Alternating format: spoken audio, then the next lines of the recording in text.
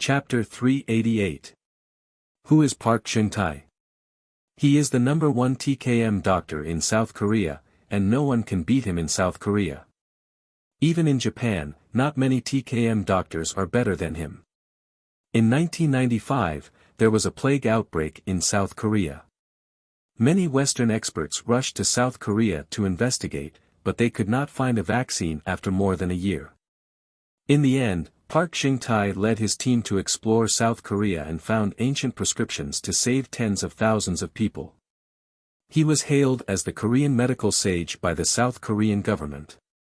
Due to the 2001 tsunami, there were countless deaths and injuries, and the plague was rampant. Park Chung-tae led the people from TKM to the disaster area, and it only took them 3 days to come up with a method to deal with the virus. In 2005, there was a SARS outbreak in America. It was highly contagious, and thousands of people were infected in a week. The World Health Organization sent medical experts over, but they could not do anything. Park Chung-tae, who was far away in South Korea, did not go to the scene. He wrote a prescription, and the disease was cured in America. From then on, Park Chung-tae's name spread across America, and Korean medical centers flourished. In South Korea and America, everyone knows about Park Chung-tae's deeds. His influence is far greater than Jiang Chang'eng and Zhang Yanghao. But this nameless brat in front of him actually dared to challenge Park Chung-tae and even placed such a huge bet. Medicine King Group, the #1 TCM company in Wuxia. Its market value is more than 100 billion Wuxia yuan. That's more than $10 billion US. DU Pharmaceuticals is not bad either. It has 300 billion won, which is more than 200 billion Wuxia yuan. Moreover, it also involves who is the source of TKM and TCM, and who is the authentic one. A world-shaking gamble, a world-shaking gamble. In an instant, everyone was shocked, and they whispered to each other. If this duel is successful, it will have a huge impact, and the stakes involved are too scary. This is too shocking. The competition between TCM and TKM has been going on for many years. Finally, it's time to decide who is better. Why does he dare to accept the challenge? Park Chung-tae's face became serious as he looked suspiciously at Jiang Tian. He wondered what kind of trump card this kid had. Grandpa, aren't you being too impulsive? This involves the shares of our DU pharmaceutical company. That's the hard work of 3 generations of our family. Pu Yunjing's face was deathly pale. In the end, Park Chung-tae had boundless confidence in his medical skills. Under everyone's gaze, he finally took a deep breath and said, "Okay, I agree to this bet." At this moment, Mo Jingrong had already hung up the phone.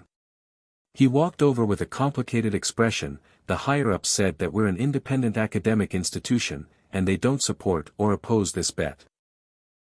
However, it reminds us that we must be cautious. If we are not 100% confident, we must not accept the challenge. His footsteps were extremely heavy, and his voice and hands were trembling slightly. He knew that if he won this battle, he would be a great contributor and would be promoted to deputy minister when he returned. If he lost, he would be the sinner of Wuxia's traditional Chinese medicine industry and would forever be nailed to the pillar of shame in history. He grabbed Jiang Tian's hand and said, "Divine Dr. Jiang, we must not lose this time. President Mo, don't worry. Master Kang's medical skills are not something they can imagine. These South Koreans will lose miserably this time. Zhang Yanghao is very confident in Jiang Tian. Park Chung-tae's medical skills might be on par with his and Jiang Chang'eng's, but compared to Jiang Tian's ability to bring people back from the brink of death, it was simply trash. This is only the prelude to the conference." After that, everyone took their seats and started the conference. First, a leader from the World Educational, Scientific, and Cultural Organization started the conference by talking about the origins of medicine and the purpose of the medical field. Just these topics alone took almost 40 minutes. After that, the leader announced the organizing committee for this conference and introduced the contributions made by the medical field last year, as well as the progress of the world's health industry. After the leader finished his speech, it's time for the representatives from the various countries to present their reports. Half a day passed. The organizing committee organized a sumptuous lunch, and during lunch, Mo Zhengrong's phone kept ringing with calls from important figures. Some of them are leaders from the health department, some of them are experts in the medical field, and even his family and friends. Many people are paying close attention to this conference. Sigh, the debate between Divine Dr. Jiang and Park Shengtai in the morning has spread to the entire world and Wuxia. Mo Zhengrong hung up the phone and did not answer anyone's call. If Divine Dr. Jiang loses, I will jump down from the top of the exhibition center and never return to China. In response, Jiang Tian smiled and said, Guild leader Mo, you should prepare the money for the meal. After the simple lunch, the conference is supposed to announce TKM's successful application in the afternoon. Park Shengtai will introduce TKM's history and recent developments, and the World Educational, Scientific, and Cultural Organization will award relevant certificates. But after Jiang Tian's intervention, the conference's agenda was changed. Charles from the Intangible Cultural Heritage Protection Subcommittee went up to the stage to speak. The gist of it was that a new virus was discovered by the seaside in Cuba, and everyone in a fishing village died from it. Furthermore, it's highly contagious. It can spread through droplets, blood, and body fluids, and it's still spreading. After research, the experts from the Washington Medical College came up with several treatment plans, but they all failed. This new virus can't be killed. However, they found the source of the virus. It's a virus carried by a type of fish in the ocean. The fishermen in the village were infected with the virus after eating the fish. Based on the current situation, if they don't come up with an effective treatment plan, this virus will spread to the entire world in 3 months. Furthermore, the mortality rate is a terrifying 98%. Then, Charles said, when a global and catastrophic disease spreads, it's time for us medical workers to show our skills. The relevant information has already been sent to everyone, and I hope that all the experts can work together to come up with a solution. These information are all in English. Other countries have translated versions, but we're the only ones in English. They're simply bullying us. Zhang Yanghao opened the information and complained bitterly. Pu Jingtai and the rest are really making things difficult for us. At this moment, Charles explained with a smile, because Huaxia's TCM came too suddenly, we didn't prepare the relevant information. Furthermore, I heard that Huaxia and TKM rely on looking, listening, questioning, and feeling the pulse to observe the patients. I believe that you guys can do it without looking at the information. They've already brought the patients? Someone asked in astonishment. Sure enough, a total of 8 patients infected with the new virus were pushed up. The patient was on his last breath and was in a deep coma. His consciousness was fuzzy, and it felt like he would die at any moment. The most terrifying thing was that his body was already festering with dense pustules. Some of them had already festered, and yellowish red pus flowed out. It was a hair-raising sight. Because the virus was highly contagious, the patient was placed in a glass cabin. It had a built-in oxygen input and various vital signs monitoring system that looked very advanced. Let's go. Let's go up and take a look. Many medical workers rubbed their palms and went up to observe. It was said that heroes were born in troubled times, and it was the same for medical workers. This was really the time for them to make a name for themselves. The patient's heartbeat is very weak. I'm afraid that he won't be able to withstand the antiviral drugs. A professor in the field of infectious diseases said with a grave expression. We've already used the usual antiviral drugs, and it's twice the usual dosage. Someone looked at the patient's case and was at a loss. At this moment, Pu Jingtai took a look and straightened his back. He stood with his hands behind his back and said, I can treat this disease. Yunjing, bring the medicine. Pu Yunjing immediately walked in with a bowl of medicinal concoction. The medicinal concoction looked yellow and exuded a rich medicinal fragrance. It was obvious that it was brewed with expensive medicinal herbs. He didn't even need to brew the medicine. He clearly knew about the relevant information in advance. This is cheating. Zhang Yanghao said angrily. The medicine isn't steaming. It's already cold. It's clearly prepared in advance. This is too unfair. We protest. Many doctors were so angry that their eyes turned red. At that moment, they realized that the person in charge of the Intangible Cultural Heritage Group, Charles, was in cahoots with Pu Jingtai's family. Pu Jingtai also smiled and said faintly, I never knew that there would be such a patient coming out. However, this medicine of mine can kill many kinds of viruses. The other party came prepared. How are we supposed to compete? This matter is uncertain. For a moment, many doctors felt uneasy and worried for Jiang Tian. Humph, Mr. Jiang, if you're so capable, choose a patient to treat. This time, I'll make you accept your defeat wholeheartedly. Pu Yunjing chose a patient, opened the glass capsule, and fed the patient the medicine. She waited quietly for any changes. Pu Jingtai looked at Jiang Tian and said coldly, Mr. Jiang, this is our bet today. If I can cure him, it's my win. If you can cure him, it's your win. Sure. Jiang Tian's expression was calm, but he had no intention of treating the patient. Why aren't the doctors of Wuxia doing anything? The patient's condition is so serious that even Western medicine can't do anything. What can they do? But Pu Jingtai has a way. He can definitely cure the patient. This time, Chinese medicine is bound to lose. They can only become a vassal of TKM. Yeah, they can't even keep the name left behind by their ancestors. How pitiful. Soon, half an hour had passed.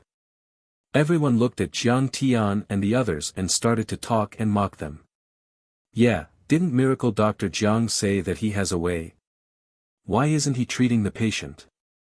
Seeing that Jiang Tian was not treating the patient, a few young doctors in the Chinese medicine team started to talk anxiously. One of them was a young female professor from Huaxia Chinese Medicine Academy called Yang Rongyan. She crossed her arms and said disdainfully, Sai, do you really think that he has any medical skills? I've never heard of it. He's only good at talking. I heard that he was once a visiting professor in Jinling Pharmaceutical University. The Fersky Laboratory of the Medicine King Corporation was established by him. Someone still had some confidence in Jiang Tian and said, Professor Huang Zhihui of the Fersky Laboratory won the Nobel Prize in Medicine. The laboratory's research ability can even surpass your university. Yang Rongyan smiled in disdain. Don't you know how corrupt the universities are? The Medicine King Corporation is so rich. Isn't it easy for Jiang Tian to gain some fame? This is a halo created for the rich second generation to take over the company. Only with a reputation can people be convinced in the future. Chapter 389. If he's capable, he would have done it long ago. Why would he wait until now? It's a pity that he's putting the fate of Chinese medicine on the line just to please the crowd. He's too selfish. Hearing her words, many people became anxious. Divine Dr. Jiang can't treat him. What should we do? We're in trouble. Unknowingly, an hour had passed. Zhang Yanghao looked at Park Shengtai and said, Mr. Park, you've been using the medicine for so long. Why isn't there any effect? You don't even know that. TKM is different from Western medicine. We need time to treat the symptoms and root cause. We need to wait at least 3 hours for there to be an obvious effect. Park Shengtai said mockingly. But at that moment, the patient's body suddenly spasmed. He opened his mouth and spat out a mouthful of blood. Then, all the vital signs monitoring the patient's vitals beeped and the red light flashed. His heartbeat is weakening. Respiratory failure. His body temperature is dropping. His heartbeat has stopped and he's in shock. Should we resuscitate him with electric shock? Everyone exclaimed. Park Xingtai was sweating profusely. He panicked and pulled Park Yunjing aside. He whispered anxiously, "What's going on? Didn't the experiment say that it's effective?" Park Yunjing frowned and said, "This virus will mutate on its own. Usually, it will mutate once every 3 days. It seems that the virus and its characteristics have mutated, so the medicine we prepared in advance is ineffective. The patient's breathing and heart have stopped. He's dead." Someone lamented. This virus is too strange. Western medicine has been defeated. I didn't expect TKM to fail as well. Are we just going to let this virus spread freely? Isn't this the end of the world? Just when everyone was in despair, an indifferent voice suddenly echoed in the hall. Is he dead? He's just faking his death. A bunch of ignorant and fearless quacks. They're no less than the white-clothed butcher. That sentence was like throwing a tantrum. It could be said that it scolded all the medical experts who tried to treat the patient. Immediately, everyone turned to look at Jiang Tian. Their eyes were burning with anger. If looks could kill, Jiang Tian would have died 100 times. Shameless boasting. If you say that Mr. Park is a quack, then what are you? You're not even a doctor. Zheng Chuha pointed at Jiang Tian and scolded. Humph, Mr. Park doesn't have a solution, as if you have a solution. The patient's condition is very serious. This is just a normal medical accident. Murder. You're slandering me. Many TKM doctors were looking for Jiang Tian to help Pu Jingtai. Humph, Jiang Tian, do you think you're so great? My grandfather can't do it, but you can. At least my grandfather is willing to try, but you don't even have the courage to try. You've still lost this round. Pu Yunjing put her hands on her hips and ground her fine silver teeth. Her face was full of disdain as she argued unreasonably. I have a pill that can cure all diseases. Jiang Tian smiled indifferently. With a wave of his hand, a small medicine bottle suddenly appeared. He handed it to Zhang Yanghao and said, "Feed it to them." Hiss. As soon as these words came out, everyone was shocked. They all sucked in a breath of cold air and looked at Jiang Tian as if they were looking at a monster. Isn't his tone too arrogant? A medicine that can cure 10,000 diseases doesn't conform to basic medical knowledge. As the saying goes, prescribing medicine to the symptoms is the same in both the East and West. A medicine can only cure a few diseases. As they spoke, Zhang Yanghao had already fed the medicine to them. According to Jiang Tian's instructions, he did not close the cabin door. At this moment, Jiang Tian took a silver needle from Shenmenge and flicked it with his fingers. TSK. TSK. TSK. TSK. Countless silver needles were shot into the acupoints of the patient who was declared dead. Is this Hua Xia's acupuncture? This is Hua Xia's flying needle technique, also known as qi manipulation. It's really qi manipulation. Look, he's not even touching the silver needles, but the silver needles are vibrating rhythmically. This is too magical. Mysterious TCM. Someone exclaimed and looked at Jiang Tian in a different light. His accuracy in identifying acupoints and his acupuncture technique is truly unparalleled. Even Yang Rongyan was dumbfounded with her eyes widened. She was born in a medical family and taught in a famous university. She was knowledgeable and knew many famous doctors. But when it came to acupuncture, Jiang Tian could be said to be unparalleled in Hua Xia. She had never seen such magical acupuncture technique. This young man from Hua Xia is an expert. This was the first time that Pu Jingtai had a grave expression on his face. His brows were locked together as an unprecedented sense of danger surged in his heart. He can't possibly be able to treat this patient, right? Pu Yinjing's face was as pale as paper as her hands trembled. So he does have some skills. The faces of Zheng Chuha and many TKM supporters changed. The patient's heart has recovered. The patient is breathing. He's awake. He's opening his eyes. Everyone exclaimed in disbelief. Under Jiang Tian's magical acupuncture technique, the patient actually opened his eyes and his heartbeat became stronger. Then, everyone saw a shocking scene. The patient's festering skin was healing at a speed visible to the naked eye. The skin was bright and clean as if it was reborn. Oh my God! The wound is healing at such a speed. This is too terrifying. A miracle. This is definitely a miracle in the history of medicine.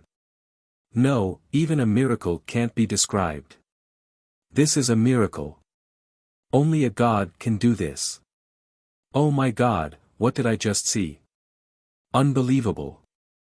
Could it be that the omnipotent God has descended? The entire venue was filled with exclamations. Everyone looked at the magical scene in shock as they looked at Jiang Tian, who was standing with his hands behind his back. Half an hour later, all the patient's skin was healed and they stood up one by one. Oh my God, where am I? Am I dead?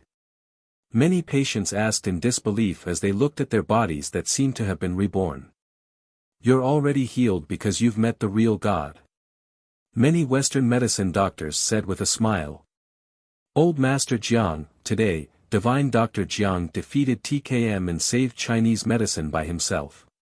He's famous in the international medical community. Zhang Yanghao looked at Jiang Tian's back with respect as if he was looking at a god. Yeah, not bad. Jiang Changding nodded proudly. He had always been modest and polite, but he couldn't suppress the pride in his heart at this moment. That's my grandson, you know. Divine Dr. Jiang is indeed a divine doctor. He did it. He actually did it. Mo Zhengrong shed tears of excitement. That's amazing. In the history of Chinese medicine in Huaxia, there has never been such an amazing doctor. He's a god. Yang Rongyan's impression of Jiang Tian had completely changed. He was dumbfounded. That's amazing. This is the miracle of Chinese medicine. Many Chinese medicine doctors hugged each other, jumping, crying, and laughing. Tears flew everywhere, but they were tears of joy, tears of pride, and tears of excitement. They could hold their heads high. Did you see that? Chinese medicine isn't bad at all. Chinese medicine shouldn't die out. Did you see that? Chinese medicine is such a precious treasure. It's a loss for the world to reject Chinese medicine. Did you see that? Chinese medicine is better. Chinese medicine is the source of TKM and Chinese medicine. There were even people who looked at the representatives of Western medicine, Korean medicine, Eastern Chinese medicine, and other medical schools and shouted with tears in their eyes. They were almost screaming. This was a form of catharsis. After all, Chinese medicine had been suppressed by TKM for too long. The world only knew about TKM, but not Chinese medicine. TKM had plagiarized the essence of TCM, but they refused to admit it and set up another mountain. They even wanted to apply for the World Heritage Site. They even inverted the truth and slandered TKM as the source of TCM. They were simply forgetting their ancestors. Chinese medicine is indeed amazing. It's like a miracle. Many Western medicine and Chinese medicine doctors nodded and sighed. Mr. Zhang's medical skills are like a god. It's beyond the limits of human knowledge. It has already explored an unknown territory. Experts from more than 50 countries around the world bowed slightly to Jiang Tian, expressing their utmost respect to this medical expert. He cured me. Park Cheng-tai's expression changed drastically. Shock, defeat, dejection, humiliation, anger, and hatred flashed across his face. But in the end, his expression darkened. He lowered his head and was about to leave. At that moment, Jiang Tian looked at Park Xingtai and said coldly, "Mr. Park, are you in such a hurry to leave?" Mo Zhengrong even reached out to block his path and said, "Mr. Park Xingtai, have you forgotten your bet with divine Dr. Jiang?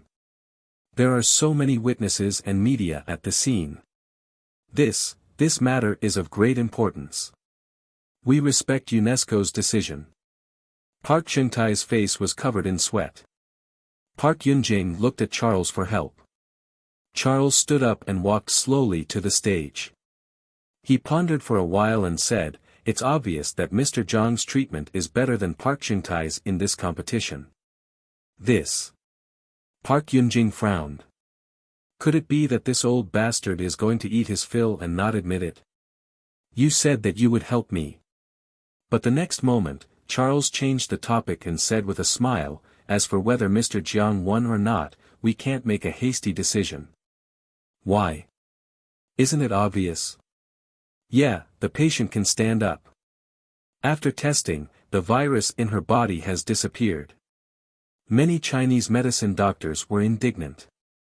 First of all, did Mr. Jiang use pure Chinese medicine? We all know that Chinese medicine is known for treating symptoms and root causes. But at the same time, the effect is very slow. It usually takes dozens of days to take effect. But the effect of Mr. Jiang's medicine is so fast and obvious. So, Mr. Jiang's medicine needs to be tested. Charles said calmly. "What?" "He said that Mr. Jiang used Western medicine. But is there any Western medicine in the world that has such a good effect?" "That's slander. That's slander." Many Chinese medicine doctors were so angry that they almost fainted. They shouted loudly. "If you disturb the order of the venue again, I'll ask the security to kick you out." Charles said arrogantly. "Let him speak." Jiang Tian said calmly. "Second of all, even if Mr. Jiang used pure Chinese medicine and traditional Chinese medicine, does this mean that Mr. Jiang's medical skills are better than Mr. Park Xingtai's? There's an old saying in Wuxia, horses have messed up hooves, and people make mistakes. It means that even the best person will make mistakes. I believe that Mr. Park Xingtai just made a mistake, and Mr. Jiang just happened to encounter a case that he's good at." Charles said with an elegant demeanor, "So, this doesn't prove that Mr. Jiang's medical skills are better than Mr. Park Xingtai's." Chapter 390. When everyone heard this, they were enraged. They wanted nothing more than to rush onto the stage and tear Charles into pieces. This is simply bullying. There's no justice in this world. They've already colluded. When we didn't win, they said that TCM is inferior to TKM. But now that we've won, they said that the competition is invalid. They can do whatever they want and ignore the facts. Are they trying to bully our Huaxia? This is too much. Many TCM physicians were so angry that they teared up. They were so angry that their chests were about to explode. Mo Zhengrong's face was flushed red as he spoke in fluent English. "Mr. Charles, I've raised a serious protest and strong dissatisfaction with UNESCO. This is unfair." Only Jiang Tian said calmly, "Mr. Charles, even if I beat Park Xingtai, it can't prove that traditional Chinese medicine is better than traditional Chinese medicine, nor can it prove that traditional Chinese medicine is the source of traditional Chinese medicine. Do you still want to continue the application? You can understand it that way." Charles casually shrugged as his calm and dignified voice resounded throughout the venue. "This is just a competition between the two of you. It can't prove the superiority of TKM and TCM. I believe that we should look at TKM from a broader perspective. It's the treasure of the Korean nation, and it should be a precious heritage of the world. Enough. Jiang Tian couldn't be bothered to listen to his nonsense and directly interrupted. Charles immediately announced that TKM's application has failed. Pak Xingtai, Pak Yunjing, immediately announced that TKM is a part of TCM, or change your name to TCM. Otherwise, I'll ruin your reputation and make you beg for death. Mr. Jiang, are you joking? Charles was at a loss whether to cry or laugh as he looked at Jiang Tian. He didn't feel anything in his heart and even felt like laughing. He was an official of UNESCO, and he had the final say in the application. His position was transcendent, and the appointment could only be made after careful consideration by the leader of UNESCO. But this brat actually dared to boast so shamelessly, saying that he would ruin his reputation. Seeing Charles's attitude, Pak Yunjing knew that TKM would definitely win this round. Like a high and mighty princess, she looked down at Jiang Tian and sneered, "Mr. Jiang, do you know that this is already considered a personal threat? I can sue you. But I also understand the feelings of a loser, so I won't bicker with you." "Mr. Jiang, you heard what Mr. Charles said. Dayu Pharmaceutical Company will not give it to you either. Because I also suspect that you are cheating. You are using Western medicine." Pu Jingtai stood with his hands behind his back and sneered. "This is obviously an illegal bet. If he insists on snatching it, then let's go to court." Zheng Chuha also sneered in agreement. Their family clans can do whatever they want in South Korea. The judicial department had long been connected. Jiang Tian wanting to take away Dayu Pharmaceutical was simply a fool's dream. Hee, they really don't know what's good for them. Mange, let them see. Jiang Tian smiled. Yes. Shen Mange immediately went to the multimedia system next to the rostrum. He took out a USB drive and inserted it into the computer. Immediately, a video was played on the big screen. What is she doing? Is she going to talk about the origin of Chinese medicine? Will it work?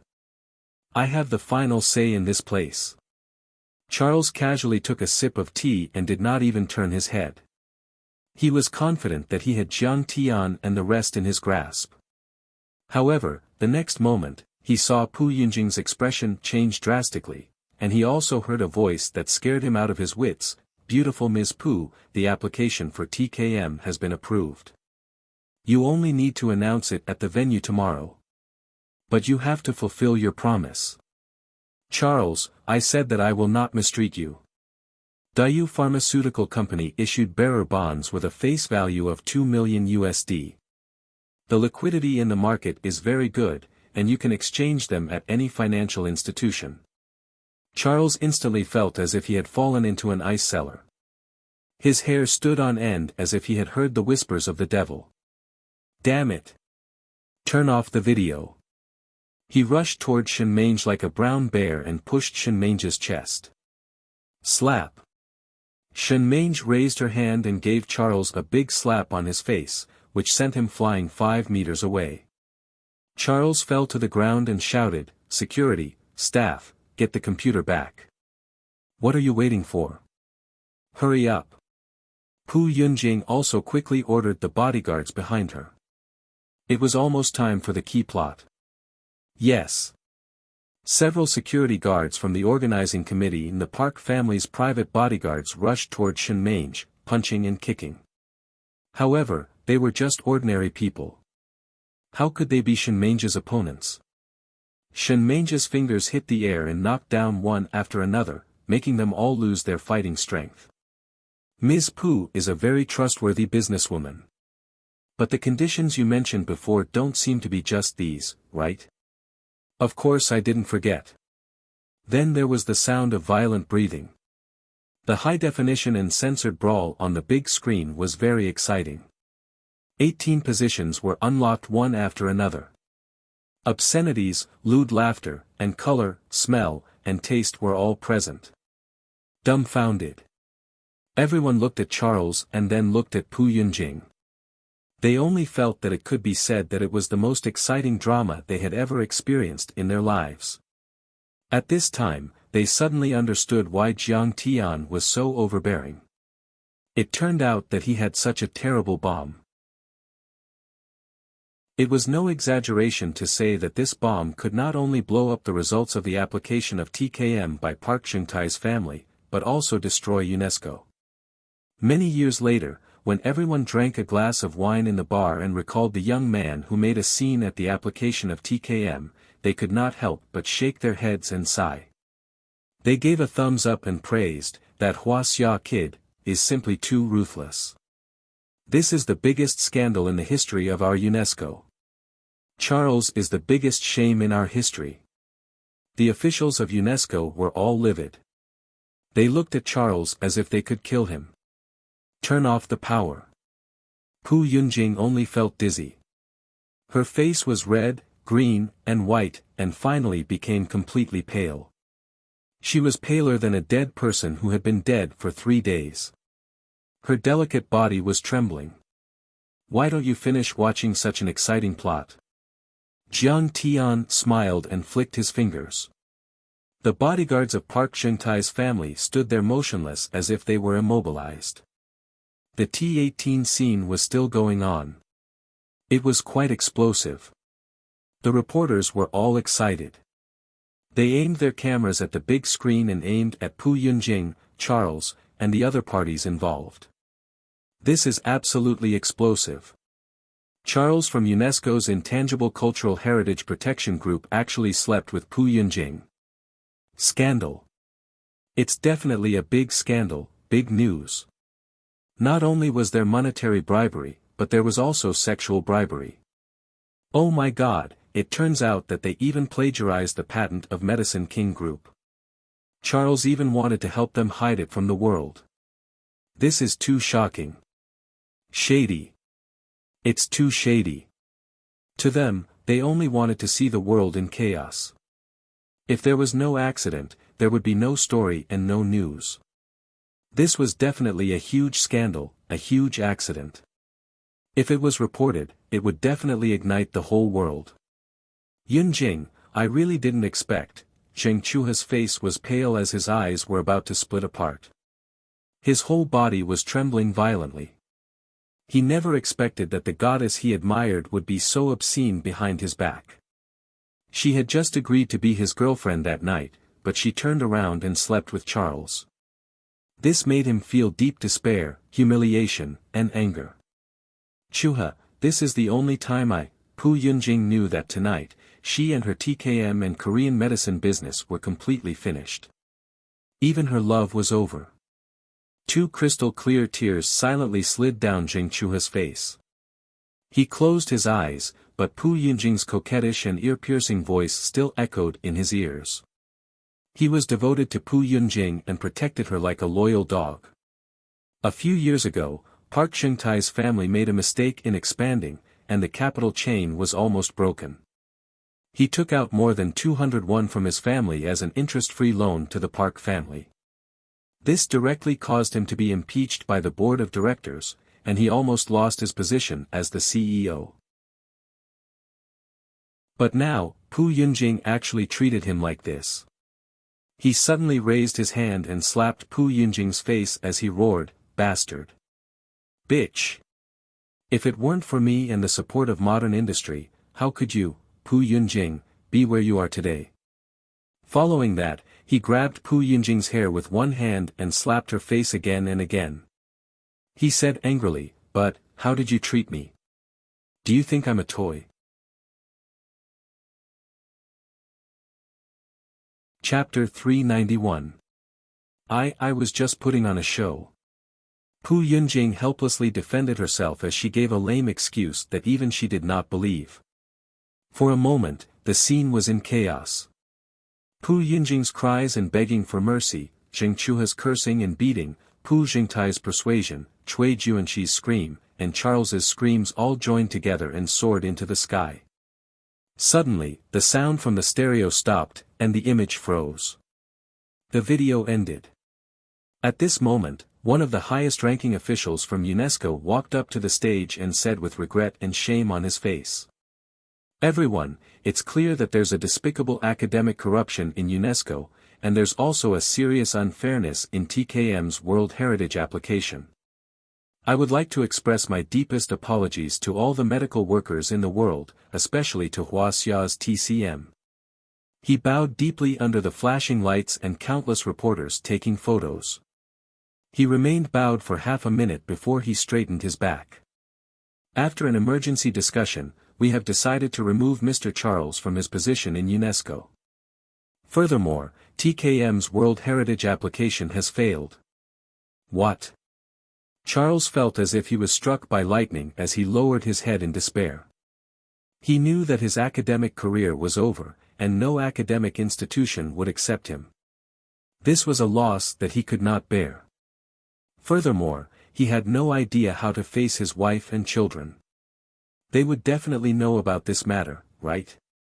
This, as if he was struck by lightning, Pak Yong-tae's body froze and his face instantly turned pale as he begged, President Kissinger, the development of our TKM in recent years is obvious to all. President Kissinger did not even look at him as he looked at the representative of TCM with anticipation and smiled.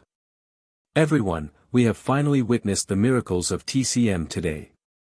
It's truly worthy of being the treasure of Wuxia's civilization with 5,000 years of history. We look forward to TCM's World Heritage application, and we also hope that TCM can succeed. Many TKM doctors were like frosted eggplants.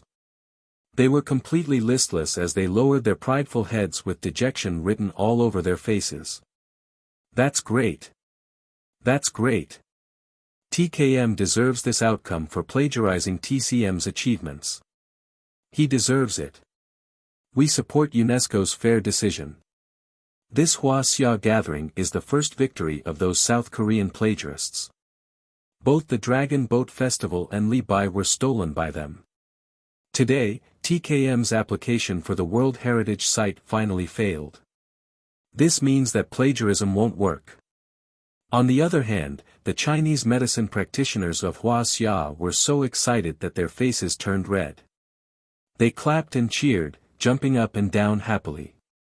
That is to say, the application of traditional Chinese medicine to the World Heritage Site is successful.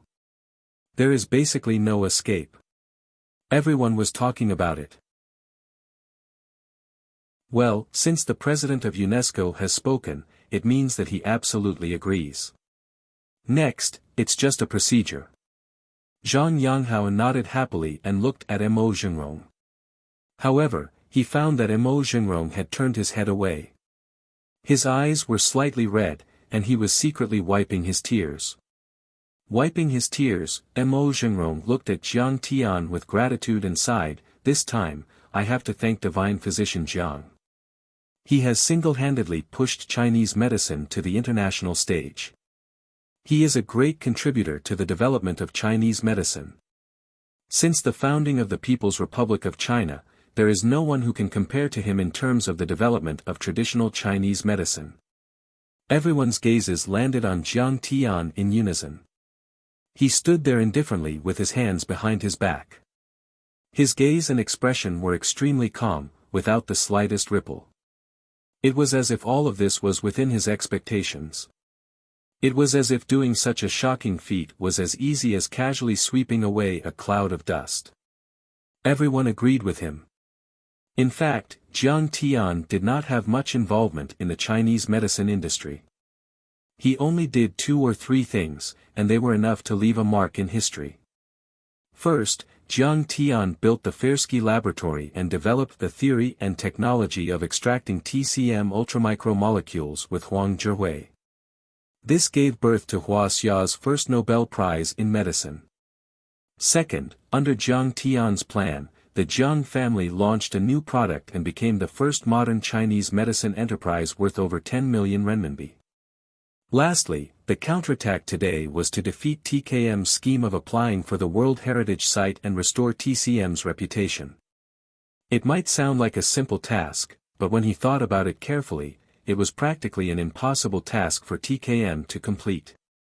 Regardless of Pak Chung-tae's medical skills, Pak Yunjing and Charles's secret alliance, or Pak Chung-tae's family's influence in South Korea, they are all unshakable. But none of these things can be shaken. In front of Jiang Tian, they were like paper dolls or sand castles. With a wave of his hand, they shattered and collapsed. Among them, whether it was Jiang Tian's superb medical skills, his eloquence in the battle of words, or his terrifying scheming in taking out the video in the end, none of them could compare to him. They were all in awe of him. What is this called? This is called being annihilated in the blink of an eye. Someone sighed. That's right. This is too awesome. Everyone looked at Jiang Tian in unison, not knowing how to sigh for a moment. After that, President Kissinger announced the end of the meeting, and everyone left the venue. During the whole process, many judges, officials, and medical experts from all over the world shook hands with Jiang Tian and Wuxia's TCM doctors and invited them for an academic exchange. As for Park Xingtai and the other TKM doctors, they did not even look at them. Many people know this. After this battle, TKM's decades of hard work will be destroyed, and the world will abandon them. As for TCM, it will go global and step onto the world's medical stage. Park Xingtai, you better remember to fulfill your end of the bet. Don't wait for me to take away your DU pharmaceutical company's assets. I don't have time for that. You better come to me yourself. Jiang Tian smiled and left. Do you think I will give up? Park Xingtai's face turned pale, and he waved his arms angrily. No. TKM did not lose. I, Park Xingtai, did not lose. You will not get what you want. This is South Korea, not Wuxia.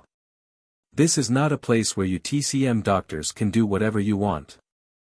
This incident spread like wildfire throughout South Korea, Wuxia, and the rest of the world. Many media outlets were present at the scene, and they reported on this incident. Soon, this incident became the headlines of many media outlets.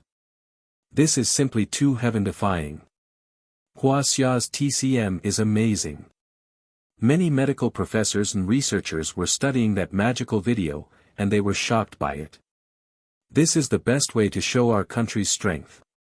That's right. He had foiled the Koreans' conspiracy. This is awesome. Many Chinese physicians were elated. Miracle Dr. Jiang Tian had become a national hero in everyone's hearts. Although the South Korean government had restricted Park Yunjing's video and asked the reporters to delete it out of humanitarian reasons, the sex bribery scandal still spread. Sigh. I thought TKM is amazing, but it turns out it was all because of selling its body. TCM is the source of TKM and is the best. We must choose TCM in the future and reject TKM. TKM is cheating the world and plagiarizing TCM's achievements. We must boycott them. They are thieves, and we must chase them out of our cities. Places like Washington, New York, London, etc. have strong IP protection. Many citizens are disgusted by Park Yunjing's sexual bribery and TKM's actions. Some people even took action. They put up banners in front of TKM's clinics and protested loudly. Soon, TKM is like a rat on the street, and everyone wants to beat it up. Even in more chaotic cities like New York and Detroit, there were even cases of hooligans taking advantage of the situation and looting Korean medical centers. So, Mr. Jiang went to Silver Hall to do this. This is amazing. At 8 p.m., Li Huiyan, who was dressed to the nines, saw the news and was shocked. Even though she did not follow this incident, many of her friends in the entertainment industry are following this incident.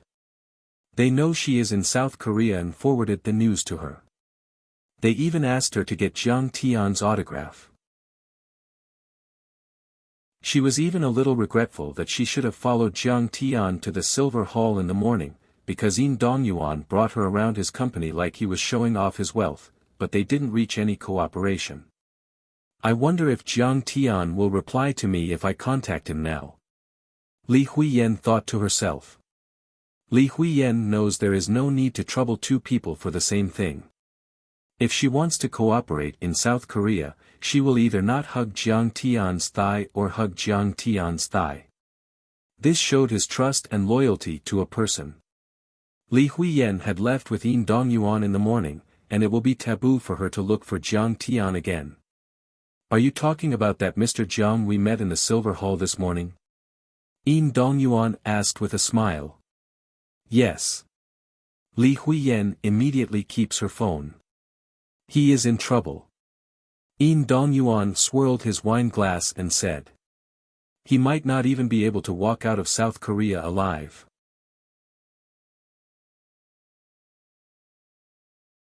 Chapter 392.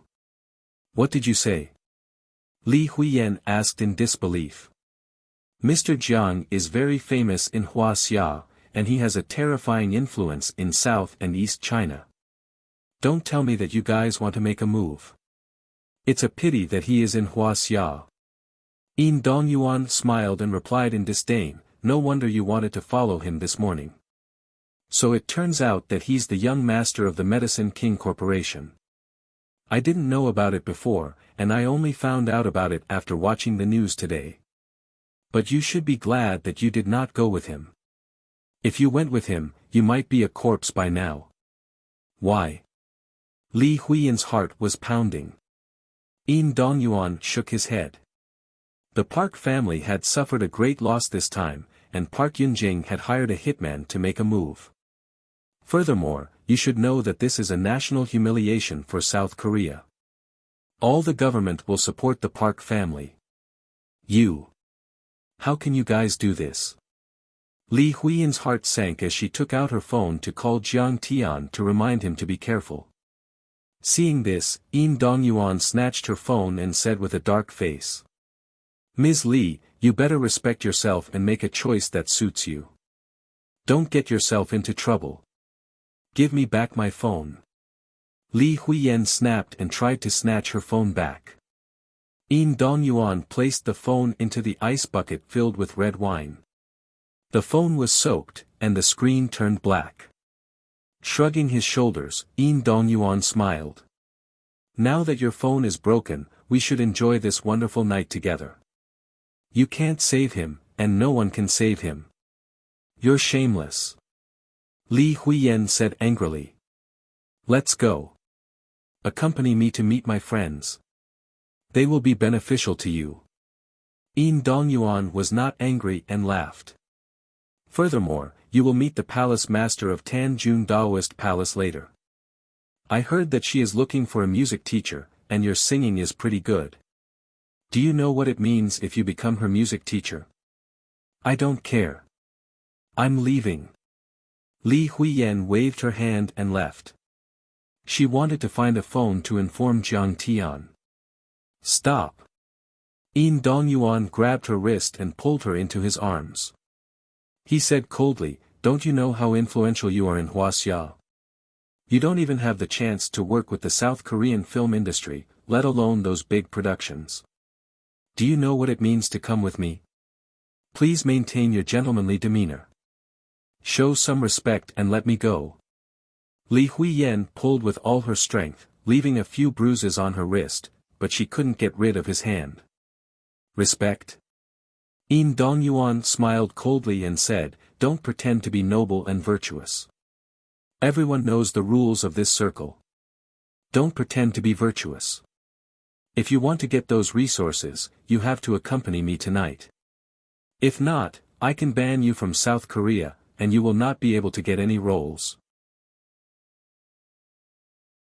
Since they had shed all pretense of cordiality, Yin Dongyuan might as well reveal his true intentions and threaten them verbally. Hearing this, Li Huiyen's face turned pale. She knew that Yin Dongyuan was not trying to scare her. He definitely had the ability to do so. Right at this moment, a cold shout was heard, you stupid club, what are you pulling for? Yin Dongyuan looked up. Jiang Tian, who was dressed in casual clothes, walked in with Li Fuzhen, Yi Ziwei, and Shen Mange, the three beauties, swaying and sloppily walking in. Jiang Tian, why are you here? Seizing the opportunity when Yin Dongyuan was stunned, Li Huiyan abruptly struggled free, and she disregarded the bloody mark left on her white wrist as she walked quickly to Jiang Tian's side and said in a low voice, They want to harm you, I know. Jiang Tian replied calmly. After the medical exchange conference ended in the afternoon, assassins had been tailing them when they left the convention center. But Li Fuzhen also has about 8 bodyguards with her, and the assassins did not have the chance to make a move. Jiang Tian does not want to attend the banquet as he wants to leave South Korea. But when he heard from Li Fuzhen that Park Chung-tae's family might appear at the banquet to recruit supporters, he decided to join them. Yin Dongyuan saw 4 beauties with Jiang Tian, and one of them is the eldest princess of the Xingyue Li family. He was jealous. Ms. Li, please maintain your demeanor. Don't make me use violence. He grabbed Li Huiyan's arm again and tried to snatch her away from Jiang Tian. The other guests turned a blind eye to this. They raised their champagne glasses and chatted nonchalantly. In high society gatherings, it is common for women to have conflicts with rich young masters. Unless a rich young lady like Li Fuzhen is a model, she is just a plaything for the rich and powerful. Furthermore, this convention center belongs to Yin Dongyuan's family, and the security guards listen to him. Who dares to interfere? Who can interfere with his actions? Li Fuzhen could not stand it anymore and shouted, Yin Dongyuan, you are too much. Stop it. Li Fuzhen, this has nothing to do with you. Yin Dongyuan snorted and glanced at her. Xingyue Li family is more powerful than Letian Entertainment, but Yin Dongyuan is the heir of Letian Entertainment. The heir of Xingyue Li family is the mysterious Li Yinqin. Perhaps when Li Jianxi and Li Yinqin appeared, he needed to be cautious and courteous. However, as for Li Fuzhen, he really didn't care. You're so rude. You've lost the demeanor of the upper class. Li Fuzhen angrily reprimanded. 3 days ago, I had brought her to 4 film companies, investors, and introduced 5 directors to her. Yin Dongyuan replied disdainfully. Do you think all these are free? Do you think she does not know the rules of the industry and the price she is about to pay? Now, she stood me up. Does she think I am an idiot? Li Huiyan's face turned pale, and she lowered her head, not daring to look into Jiang Tian's eyes. Actually, she had never agreed to this kind of deal, but she was also worried that Jiang Tian would think that she was the kind of person who relied on her body to climb up the ranks. He'll probably despise me and ignore me in the future. Li Fuzhen looked at Jiang Tian helplessly. If she is Jiang Tian's woman, or even his friend, she will help him. But now, she feels that this vase is not qualified to be Jiang Tian's friend. Just when Li Huiyan is in despair, Jiang Tian said calmly. You idiot. You don't know what's going on. What did you say? Yin Dongyuan's eyes turned red, and he gritted his teeth. This brat is too arrogant. His words are all about idiots, just like what the rumors say. He stepped on Zheng Chuhe and Pu Yunjing in the morning, and now he wants to step on me. Idiot. Your hearing is too bad. Jiang Tian took a glass of champagne from Li Fuzhen and looked down at Yin Dongyuan. Li Huiyan is willing to act in your movie, and she is giving you all face. You're really a toad lusting after a swan's meat. Li Huiyan looked at Jiang Tian in disbelief. She was filled with gratitude. She didn't think that Jiang Tian would be willing to speak up for her, and in such a domineering manner. You. Yin Dongyuan was so angry that his liver trembled. You're twisting words and forcing logic. Everyone knows that our South Korean film industry is more developed than yours. She made use of my resources, and she has to pay the price. Get lost. Li Fuzhen saw Jiang Tian's attitude and immediately points at Yin Dongyuan. How dare you speak to Master Kong in this manner? Are you seeking death?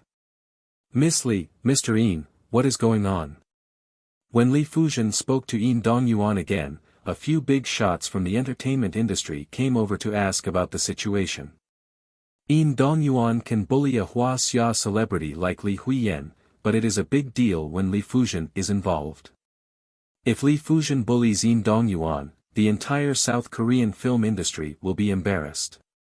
That's why they came over to help Yin Dongyuan. These few big shots from the entertainment industry are famous investors and directors. One of them, Yin Digue, had won South Korea's Golden Bell Award for Best Director and an Oscar award. He had won countless awards, and his hands are sore. Yin Dongyuan started to tell Li Huiyan about how she seduced him and is willing to spend a few nights with him to introduce investors to him. But Yin Dongyuan abhorred such behavior and sternly refused. Now, Li Huiyan brought her assistant and friends to pester and threaten him. You are slandering me. Li Huiyan almost cried when she heard what Yin Digue said. Yin Digue laughed. Huaxia's film industry is filthy, and I did not expect Miss Li to bring these bad habits to our South Korea. Damn it. Yin Digue looks at Li Huiyan coldly and sneered. I am representing the South Korean film industry to announce that we will ban Miss Li Huiyan forever. Please leave. You all are bullying me. What right do you all have to ban me? Li Huiyan cried. Because Mr. Yin Digue is South Korea's most famous director and the president of South Korea's Film and Television Association. Yin Dongyuan laughed and said with a dark expression. Miss Li Huiyan, if you are willing to come to my villa in Westwater Cave tonight to apologize to me, I might ask Mr. Yin Digue to take back his order.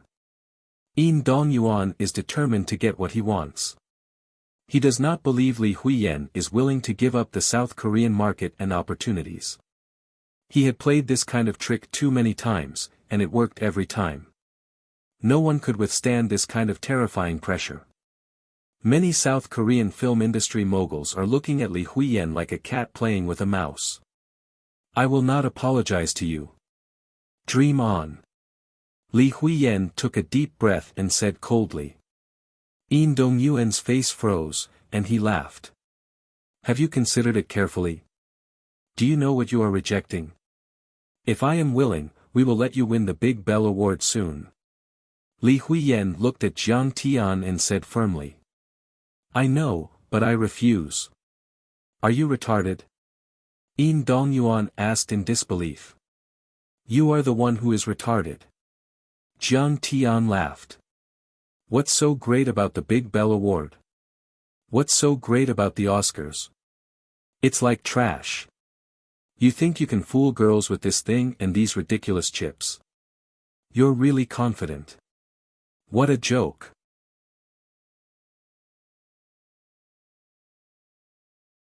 Chapter 393. Why are you glaring at me? I'm teaching you how to pick up girls. Ignoring Yin Dongyuan's flushed face, Jiang Tian said unhurriedly, let me tell you, if you want to chase a girl, you have to put in a lot of money. You have to use real money. Taking out $1 billion or so to buy a yacht and give it away, that's what you call sincerity and courage. Someone like you, who doesn't even want to spend a single drop of blood to win a girl's heart, you're really poor. A toad lusting after a swan's flesh. Good. Good. Very good. You dare to pick on me. I will make you regret it. Yin Dongyuan's face was ashen, and then he pointed at Jiang Tian with a hideous grin and said loudly, everyone, this is our highest level of celebration, the gathering place of many high-ranking officials, rich people, and famous people. But why is there a doctor from Huaxia here?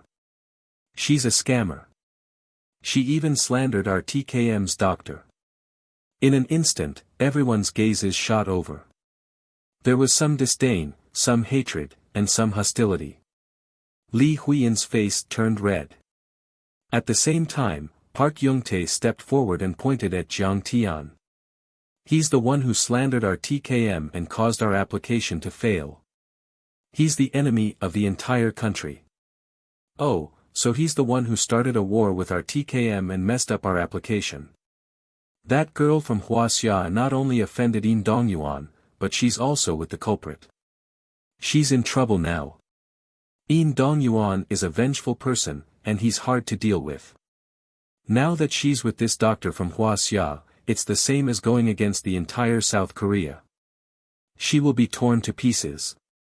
Many tycoons, high-ranking officials, and celebrities in South Korea looked at Jiang Tian and Li Huiyan with mockery, sympathy, and gloating.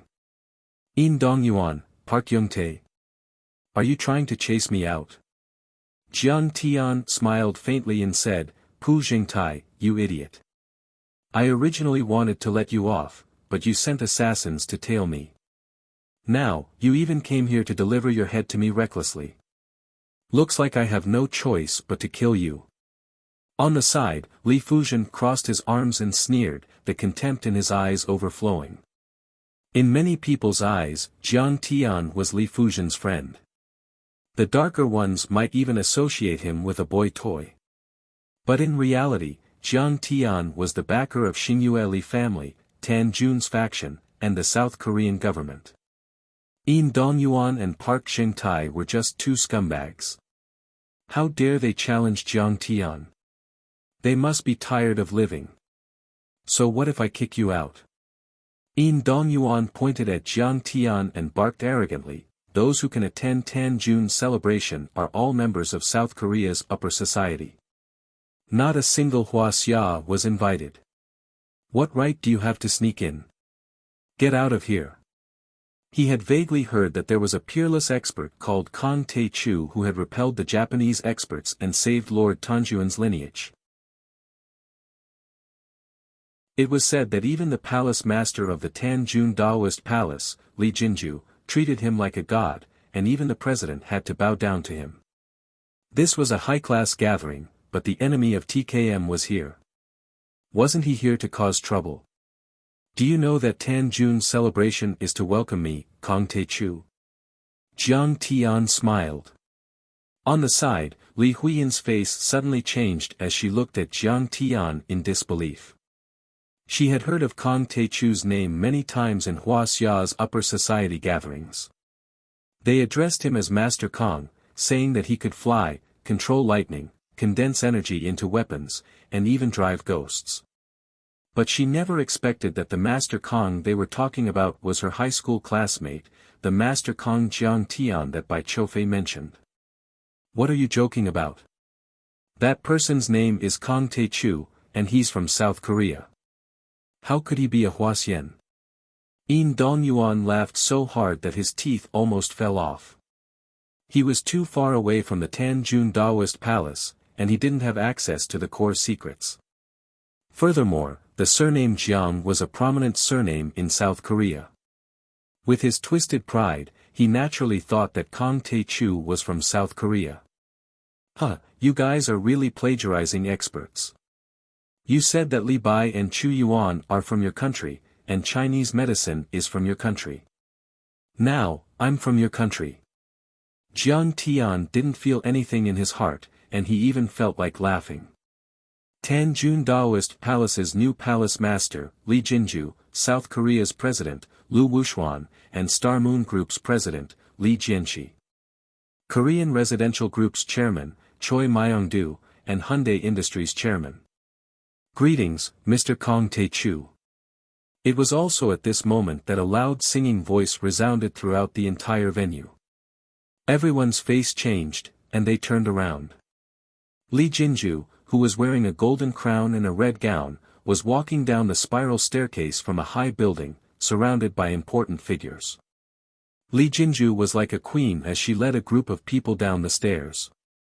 Under everyone's disbelieving gaze, she walked up to Jiang Tian and bowed respectfully. Greetings, Grandmaster Jiang. I, Jin Zhu, lead the South Korean government officials and businessmen. Li Jinju bowed down gracefully, lowering her noble head and crawling in front of Jiang Tian. Her smooth forehead lightly touched Jiang Tian's shoes. Behind her, Li Jianxi also knelt on the ground. Many tycoons and government officials followed suit. Only Lu Wuxuan didn't kneel. However, He still bowed deeply to Jiang Tian to show his respect to this peerless overlord who had saved the Tan Jun family and the spirit of South Korea. He is Kong Tae-chu. Yin Dongyuan was shocked as if he had seen a ghost. Oh my god. I. Park Shin-tai's face turned pale. He clutched his chest and stumbled backward. He was almost scared to death.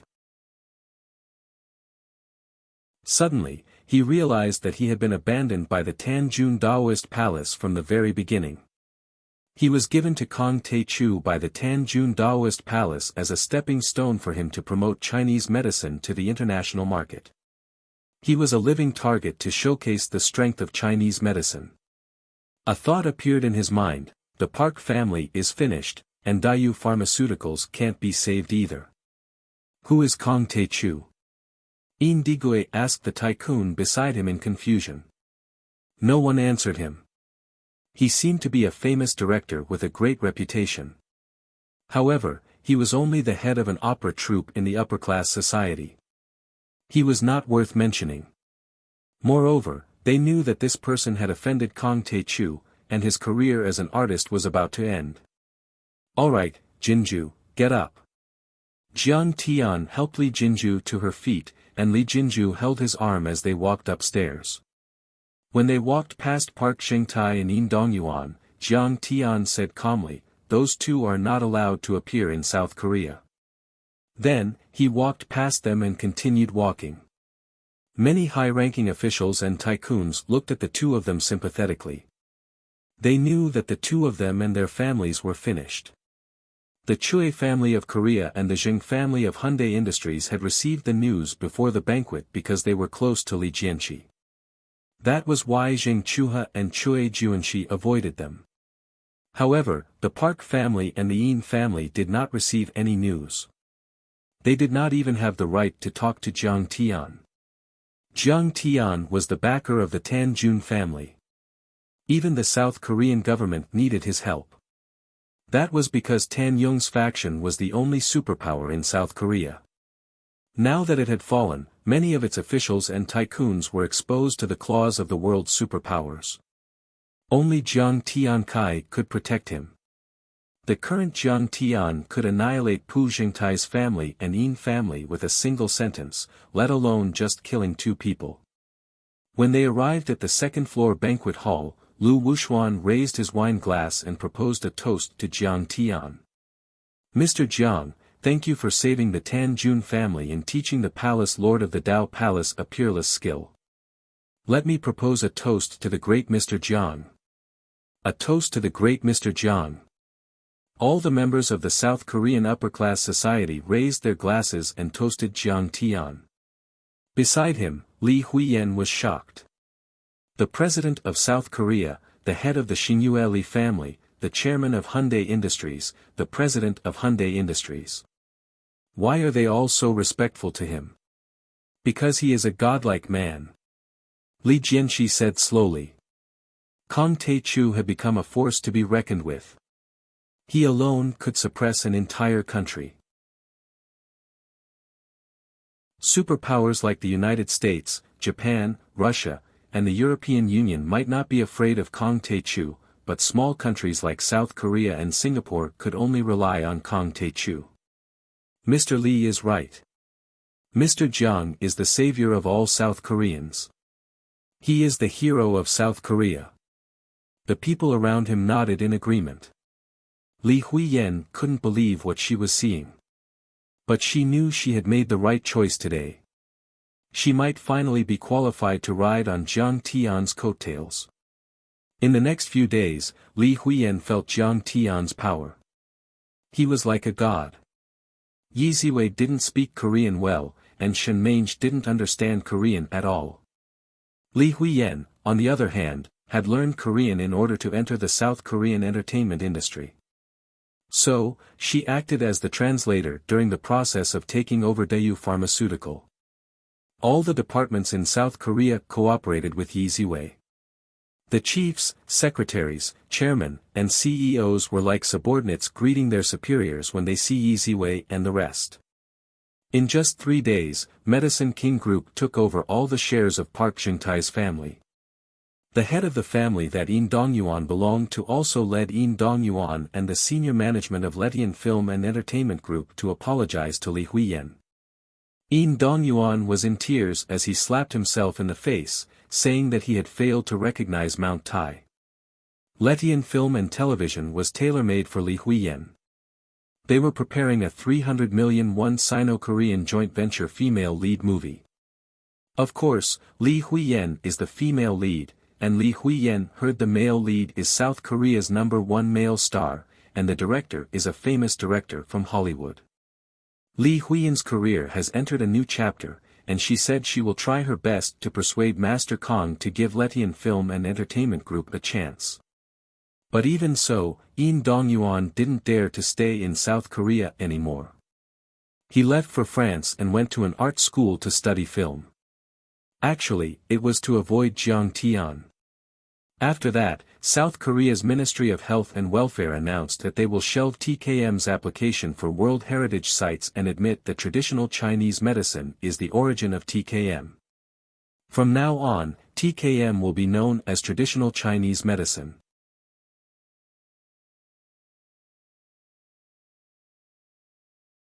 Chapter 394. Thus, Pak Yung-tae publicly apologized to China's TCM Association and the Medicine King Corporation for his actions. He was also sentenced to 10 years in prison for patent infringement. On the day of his imprisonment, Park Jing-tae announced in an interview that he would not practice medicine for the rest of his life. After he was released from prison, he would focus on promoting TCM to make up for his crimes. In the Park Jing-tae family, the culprit, Park Yun-jing, was ostracized. She was stripped of all her inheritance rights and was even chased out of the family. Everyone kicks a man who is down, and the Park Jing-tae family hated Park Yun-jing. In fact, they had plagiarized Chinese medicine and Medicine King Group's products and made a fortune in secret. However, she was too high-profile and arrogant. She insisted on applying for Koryo traditional Chinese medicine and squeezing traditional Chinese medicine. The most terrible thing was that she recklessly offended Jiang Taichu, the backer of Lord Tan Daoist Palace. This pushed Pak Jing-tae's family to the point of no return. At the same time, the video of Park Yun-jing and Charles went viral on the internet.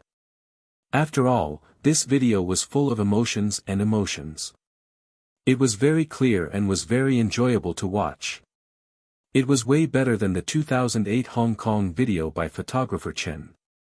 During this period of time, the first sentence on the internet was, "Do you have that for G video?"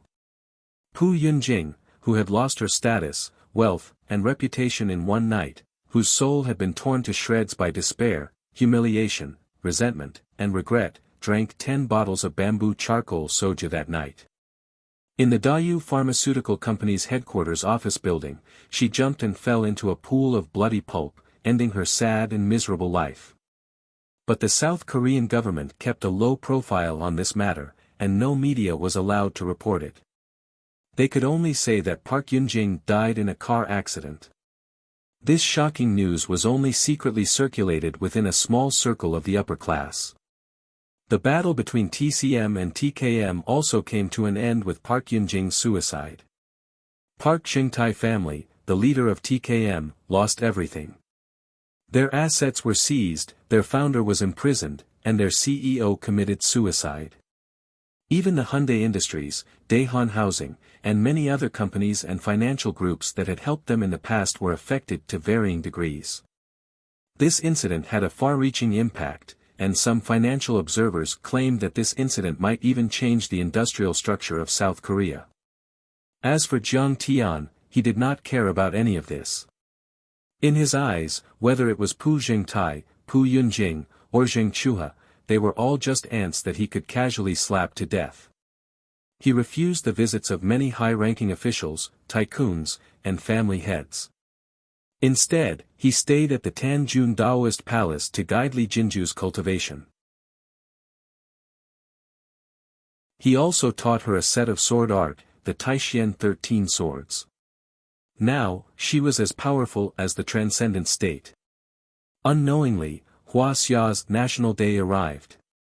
On this day, Jiang Tian, who had finished teaching, smiled and said, "Yes, stepping onto Japanese soil on Huaxia's National Day is very memorable. Master, are you going to fight the Japanese experts?" Li Jinju was eager to give it a try. "Yeah, why? Do you want to go too?" Jiang Tian raised his eyebrows and asked. "Master raised my cultivation and taught me sword techniques. However, Master also said that the best way to raise one's cultivation is to fight and kill. I think I should try it out." Li Jinju's face was full of pleading as she said in a delicate voice. What you said makes sense. Let's go." Jiang Tian waved his hand and the little black flying sword appeared in front of the two of them. It was not the first time Li Jinju had flown on a flying sword. Since she had cultivated, she was full of excitement and anticipation. She was not afraid at all. She went out and said to her subordinates, "I'm going out to play for a while. Don't look for me." Then, she stepped onto Jiang Tian's flying sword. The flying sword cut through the air and headed south. Li Jinju asked in confusion, "Master, why are we going south? Shouldn't we be going east? Don't you know that every time Huaxia's National Day, a group of patriots will go there to cause trouble?" Jiang Tian said with a smile. In his previous life, although Jiang Tian was a good-for-nothing, he was actually a nationalistic youth. However, at that time, his ability was limited and he could only stop there. To put it bluntly, he was the keyboard warrior that everyone despised on the internet. However, things were different in this life. With Jiang Tian's ability, he could easily sweep away a few Japanese patrol ships. Bang! The flying sword broke through the speed of sound, leaving a trail of white turbulence in its wake. It was so fast that it was breathtaking. Li Jinju hugged Jiang Tian's waist tightly. Her eyes were filled with intoxication. The vast sea stretched as far as the eye could see. A bright moon rose from the sea. A speedboat that was 15 meters long and 3 meters wide sailed out of Ningbo and headed east. On the speedboat, more than a dozen hot-blooded youths were waving red flags. They were in high spirits. This team was formed by a group of patriotic netizens. The members on the boat were very complicated. There were workers, university students, farmers, white-collar workers, boxing coaches, and so on. They came from all over the motherland and spoke with different accents. However, because of the same goal, they were as close as brothers. This speedboat was a high-speed motorboat. If it was equipped with naval cannons and torpedoes, it could be used as a surveillance ship. Of course, the surveillance ship would not support such a disorganized and undisciplined patriotic activity. There was no Huaxia Sea surveillance painted on the hull. It was purely a private recreational speedboat. But for the sake of convenience, they still spray-painted the words, "Family Photo." This motorboat was provided by a young man named Duan Haiyang. This guy was a rich second generation. He was the owner of the hot-blooded Save China Forum. His family was in the seafood business and he was also the organizer of this activity. Duan Haiyang was wearing the outfit of Captain Jack of the Pirates of the Caribbean that he bought online. He even imitated Captain Jack's smoky makeup. With a cigarette in his mouth, he looked straight ahead with a deep gaze as he steered the rudder. He looked majestic and insufferably arrogant. In the cabin, there were more than a dozen patriots gathered together, singing revolutionary songs and talking and laughing. Zhao Xiao was holding a whetstone and sharpening a sharp dagger. His eyes were deep and his face was expressionless. He was so cool that no one had friends. He was muscular and was a boxing coach. He said that he could defeat a special forces soldier. No one knew if it was true or not. He was the military force of this activity. There was another girl named Hao Zi. She was 22 years old and a student of Yenjing University. She was in the history department and looked pure and beautiful. She was the contact person and was also in charge of everyone's logistics. Netizens gathered from all over the country and she was in charge of contacting them. There was another boy who led everyone to sing. His name was Mo Gu. He was a student of Beijing Normal University's Music Education College. He was 1.8 meters tall and handsome. He had participated in the Super Voice talent show.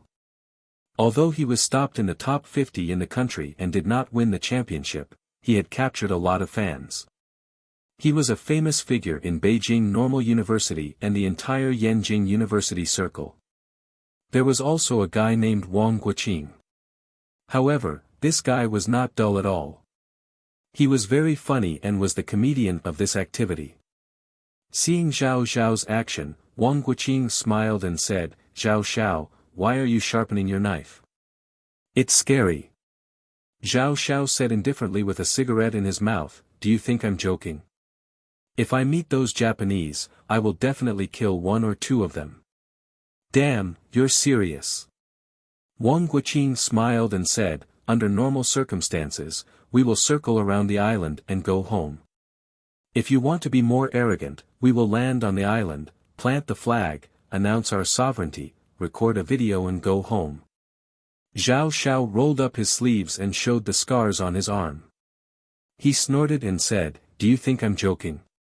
In the past, there have always been Japanese maritime securities patrol boats. If they really dare to come, I will kill one or two of them." As he said that, he glanced at the silent girl opposite him. This girl was not a netizen on their forum. In the morning, they were preparing the boat by the sea. When she saw them, she said that she wanted to follow. It could be said that everyone was shocked and they saw this girl. The girl was tall, snow-white, and picturesque. It could be said that she was not inferior to any of the popular Wuxia female celebrities. However, when she got on the boat, she was in a daze. Wang Lin asked her about her background. Mo Gu also asked everyone to make her sing. Hao Zi gave her a box of mineral water, but she did not eat or drink. From the beginning to the end, she did not say a word and was in a daze. However, Zhao Zhao realized that this girl was definitely an expert. When she boarded the boat, she jumped 10 meters and the boat did not shake at all. She was a kindred spirit. Zhao Zhao knew that this girl's background was definitely not ordinary. Since ancient times, beauties loved heroes. He said those words to attract the girl's attention. Unfortunately, the girl leaned against the wall of the cabin and closed her eyes to rest. She did not even lift her eyelids. He still could not attract her attention. No wonder she was called the Ice Beauty by everyone. Tang Su was a bank employee. He smiled and said, "Although you say that, it's better not to hurt anyone if you can. If you hurt anyone, I don't know how the Wuxia officials will deal with it. As long as you don't kill anyone, it's not a problem." Wang Lin showed his unique sense of humor and said with a smile, "This time, it can be said that we have the best National Day holiday plan."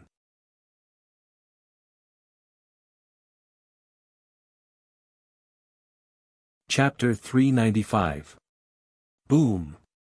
Everyone burst into laughter. Wang Lin, it's a waste of your talent if you don't go to Dian society. Tang Su smiled. Wang Lin chuckled, "I'm not wrong.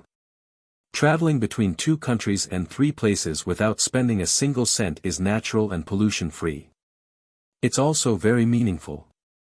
Don't you think so?" As he spoke, he glanced at the Ice Beauty beside him. The Ice Beauty opened her eyes this time, but she was playing with her phone. She seemed to be paying attention to the news of TKM's application. Wang Lin thought to himself, "I can tell that she's a patriotic youth, but why doesn't she get along well with everyone? I think that protecting fishing is a way to arouse the people's patriotism. Most importantly, we have to bring this spirit of protecting fishing and patriotism into all aspects of our lives." Mo Gu said with a solemn expression, "We have to boycott Japanese goods and reduce tourism to Japan. The government can restrict the export of special resources, especially rare earth." He then talked about the relationship between rare earth resources, Japanese electric vehicles, and energy-saving home appliances. His data was detailed and logical. He explained the profound in simple terms and even reached the strategic level. As expected of a top student from Beijing Normal University. As he spoke, Hao Zi and the other female university students nodded their heads and looked at him with admiration. They almost took out their notebooks and wrote down his golden words word by word. But unfortunately, the ice beauty on the other side still didn't say a word, concentrating on swiping her phone. Wang Guqing looked at the girl's phone and smiled. "That doctor called Jiang Tian on the news is pretty amazing. He defeated the entire TKM in one fell swoop. He raised the prestige of our country." Mo Gu smiled proudly and said in disdain, "What's so great about TKM? Actually, Japan's TCM is also copied from Huaxia. If this divine Dr. Jiang has the guts, why doesn't he go to Japan? He doesn't dare to and is afraid of being beaten to death. He's still a coward." Mo Gu did not know what Tang Linglong was looking at. He was just casually talking, but he did not expect to touch Tang Linglong's reverse scale. Tang Linglong suddenly raised her eyebrows and looked at him coldly. "You dare to say anything bad about Jiang Tian? Do you want to die? Do you think you're so great just because you took a trip to the Jiaoyu Islands? How would you know what he's capable of?" Moge's face instantly turned red. He also knew that Tang Linglong's words made sense, but he felt a little embarrassed after being rebuked in public. Before he could say anything, Hao Zi smiled and said, "Actually, what Mo Gu said makes sense. The news said that divine Dr. Zhang's medical skills were godly, and he should be able to suppress the Chinese doctors. Why didn't he go to Japan? Other than being scared, is there any other explanation?" Tang Linglong snorted and said, "He's afraid of Japan. You guys are so funny. With his ability, no one can stop him from killing the Emperor of Japan." At this point, she did not want to say anything else. Summer insects could not talk about ice. Besides, her master did not allow her to talk about him in public. Tang Linglong was very popular with this group of men. They all surrounded her, but correspondingly, the three girls who came to fish together were treated coldly. Normally, with such courage, knowledge, and magnanimity, a girl who was willing to fish was like a national treasure panda. She should be popular. However, when Tang Linglong joined them, it was a completely different matter. "You're exaggerating. Is he not afraid of the Japanese self-defense forces? Is he a god?" Hao Zi looked at Tang Linglong as if she was an idiot and sneered disdainfully. Previously, when Fang Zhanhua, a finance professor in Hong Kong, attacked the Medicine King group, he said on TV that this divine Dr. Jiang Tian is a playboy. "I checked at night, and it's true. He has played with many famous stars, and his private life is very messy. I heard that he even has an illegitimate child." You're talking nonsense." Tang Linglong was so angry that her face turned green. Her delicate body trembled slightly, and she clenched her fists tightly. She wanted to slap her. "Do you want to hit someone? What kind of person are you? If you have the guts, go and fight with the Japanese." The girls stood up and pointed at Tang Linglong. Tang Linglong was filled with hatred. She also understood that these people were not evil people, nor were they mortal enemies. It was just that their mouths were cheap for a moment. Was she really going to kill them? Tang Linglong was very annoyed by the girl's words. She walked out of the cabin, leaned against the railing, and stood on the deck to get some fresh air. "Master, why are you with that Southern Korean witch? Why don't you understand Linglong's heart? If you need it, why don't you come to me?" The image of Jiang Tian and Li Jinju together appeared in her mind again. Tang Linglong felt like her heart was being stabbed by a knife, and she felt dizzy. I'm such a lunatic. In your heart, I'll always be your disciple. You even hit me for your woman. What am I to you? She clutched her chest with a pained expression. Crystal clear tears flowed out of her eyes again. She suppressed her sobs and almost burst into tears. Fine, I'll die in the sea this time. Living like this is not fun at all. Master, if you know, you won't even shed a tear for me. At this time, Duan Haiyang's excited voice suddenly came from the ship. Attention, fellow countrymen and women. We're about 15 nautical miles away from the Jiaoyu Islands. Everyone, prepare to land on the islands and fight with the Japanese. Heh, we have a lot of friends. They're all Wuxia fishing boats. They're probably here to fish as well. Everyone was very excited. They walked out of their cabins and stood on the deck to watch. Tang Linglong raised her head and looked. There were 3 fishing boats in front of them. They all had Wuxia's flag and were brightly lit. At this time, the wind on the sea was getting stronger and stronger. It had already set off 3-meter-high waves. However, Family Blessing was still moving forward. It accelerated and brushed past the 3 Wuxia fishing boats. Someone on Wuxia's fishing boat used a loudspeaker and shouted, "Hey, friends from Wuxia, don't go any further. Go back quickly. There's a patrol boat from the Japanese Maritime Security Department in front of us. They just drove us out. Go back my ass. This time, we're going to fight with the Japanese." Zhao Xiao said proudly with a cigarette in his mouth. Moge's eyes were burning with the flames of battle. He recited a poem with a solemn face. I hope the cold star doesn't notice. I sacrifice my blood in the yellow sands. I'll wear golden armor after 100 battles. I won't return until I've defeated Lu Lan. Hao Zi and the other girls held hands. They were nervous and excited. They looked at him with admiration. Wang Guqing smiled and said, "We have to get to the island. Otherwise, our most economical National Day trip will be ruined." Zhang Haiyang, who was at the helm, had a cigarette in his mouth. He laughed boldly and said, "You fishing boats want to protest, but you're afraid of causing international disputes. You're only hanging around 15 nautical miles away. That's like scratching an itch through a boot." At this time, everyone saw that 3 kilometers in front of them, a few Japanese patrol boats were driving away Wuxia's 2 surveillance boats and 3 fishing boats. It was like a cat playing with a mouse. Soon, one of Wuxia's fishing boats was knocked over.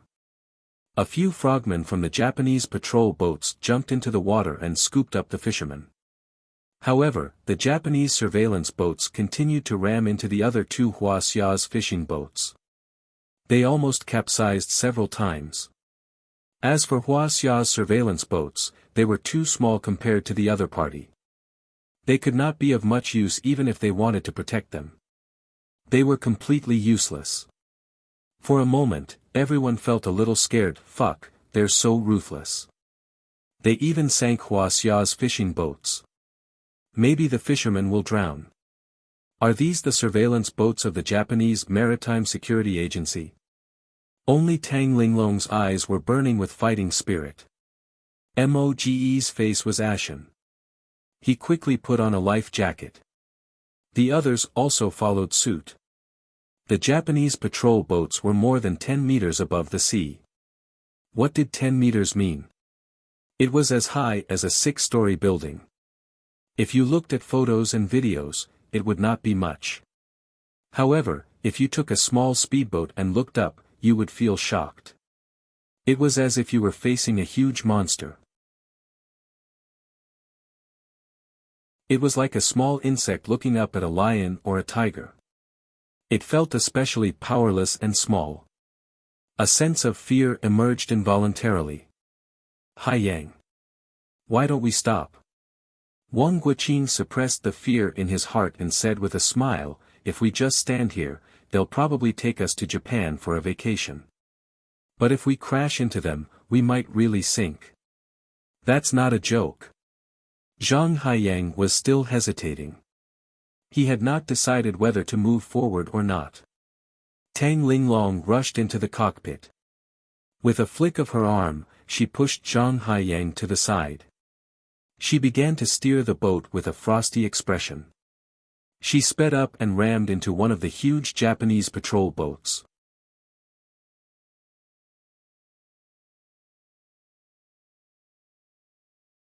Chapter 396.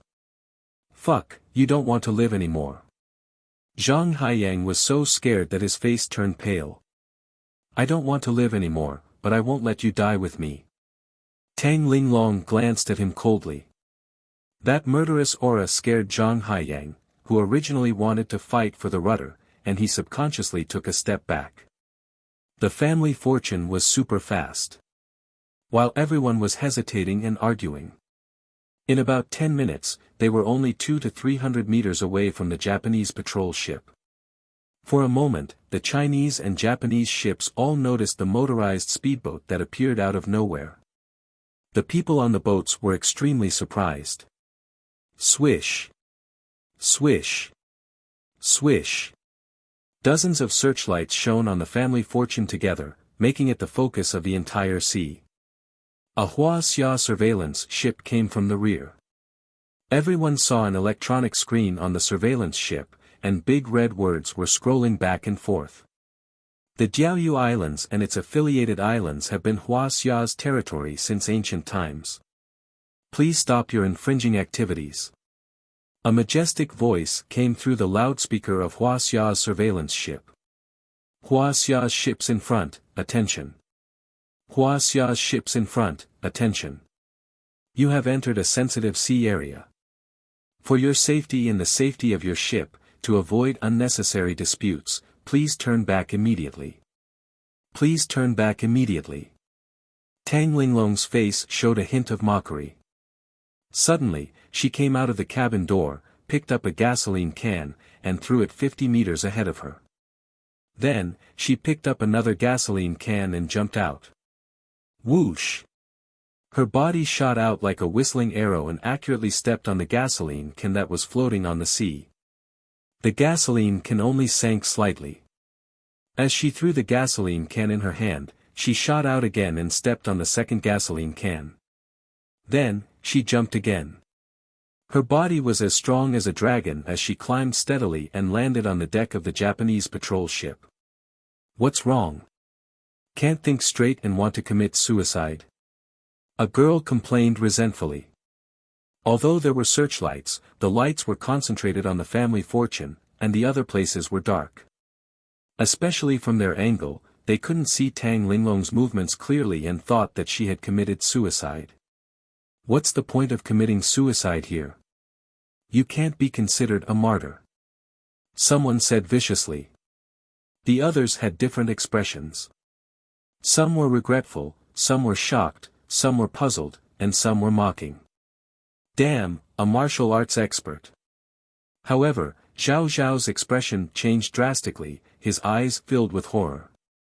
After all, he was trained and stood at a better angle. He saw how Tang Linglong boarded the ship in that terrifying way.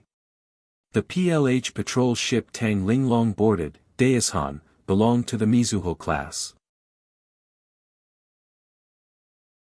It carried 2 helicopters, had a long bow and a flat deck structure, and was equipped with an OIC command post to strengthen the information and command function. It has a range of 8,500 nautical miles and a crew of 130 people. The captain, Yamazaki No, graduated from the Maritime Self-Defense Force Cadre School with excellent results. He had 10 years of experience in maritime patrol and had carried out many defense and interception missions in the waters around the Jiaoyu Islands. He was familiar with everything. At this moment, he laughed sinisterly and said, Chinese pigs, they're all idiots. The government didn't come to fight for the Jiaoyu Islands, but they came empty-handed. Do they want to die? Well, let's fulfill their wish. Destroy all their ships. Throughout the history of the Jiaoyu Islands disputes, the Japanese side had always maintained the bottom line of strictly prohibiting casualties. Under normal circumstances, they would destroy the fishing boats of the protectors, then fish them out of the sea and control them. They would then negotiate with the Wuxia officials. Otherwise, it would not be as simple as condemnation and protest from the Wuxia side. It might cause serious international disputes. Previously, they had already destroyed a fishing boat of Wuxia. The Daishan released an all-weather lifeboat. More than a dozen frogmen went into the water and fished out more than a dozen Wuxia protectors. Although the crew of the Japanese patrol ship did not dare to kill the Chinese, they could not avoid humiliation. Kneel. On the deck, a Japanese crew member pointed at the captured Wuxia protectors and shouted loudly. "Kneel, my ass. What are you shouting for, you bunch of Japanese?"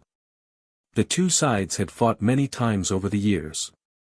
The protectors also knew the Japanese's bottom line. They did not dare to kill.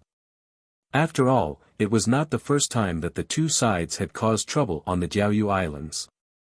However, they did not expect that the Japanese crew would not dare to kill them, but they did not feel any pressure to beat and humiliate them. Bakayaro. Kill them. Many of the Japanese crew members swarmed forward and hit them in the face and back with the butts of their guns. After knocking them to the ground, they still did not vent their anger. They kicked them again and again, causing many of the Wuxia protectors to roll on the ground and scream in pain. The Japanese crew members took off their pants and peed on the Wuxia protectors as they beat them up. They even laughed proudly. "We've already taken control of your freedom. Let's see if your country's surveillance ship dares to protect you after being beaten up by us." The sounds of mockery, ridicule, berating, and humiliation were endless. In the eyes of the Japanese crew, these protectors were like lambs to be toyed with. On Wuxia's surveillance ship No. 2038, many law enforcement officers had already seen this scene with their binoculars. They could not help but feel angry. Japanese Marine Patrol ship, this is the Wuxia Marine Surveillance ship. We are cruising in the waters under Wuxia's jurisdiction. Your ship has entered our waters. Your ship must abide by our laws and regulations and immediately release our citizens on board. We solemnly protest and strongly condemn your evil deeds. Instructor Zhang picked up the microphone and shouted in a stern voice. The Chinese broadcast was first, then it was Japanese, and finally it was in English. "Huh, did you see that? It's always solemnly protest and strong condemnation. Can't you change it up a little? Cowardly Wuxia Marine Surveillance ship, you're all cowards. You can't take off the label of the sick man of East Asia. Our ship is right here. If you have the guts, bring the cannon fodder over." The Japanese crew members on the Great Mountain burst into laughter. They ignored the warning and fought even harder. "What should we do? We can't catch up." On Wuxia's surveillance ship number 2038, the law enforcement officers were so angry that their eyes turned red. In fact, they had been trying to approach and stop the Great Mountain together with the other surveillance ships. However, Wuxia's surveillance ship speed was only 18 knots, while the other party's speed was above 25 knots. It was impossible to catch up and stop them. The other party fearlessly played hide-and-seek in the vast waters, letting them watch as they beat up the Chinese, but there was nothing they could do. "It's impossible to open fire. Shaoli, immediately contact the higher-ups and ask for instructions on what we should do. Also, a Wuxia girl just fell into the sea. Frogmen, quickly go down and salvage her. Don't let the Japanese take her away again." Instructor Zhang looked at the situation on the deck of the Great Mountain with his binoculars and said with a solemn face. "Huh?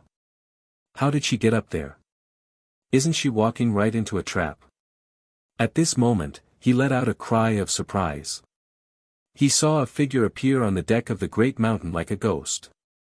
This girl was Tang Linglong. Then, a scene that shocked Instructor Zhang even more happened. As soon as she got on the deck, she rushed toward the Japanese crew members like a gust of wind. As she ran, Tang Linglong suddenly jumped high. Bang! Bang! Bang! Bang! She kicked 6 Japanese people in the chest at lightning speed. Crack! Crack! The crisp sound of bones breaking was heard. Ah! Ouch! Splash! Splash! Screams and sounds of people falling into the water were mixed together. The 6 Japanese people were kicked to death by Tang Linglong and fell into the sea. What? Many of the Japanese crew members were shocked and they saw this. Before they could raise their guns, Tang Linglong's vigorous figure had already rushed into the sky. After the 6 Japanese people who were kicked by Tang Linglong fell into the sea, a large area of the sea was immediately stained with their blood. When the Japanese saw this, they knew that the person who came was definitely not an ordinary person, not even an ordinary soldier. She was a terrifying expert. They immediately panicked and fired at the dark shadow. Bang! Bang! Bang! Bang! Gunshots were heard everywhere. The great mountain was 30 meters tall and had a draft of 9 meters. The distance between the deck and the highest point of the ship was less than 20 meters. With a leap, Tang Linglong reached a height of more than 20 meters. She looked down from above and grabbed 2 handfuls of steel nails from the backpack on her back. Then, as her body spun, she threw them out as if they were free. Although Tang Linglong wanted to kill to vent her anger, she also knew that she was a soldier of Wuxia. Her identity was sensitive and must not be leaked. She could not use the weapons provided by the Wuxia military because it could easily cause a military conflict if she passed the ballistic test. Therefore, she wore a black mask and used a cold weapon. Whoosh! Whoosh! Whoosh! More than 20 steel nails shot out at a speed no slower than bullets. She was already at the early stage of chi refining. How could the Japanese who did not know martial arts dodge her attacks? In an instant, more than 10 people were hit. 5 of them had their foreheads pierced through. They were sent flying a few meters away and died instantly. Some of them even had their heads blown off. Some of them were shot in the heart. They struggled for a while before they died. Some of them were shot in the thighs and arms. All of them dropped their guns and rolled on the ground, screaming in pain. Blood instantly stained the deck red. Fuck. Heroine. She's so cool. She jumped more than 10 meters high. Is she still human? Awesome. I can hold my head up high. We should kill those Japanese and let them know that Wuxia's territory is not that easy to invade. The rescued Chinese looked at Tang Linglong with gratitude and admiration as if they had seen a goddess. Tang Linglong glanced at them and said calmly, "Stop watching the show. Quickly put on your life jackets and jump into the sea. Swim toward Wuxia's surveillance ship." Okay. We'll go now. Take care, heroine. Many Wuxia people quickly jumped into the sea and swam toward Wuxia's surveillance ship. The situation was different now. There was bloodshed. Originally, it was just a bluff to show off their country's prestige. Now, it had turned into a life-and-death battle. They were just ordinary people who did not even know how to shoot. Although they were hot-blooded, they understood that they could not help at all if they stayed.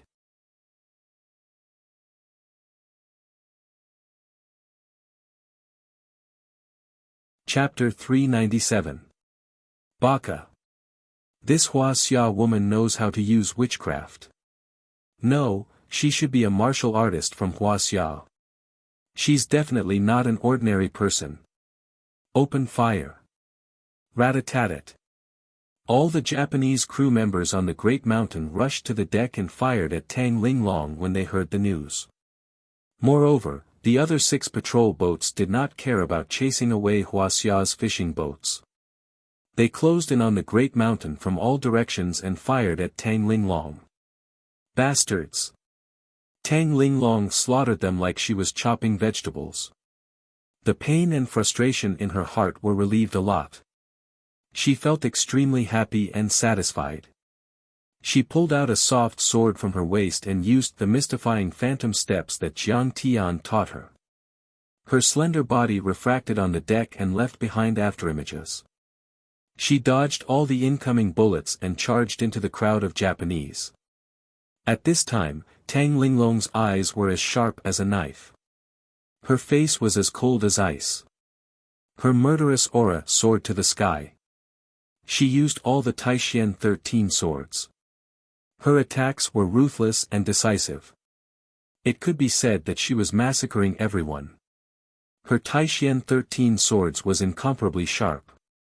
Like chopping vegetables, the East Asian people were beheaded one after another. Sometimes, she would use the Haran body tempering arts punches and kicks. With each punch and kick, the East Asian people would definitely die. In just a few minutes, Tang Linglong had killed more than 80 people. The deck was already stained with blood. The sea around the great mountain was like boiling dumplings. More than 20 bodies floated in the sea. The scene was extremely bloody. Instructor Zhang, I think I heard gunshots. It's not good. They won't kill the Chinese, right? The Marine surveillance officer called Xiao Li said with a pale face. After a chase, Marine surveillance ship 2038 was now less than 300 meters away from the great mountain. He could clearly hear the gunshots. Then it's serious. Let's open fire. The other Marine surveillance officers also frowned and looked solemn. If the other party started to kill the patriotic citizens of Huaxia, it would be tantamount to breaking the bottom line of Huaxia. A conflict would break out at any time. This was a major event. Who wouldn't be nervous? If he didn't handle it properly, he would be punished, demoted, or even be held criminally responsible. Instructor Zhang's face was pale as he looked at the situation on the deck through his binoculars. Then, his expression became even stranger. He grinned and said in a trembling voice, "It's not them who are slaughtering Huaxia citizens. It's their Japanese surveillance ship that is being slaughtered by Huaxia citizens." What? That's impossible. The Coast Guards were stunned. Instructor Zhang, are you kidding me? The Huaxia citizens who had been captured were all powerless commoners. Furthermore, they had been captured with their bare hands. Instructor Zhang, who was politically sensitive, knew that the situation was serious this time. Dozens of people from the Japanese Maritime Security Agency had already died. This time, it was probably the Japanese's turn to raise a stern protest and strong condemnation. However, this matter definitely did not involve the Huaxia maritime surveillance and the government. In fact, both sides had satellites monitoring this area of the sea. From the beginning to the end, Huaxia's naval surveillance team did not fire a single shot. If you were killed, who could you blame? Instructor Zhang could not give any explanation. Today's incident would definitely be listed as top secret after this. He picked up the microphone and ordered sternly, "Everyone, listen up. From now on, no one is allowed to fire a single shot. All Huaxia surveillance ships are to retreat 15 nautical miles from the Jiaoyu Islands. Do not approach the Japanese ships."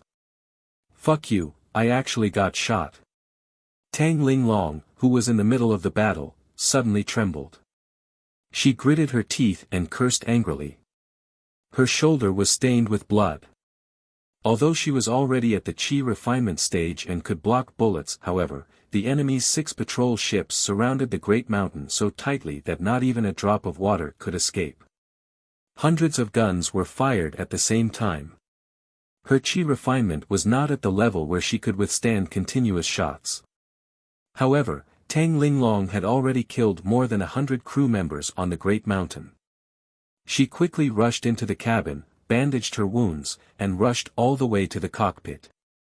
How is this possible? Yamazaki Ino had just experienced the most terrifying scene in his life. His face was pale and his legs were trembling. He saw from the surveillance camera that the terrifying woman was pushing her way through.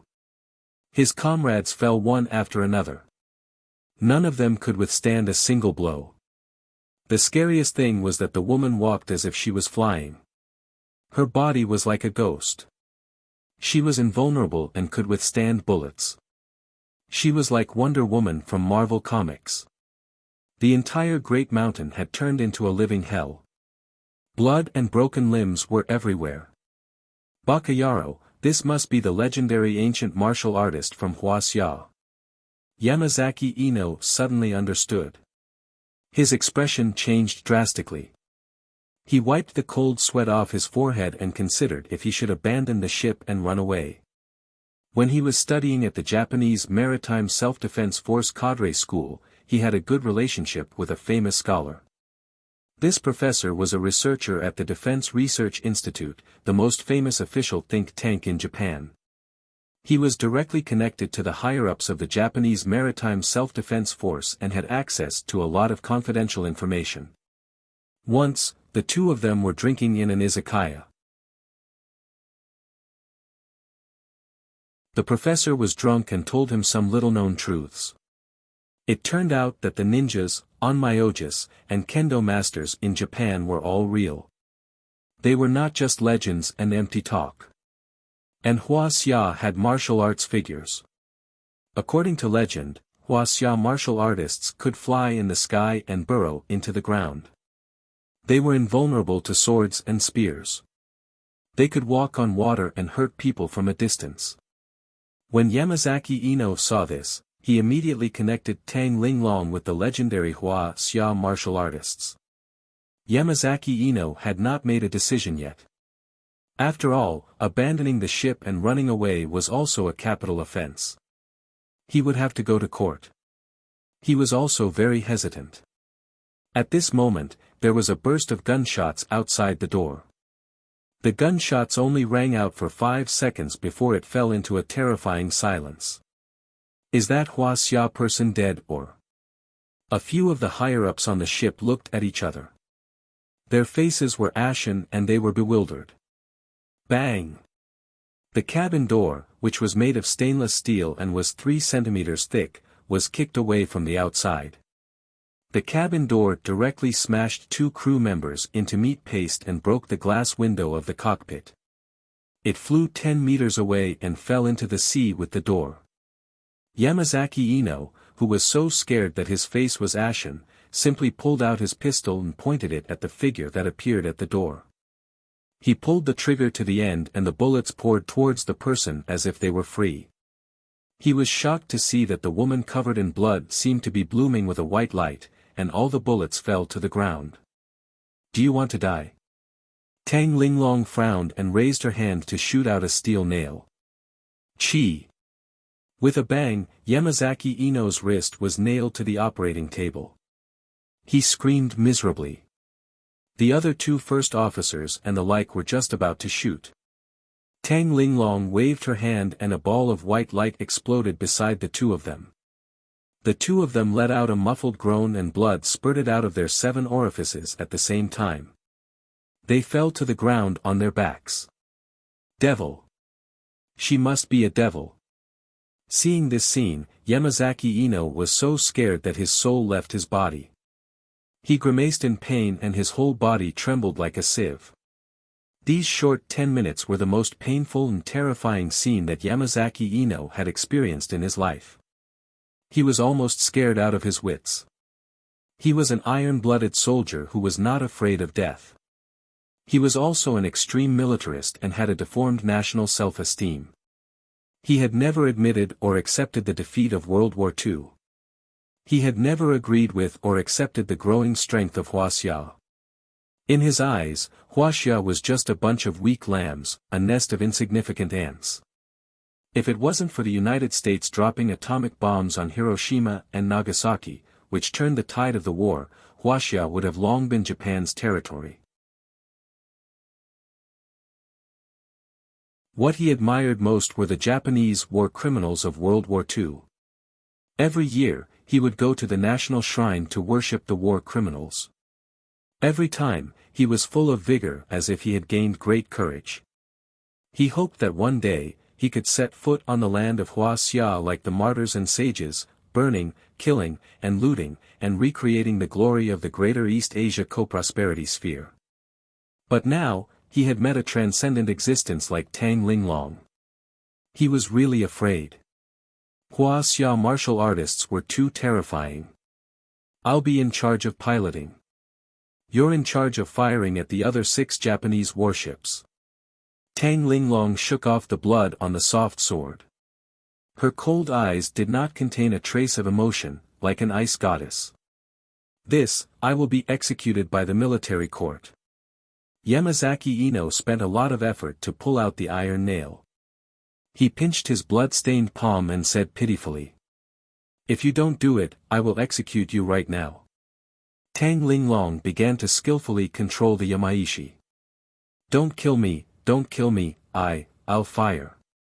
Yamazaki Ino was so scared that his soul left his body. His whole body trembled as he rushed into the weapon cockpit and operated it. If I can't hit you, I'll kill you. Tang Linglong wiped the blood on her face, her eyes extremely cold. At this time, on the Japanese patrol ship Aojima, 10 nautical miles away from the Yamaishi, many Japanese were anxiously discussing. Everyone, how is it? Has that Wuxia woman been killed? The captain of the ship, Okita Amato, frowned and asked with a grave expression. She should have been shot, but before she entered the cabin, she had not lost the ability to move. A subordinate reported. Now that we have lost contact with the Yamaishi, we are worried that the Yamaishi has lost control. Another subordinate's face was grave and ashen. What they encountered today was the biggest setback in their maritime patrol mission in many years, and it was also an unacceptable setback. On Wuxia's side, the maritime surveillance team did not fire a single shot. Just one person, and a woman at that, killed all the crew members of the Yamaishi and took over their warship. If news of this were to spread, it would shock the entire Japanese military and political circle, and there might even be an anti-Chinese protest. It would be regarded as a great humiliation, and they would all be subject to military punishment. At this time, all the officials on the Japanese patrol ship felt their heads swell. Originally, this was a daily maritime patrol activity, and everyone was very relaxed. After driving away Wuxia's fishing ship, they would return to the izakaya, drink a few cups of sake, eat a few skewers of oden, and sleep with a woman in kabukicho. Wouldn't that be great? Who would have thought that such an extreme situation would occur? Hundreds of people died, and a warship was taken away. It was really unexpected. Everyone, what should we do? The captain of Aojima Amato looked around with a grave expression, feeling that his heart was about to jump out of his throat.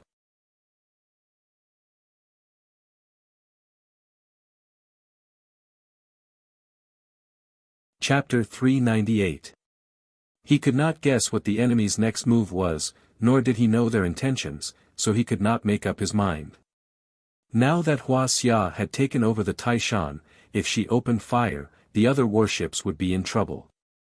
If she did not open fire and just drove the warship away, many military and industrial secrets would be leaked, which would be a huge loss to Japan. But if the Japanese opened fire, they would sink the Taishan. A warship like this was worth hundreds of millions of dollars, which was also a huge loss. I think that woman won't dare to open fire and drive the warship back to Wuxia. Wuxia has never dared to do this. A subordinate said. Maybe they won't dare to open fire, but at least they have the courage to drive the warship back to Wuxia's territorial waters. Okita Kyoto said angrily. Have you forgotten about the collision between Wuxia and the U.S. fighter jet in Wuxia's Hainan in 2001? Wuxia would rather sacrifice a J-8 fighter jet to crash the U.S. Navy fighter jet and force it to stop. Then the U.S. fighter jet was dismembered and studied by Wuxia's military experts. As a result, Wuxia's anti-submarine and anti-reconnaissance technology improved by leaps and bounds, breaking a 10-year technical problem. Don't underestimate Wuxia. If they dare to do this to the US, they will dare to do something even more violent to the Japanese. Then we will also force the Taishan to stop. In short, we can't let them drive the Taishan back to Wuxia. A subordinate wiped the cold sweat off his forehead and said, "Yes, that's it. Contact the other patrol ships immediately." Okita Kyoto ordered with a frown. But at this moment, suddenly, bang bang bang. A series of dense and muffled sounds of cannons rang out. On the Taishan, two twin 100mm naval cannons suddenly opened fire. The shells connected into a steel line and shot towards Ao Dao. It was too sudden. And Ao Dao was not equipped with close-range defense cannons, only naval cannons and high-pressure water cannons, so it was defenseless. After all, their original mission was to drive fishing boats, and they were not a top-tier warship. She dared to open fire. She must be crazy. Those were Okita Kyoto's last words. The next moment, he was blasted into pieces and died a violent death. The cannons on the Great Mountain fired 120 rounds per minute, instantly riddling the Ao Dao with holes. Ao Island did not sink immediately. The hull was huge and the wound was small. It was a slow process for it to sink completely into the water. However, there were already several large holes in the hull of the ship. The cockpit and the ship's weapons cockpit were all destroyed. There was basically no way for them to fight back. After that, the Great Mountain did not give the remaining 5 Japanese patrol ships any time to react. It immediately opened fire and destroyed another 2 patrol ships in the blink of an eye. This ice beauty is simply too valiant. On the family blessing, many patriots who were fishing for their country were dumbfounded. Before this, they didn't realize that Tang Linglong had boarded the Great Mountain and thought that she had fallen into the water.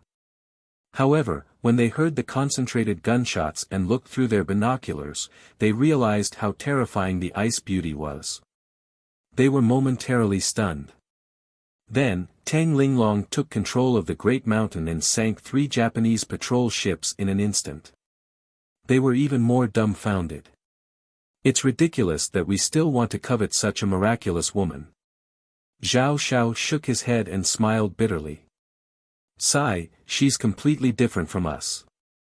Mo Gu sighed self-deprecatingly. These fishermen had been bragging all the way, as if they could flatten the East Ocean, subdue the rivers and mountains, and save Mr. Hadu. But when they really met the patrol ships of the East Ocean, they immediately cowered. For example, the fishing protectors on the sunken fishing ships were captured by the frogmen and brought to the Japanese surveillance ships. They were rubbed against each other on the deck, rubbed against each other, and rubbed against each other again and again. What about Tang Linglong? 1 person, 1 sword, and 1 steel nail bag, she killed hundreds of crew members on the Great Mountain. She even stole the Great Mountain and sank 3 Japanese patrol ships. Compared to her feat, Mo Gu felt that their fishing protectors were just playing house. It was not even worth mentioning. Such courage, such skills. TSK. No wonder she doesn't care about us. If I were her, I wouldn't care about us either. Wang Guqing exclaimed in amazement. He was ashamed of his inferiority. Hao Zi and the other girls were speechless. They were dumbfounded, and there was only respect and shock left on their faces. Fire! All of you, open fire! Sink the Great Mountain! Finally, the other 3 Japanese patrol ships reacted. The Wuxia on the Great Mountain was determined to perish together with the enemy. If they did not attack now, were they going to wait for the enemy to attack them? Moreover, they were not afraid anymore. Even if they wanted to settle the score, the Japanese would not be afraid. After all, the Great Mountain was a Japanese warship. If they attacked their own country's patrol ship, Wuxia would not be able to find fault with them. For a moment, the other 3 patrol ships surrounded the great mountain and fired wildly. Torpedoes, cannons, and thousands of cannons were fired at the same time. Neither side had close-range cannons. They were like heavyweight boxers who only attacked and did not defend. It was a competition of who could hit faster and harder, who could take a beating, and who would sink first. The great mountain had the upper hand. However, the other 3 Japanese patrol ships had the advantage in numbers. In an instant, the great mountain was forced into a passive position. Bang! Bang! Bang! After being hit by dozens of cannonballs in a row, the great mountain's weapon cockpit was shattered. Yamazaki no was also killed. Then, the cockpit was also hit by a cannonball. Tang Linglong was covered in blood and flew out. It's over. That Wuxia girl is injured. On Wuxia's surveillance ship 2038, Instructor Zhang stood up abruptly and threw down his binoculars. His expression was grave. What should we do? We can't let the Japanese kill her, right? That's right, Instructor Zhang. No matter what, she's still a descendant of the Yellow Emperor and a patriot. We can't let her bleed and cry, right? That's right. She's so patriotic, but she was buried in the sea and fed to the fishes. We can't just stand by and watch. Many of the maritime police officers looked pained and indignant. They clenched their fists tightly and suggested at the same time. When a general is outside, he won't obey military orders. Instructor Zhang's eyes were filled with tears. His blood was ignited by Tang Linglong's actions. He roared loudly, "All surveillance ships, move forward at full speed and protect the great mountain. We can't let this girl die." The higher-ups' orders forbade firing, but there was only one way to protect the girl, that was to use Wuxia's surveillance ships as meat shields and guards for the great mountain. They had to protect the girl and let her get off the ship and board Wuxia's ship. However, Instructor Zhang also knew that it was very troublesome now. They were now a few nautical miles away from the Japanese patrol ships. Their speed was only about 10 knots. It would take them more than 10 to 20 minutes to reach their destination at full speed. But after a few minutes, Instructor Zhang's expression changed drastically. He frowned and said in disbelief, "The great mountain is moving again. It's colliding with the crimson stone. What does she want to do?" Tang Linglong was covered in wounds from the explosion. She looked like a bloody gourd. Her right calf was even fractured. She felt dizzy and her ears were ringing. She couldn't hear anything.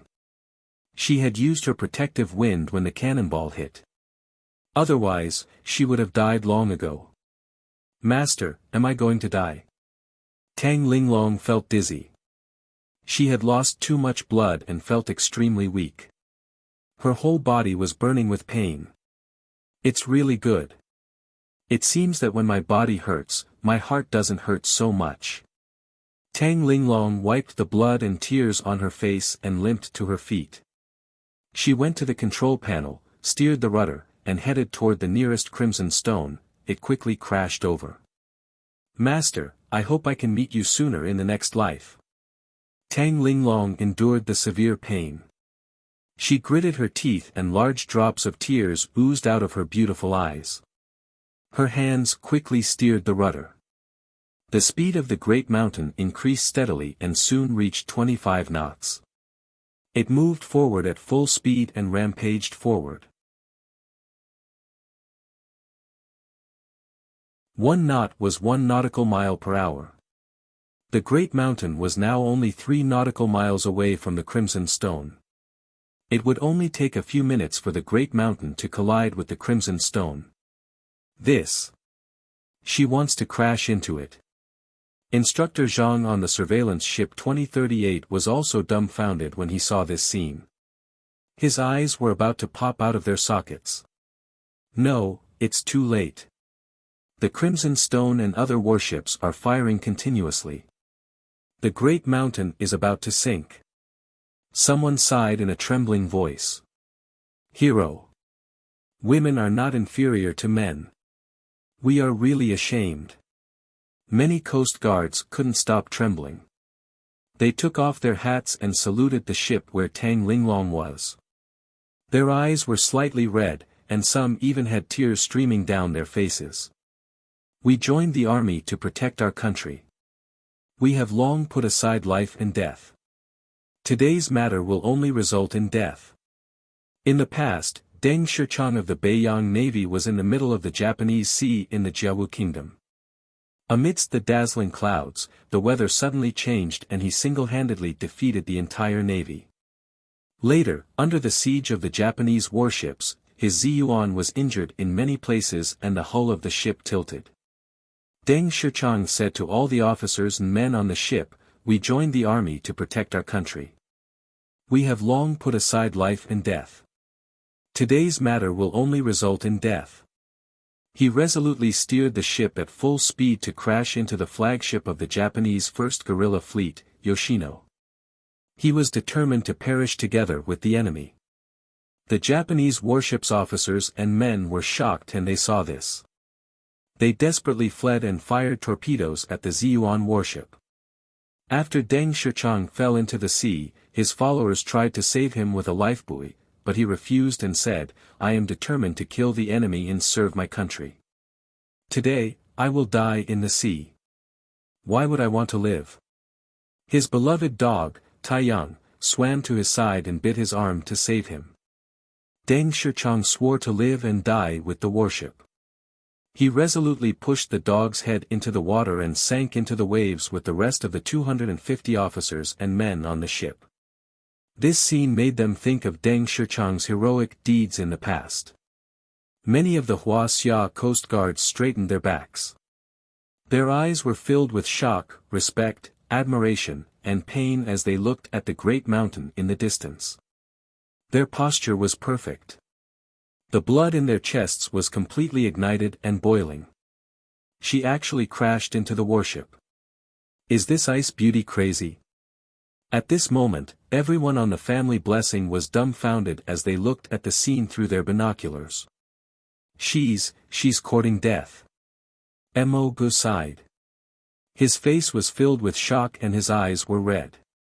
The great mountain was no longer firing. If they crashed into the warship, wouldn't they be suppressed by the enemy?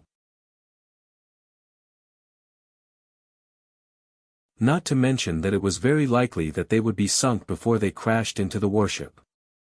Even if they really crashed into the warship, the two warships would be finished together. There was no possibility of survival.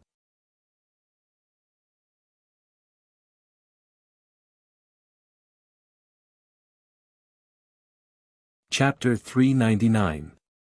Duan Haiyang puffed out a mouthful of smoke and said solemnly, "She's courting death. Didn't you see that she didn't say a word along the way? I even saw her cry. She must have encountered some obstacle that she can't get over. But this kind of girl is so skilled and beautiful. Judging from her mannerisms, she should be a girl from a wealthy family. What's there to be upset about? What's there to be unhappy about?" Wang Guoqing lamented. Duan Haiyang laughed bitterly and said, "Everyone suffers. Can't get what they want, hate, love, and leave. I think it's most likely that she can't get what she wants. Maybe she was hurt by love. Damn, someone doesn't want such an outstanding girl and even abandons her. Damn, is he human? He should be struck to death by lightning." Zhao Shao complained angrily. He felt that Tang Linglong couldn't be described as outstanding. She was an extraordinary woman. She was a swordsman who was better than Hong Fu and First Madame Gongsun. She was a heroine who was better than Shi Jianxiao and Qiu Jin. But someone actually rejected her love. This person was really causing trouble. She couldn't tolerate it. "Achoo, who the hell is scolding me?" Jiang Tian drove his flying sword south. When he was about to reach the Jiaoyu Islands, he suddenly sneezed violently. "Master, there seems to be cannons." Have they already started fighting? But why is it East Asians fighting East Asians? Behind him, Li Jinju was very shocked and puzzled. She had already heard the cannons. Moreover, she saw several East Asian patrol ships firing fiercely at a warship that also had a medicinal flag flying. This little girl, is she trying to anger me to death? Jiang Tian's divine sense swept across more than 10 nautical miles and immediately saw everything clearly. He couldn't help but be shocked. He saw numerous ship cannons firing fiercely at the warship that Tang Linglong was on. Tang Linglong was covered in wounds and dripping with blood. However, she still steered the warship towards the Crimson Stone unyieldingly. Her lifeless eyes were filled with tears, and she was still muttering to herself, "Master, in my next life, I hope to meet you sooner. I promise that I will be better than Sister Qing'er.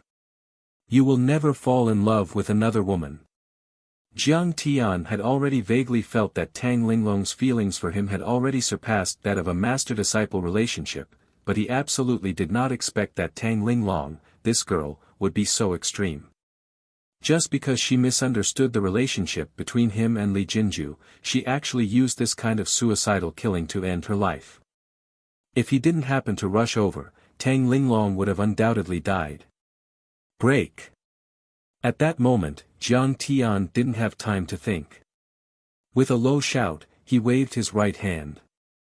The black iron flying shuttle shot out from the storage ring and pierced towards the Crimson Stone with a shrill whistle. The black iron flying shuttle's speed broke the sound barrier, and its pure physical attack was also far superior to that of ordinary missiles. It started from the cockpit of the Crimson Stone and slanted down to the bottom of the ship, piercing through it. Jiang Tian stepped on his flying sword and shot over like a hurricane. At the same time, he made an incantation gesture. The black iron flying shuttle directly shot toward another patrol ship from the bottom of the sea. Like a torpedo, it pierced through the second warship with a clang. For the maximum speed of Little Black's flying sword, a dozen nautical miles was only a matter of a breath. Jiang Tian quickly came to the sky above this sea area and directly threw out 6 or 7 5-thunder jade talismans as if they were free. Boom! Boom! Ball-shaped lightning seemed to burst out from the cockpits and the weapons cockpits of the 3 Japanese cruisers. The lightning as thick as a thumb danced wildly like silver snakes, smashing all the Japanese crew members and the weapon systems of the information and command system into pieces. At this time, Tang Linglong had not noticed anything unusual. This kind of pure physical attack did not cause any earth-shattering explosions, so the commotion was relatively small. She continued to drive the big hill toward the slightly tilted Crimson Stone. The 2 patrol ships were only a few meters away from each other.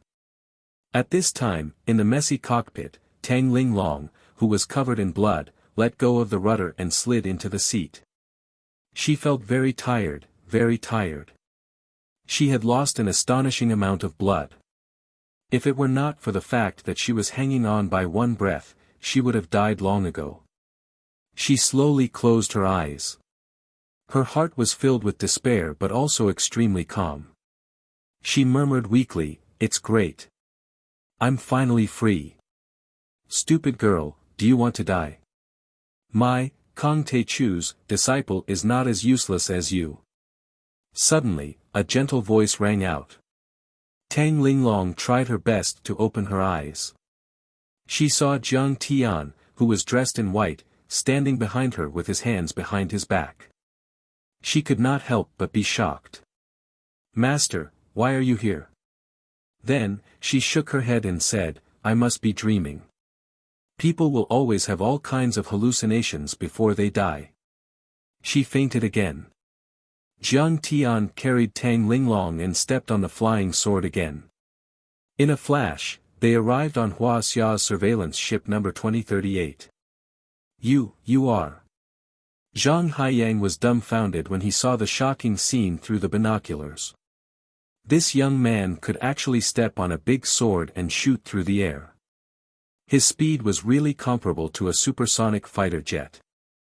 Moreover, he could shoot out black shadows and burst out lightning between his fingers. It was simply like a missile or a ball of lightning. Could it be that he was a special department of the country and was using the latest cutting-edge weapons?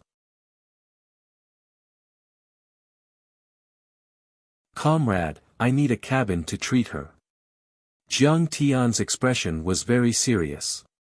Tang Linglong was seriously injured and could not wait any longer. Please. We have a doctor on board here. Do you need help? Zhang Haiyang hurriedly said. Whether it was Jiang Tian or Tang Linglong, he was full of admiration. They were heroes, great heroes. No, I know medicine. Jiang Tian entered a cabin and quickly laid Tang Linglong flat on a camp bed. He closed the cabin door and began the treatment.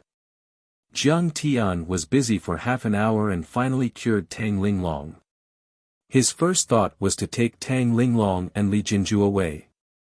Tang Linglong was different from him. Her identity was sensitive. This matter had been blown out of proportion. She would definitely be disciplined. But before he could leave, Yi Zhantian and Tang Hongtu boarded the surveillance ship together. It turned out that there was a video surveillance on the ship. Tang Linglong's identity had been screened by the military's information system. Her identity was exposed. The situation was very serious. Surveillance ship number 2038 began to return. Its destination was a naval base in Ningbo. What awaited Tang Linglong was severe military punishment. When Tang Linglong woke up again, she saw Tang Hongtu standing in front of her bed, his face full of anger. Uncle! Tang Linglong was shocked and cried out involuntarily. You are now the national hero of Wuxia. Tang Hongtu's face was pale and his voice was hoarse. He had not slept for 2 days and 2 nights. The dark circles under his eyes were very serious. Did I cause trouble? Tang Linglong asked, a little ashamed. What do you think? Tang Hongtu said coldly. You caused a mess and sunk 6 patrol ships in Japan. More than 500 people were killed or injured. The whole of Japan was shaken, and an unprecedented parade broke out. This, Tang Linglong propped herself up and leaned against the headboard. She asked in a trembling voice, is this serious? 6 ships, that's not right, I only sank 3 ships. It's more than serious. Do you know how much trouble you have caused the country? Tang Hongtu was too lazy to explain. He pointed at Tang Linglong's nose and shouted angrily, an hour after the incident, the Prime Minister of Japan began a serious negotiation with our country. The Ministry of Foreign Affairs also expressed strong protest and condemnation. They also requested that the culprit be handed over to the Japanese. In addition, we also received secret information that the Japanese Sakura Society announced that they will secretly infiltrate Wuxia and wreak havoc. Blood for blood. You are a soldier. You know that this can be defined as a military operation by the Japanese. Don't you understand the seriousness of this matter? Tang Linglong's face was pale. She already regretted it. At that time, she was in too much pain and impulsive. She only wanted to die, but she did not want to die in vain. She happened to see the family fortune fishing boat and wanted to kill a group of Japanese on the Jiaoyu Islands to vent her anger.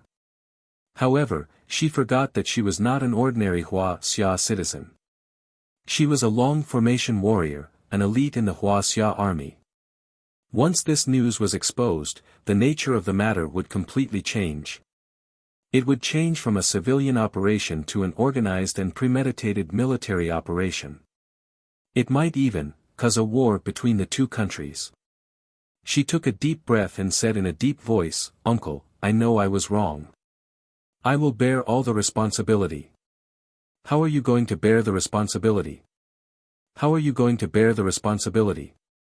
At this time, a cold and solemn voice was heard. A beautiful woman about 27 or 28 years old pushed the door open and entered. When Tang Hongtu saw the woman enter, he was shocked. He cupped his fists and said, "Greetings, Miss Chen. I didn't expect to alarm you." The woman was tall and handsome. Her face was cold and full of dignity. Even when facing a high-ranking military official like Tang Hongtu, she only nodded slightly. Tang Linglong knew that the woman's status was definitely not ordinary. She frowned and asked, "Who are you?" The woman looked arrogant and did not say anything. Tang Hongtu quickly said, "Linglong, don't be rude. This is a member of Huaxia's Condor team. She's a descendant of the Chen family, one of the 7 major families in Beijing, Chen Xuejiao." Condor team. Tang Linglong was stunned. Her heart skipped a beat. Huaxia's Condor team was a very special and mysterious organization. It was a semi-official organization that was established after the new era. Its members were all from the top influential families in Beijing. Most of them held important positions in Huaxia's key departments. Their influence in the secular world of Huaxia even exceeded that of the Huaxialong formation. However, they also had an ancient martial arts background. Most of their members were sent to those ancient martial arts sects, and even semi-hidden sects and hidden sects to train and gain experience. The Huaxialong formation evolved from the Yellow Flame Iron Brigade during the Republic of China. It had a long history. However, Huaxia's Condor team had the support of the martial arts sects and hidden sections. Although they were very young, their cultivation level was very high. In the past few years, the Condor team had developed rapidly. In terms of overall strength and influence, it had already surpassed the Huaxialong formation. It was said that Chao Jianjia had wanted to join the Condor team many years ago. However, her wish was not granted. She had been brooding over it all these years. Yi Zhantian had also sent his daughter, Yi Karen, to the Condor team to gain experience instead of joining the long formation that he was personally in charge of. It was clear that the Condor team was a high-end organization. It seems that the little girl from the Tang family is quite knowledgeable. She even knows about the Condor team. Chen Xuejiao crossed her arms and raised her chin arrogantly. She snorted coldly and reprimanded, "But you're too ignorant and reckless to make a move against the Japanese. You're simply a retard. You destroyed the Japanese patrol ships by force and launched a military operation without authorization. This has seriously affected Huaxia's diplomatic strategy. Do you think that you can make the people of Huaxia feel grateful to you? Bullshit. Now you've caused a lot of trouble and put the Huaxia officials in a difficult position. Do you know that?"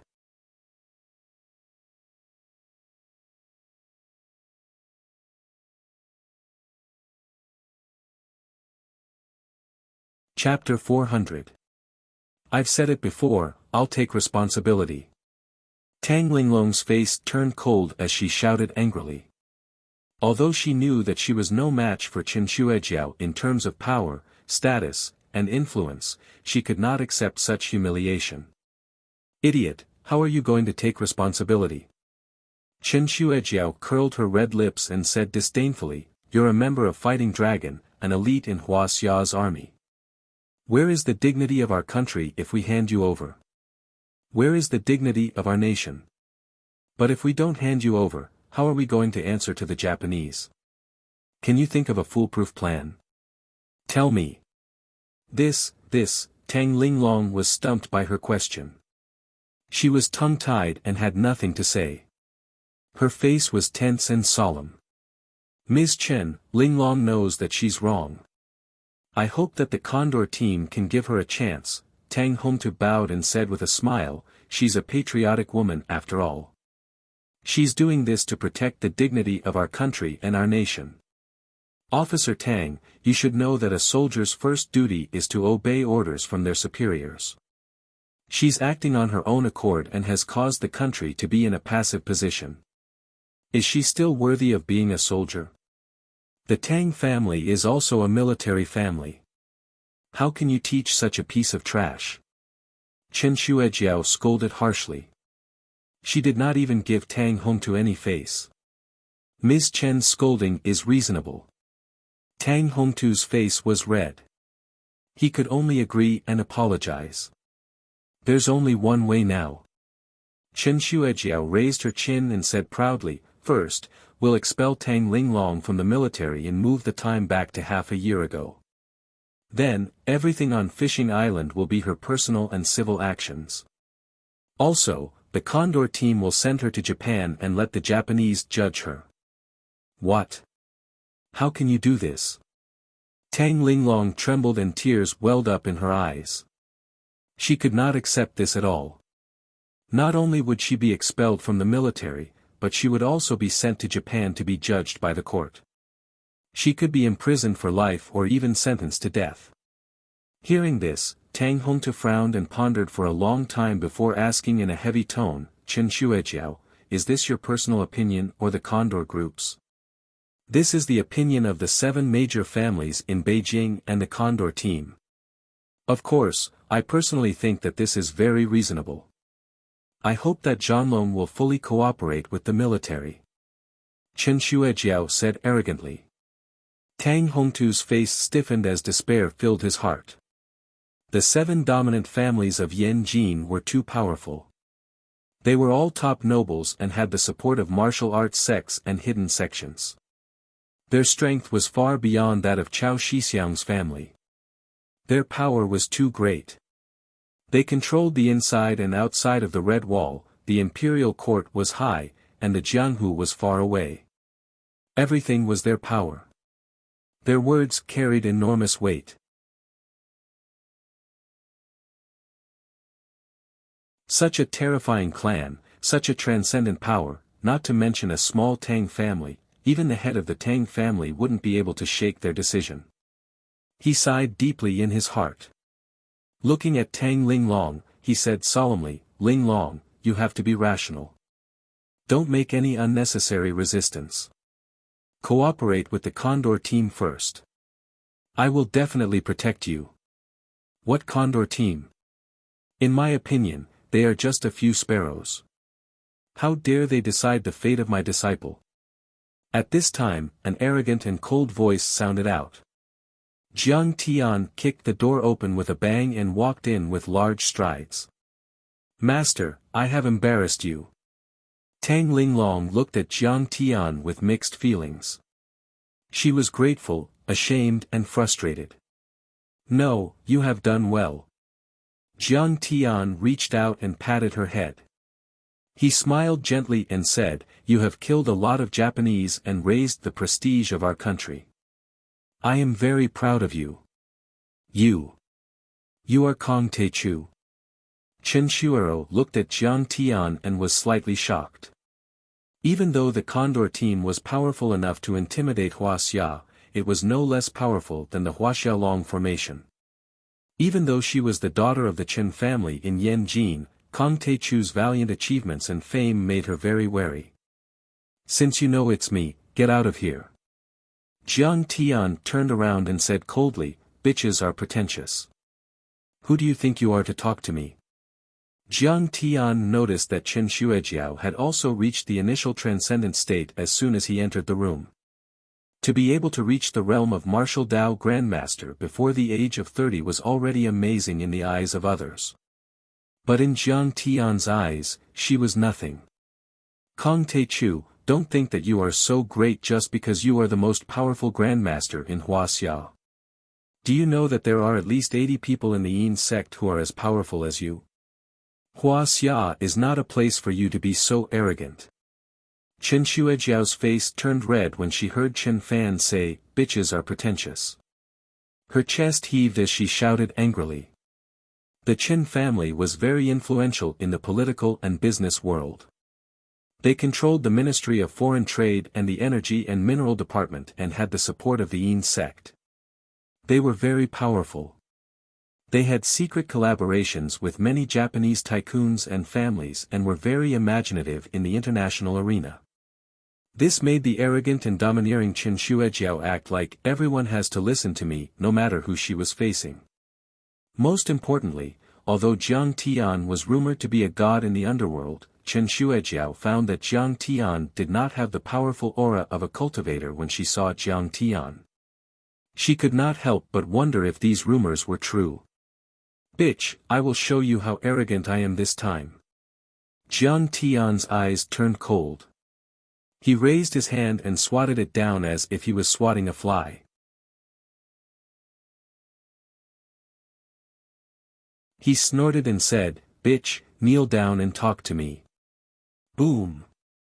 Boom! Chen Shuejiao felt a violent and irresistible pressure.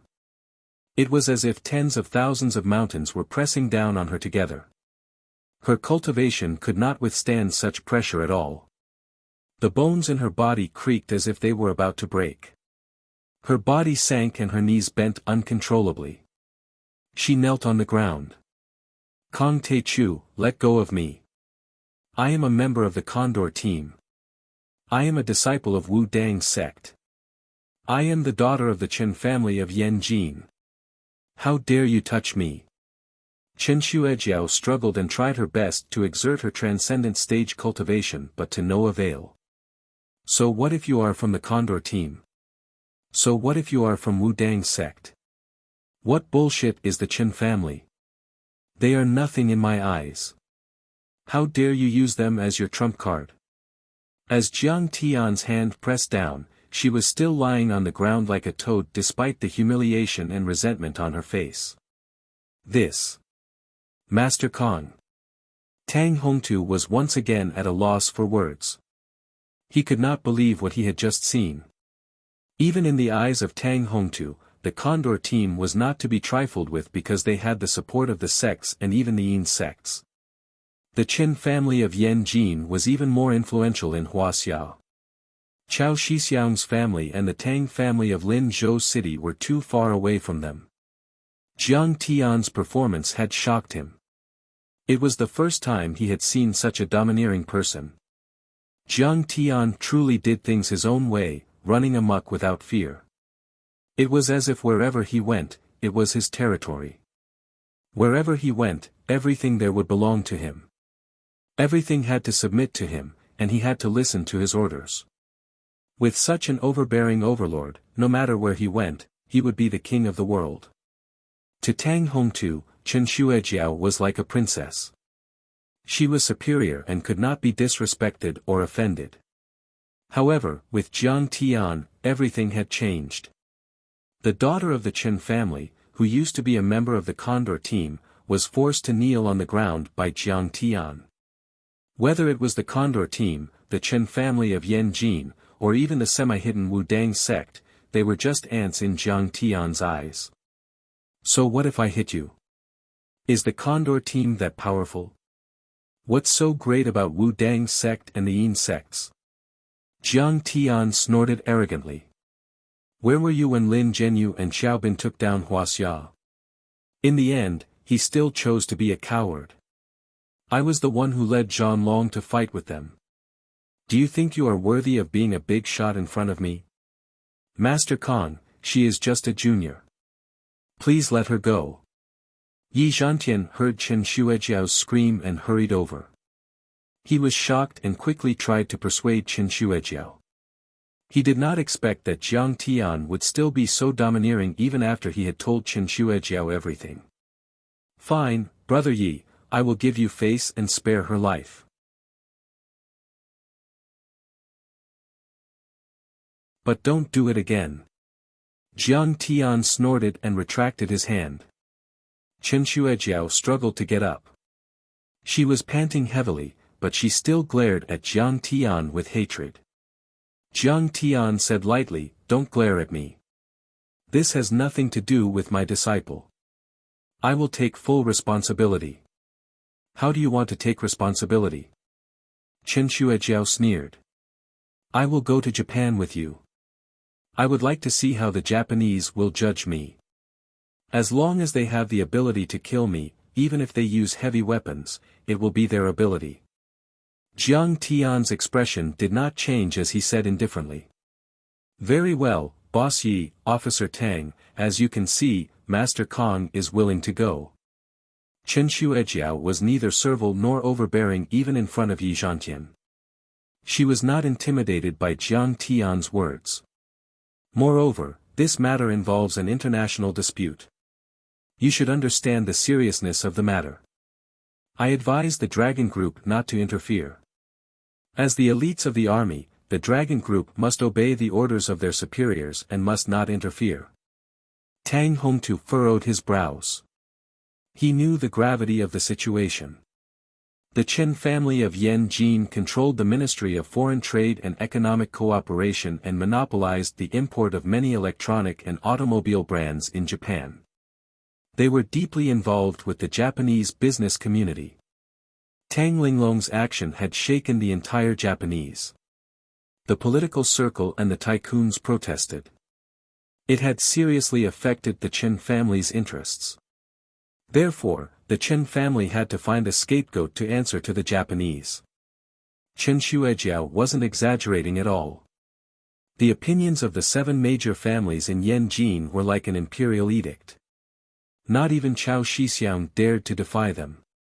As for the Long formation, if they wanted to stand up for Jiang Tian, they had to consider the ancient Wudang sect behind the Chen family. Master, you can't do this.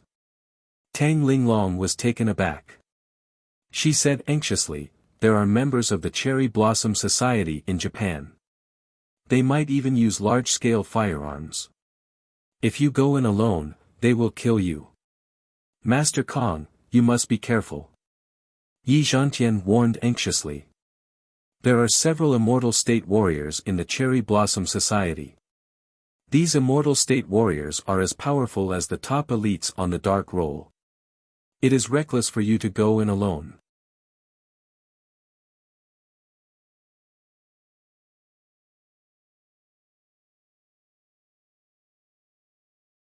Chapter 401. Don't worry, Brother Yi. These Japanese cherry blossoms are just a bunch of weaklings. I can kill them easily. Jiang Tian smiled at Yi Zhantian to express his gratitude. If Jiang Tian had not cultivated the gunmetal divine body, even if he was at the 5th level of qi refining stage, he would still have to be careful when facing an immortal state cultivator. But now that he had cultivated the gunmetal divine body, Jiang Tian was not afraid at all. He was determined to win. But Yi Zhantian's reminder was out of goodwill. A trace of pleasure flashed in the depths of Chen Shuejiao's eyes when she saw this. Jiang Taichu, oh, Jiang Taichu, you're really too arrogant. Do you know what the Japanese will do to you? You have a death wish. Yi Zhantian could only sigh. Jiang Tian was the future hope of Huaxia's martial arts community. He even had the idea of letting Jiang Tian inherit the long formation dragon head. If Jiang Tian were to fall, it would be the greatest loss to Huaxia's martial arts community. Yi Zhantian was not very fond of the Yin sect. The Yin sect members were very strong, but they only focused on cultivation and did not care about worldly affairs. No matter how powerful or transcendent such a master was, what good would it do for Huaxia? Rely on them to defend against foreign invaders. What a joke. You go out first. I have a few words to say to Mr. Yi. Jiang Tian glanced at Chen Shuejiao. Chen Shuejiao hesitated and did not leave immediately. She wondered if this kid would take the opportunity to escape. Get out. Seeing this, Jiang Tian glanced at her and scolded coldly, are you afraid that I will run away? What a joke. I, Kong Taichu, have never been afraid of a fight in my life. Do you think I am a member of the Yin sect? Yi Zhantian smiled warmly and said, Shuejiao, don't worry. Master Kong has always been a man of his word. Alright, Boss Yi, you have to be responsible for your words. Chen Shuejiao was so angry that the roots of her teeth itched. She wanted nothing more than to chop Jiang Tian into pieces and eat his meat. However, she could only walk out. Jiang Tian then looked at Tang Hongtu and Tang Linglong and said, Linglong, you two go out first. Yes, master. Tang Linglong and Tang Hongtu left together. When Tang Linglong went out, she realized that she was now at a naval training base in Ninghai City. It was heavily guarded outside, and many soldiers were armed with live ammunition. Obviously, she was being held as the person in charge. Jiang Tian smiled faintly and said, "Brother Yi, you haven't finished talking about the sects and the hidden sects. The sects are easy to understand." Yi Zhantian smiled and said, "In today's Wuxia, there are many sects such as Ancient Kunlun, Ancient Wudang, Ancient Jiansang, Ancient Shu Mountain Sword Sect, and many others. They live in seclusion in the mountains and ponds. They don't care about worldly affairs and focus on cultivation.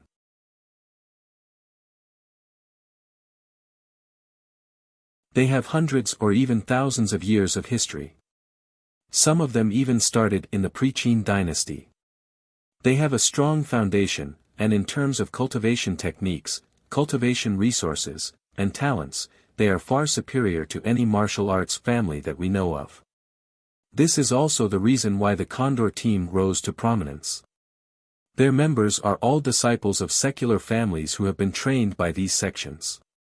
Jiang Tian interrupted and said, "Do they have immortal state cultivators?" "Yes."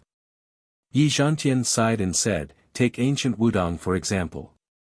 It is said that there are 5 or 6 immortal state elders in charge. They are all over 100 years old. Some of them are even old monsters who have lived since the Qin dynasty. They are living fossils."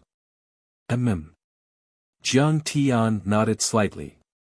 In the long formation, Yi Zhantian was the only one who was half a step away from immortal state. Ancient Wudang alone had 5 or 6 immortal state elders. It could be said that if the long formation did not have the secret support of the country and the military, the long formation might not even be as powerful as ancient Wudang. As for the hidden sects, they are also divided into semi-hidden sects and fully hidden sections. Yi Zhantian said. Most of the sects that we have talked about before are semi-hidden sections. After all, we know their names and their approximate locations. As for the fully hidden sects, we don't even know where they are. They are known as the unknown place. The Long Formation is a huge intelligence agency with the support of the military. But we still don't know where they are. Jiang Tian was slightly shocked. Wuxia is a vast land and there are many extraordinary people. There are only a few people in the Long Formation. How can they know the whole of Wuxia like the back of their hand? Yi Zhantian smiled bitterly and shook his head. These hidden sects have strict rules and it is not easy for their disciples to come out. Some people can't even leave the hidden sects for the rest of their lives. In addition, even if they are allowed to come out, they will not reveal the location of the hidden sects even if their lives are threatened. Secondly, the secret sect is usually protected by concealment defensive formations. These formations may have been left behind by ancient cultivators or they may have been set up by them themselves. However, based on the strength of an ordinary martial arts master, it is impossible to detect their existence. You should have read Tao Yuanming's Peach Blossom Spring.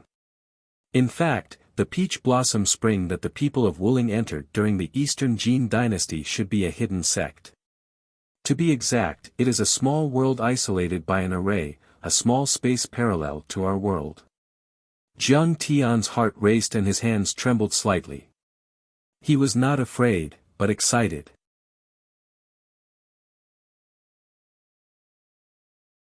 If small worlds and small spaces really existed, then there might be many ancient inheritances in them, and there might be a lot of cultivation resources. Materials, companions, methods, and places were the 4 essentials of cultivation. Cultivation materials and resources were the most important, even more important than cultivation methods and immortal abodes. As the saying goes, even the cleverest housewife can't cook without rice. No matter how powerful you are, you can't do anything without cultivation resources. Originally, Jiang Tian thought that the earth was already in a dharma ending age where spiritual qi was exhausted and cultivation resources were scarce.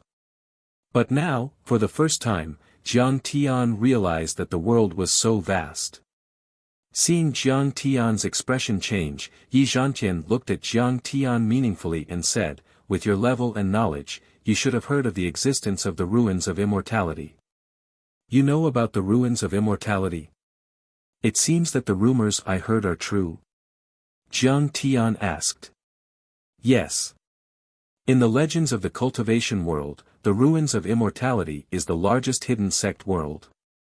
It is said that it is a space isolated by ancient cultivators or Qi cultivators of the pre-Qin dynasty. Yi Zhantian said with a serious face. It is said that every 100 years or so, the ruins of immortality will open. Cultivators from our world can enter, and people from the ruins of immortality can also come to our world to find disciples and successors. There is another rumor. At that time, many immortal state masters went into hiding not because they were afraid of nuclear weapons, but because they used a secret method to stop their blood and lifespan, to completely hibernate until the door to the ruins of immortality opens. There is also a group of people who are pessimistic about the opening of the ruins of immortality. They formed an organization to guard the secular world. What organization? Jiang Tian asked. Hongmeng. Yi Zhantian sighed and said, "In fact, my father, Yi Tianren, is one of the members. But where they are hiding, I don't know." It turned out that Yi Tianren was still alive. Jiang Tian's heart skipped a beat. He then asked, "Mr. Yi, do you know anyone from the hidden sect? What is the attitude of the Long Formation and the martial arts world towards the hidden sect? The real hidden sect and the ruins of immortality are not so easy to find. The Long Formation has a history of almost 100 years, but it has never touched the edge of the hidden sect." Yi Zhantian sighed and said, "What we really need to consider is the semi-hidden sections. The current policy of Wuxia is not to interfere, support, or attack the semi-hidden sections. They live in seclusion in the mountains and swamps. Generally speaking, they will not commit crimes. Even if they do commit crimes, the Long Formation won't be able to detect it, right?" Jiang Tian smiled slightly and said with a slight sneer.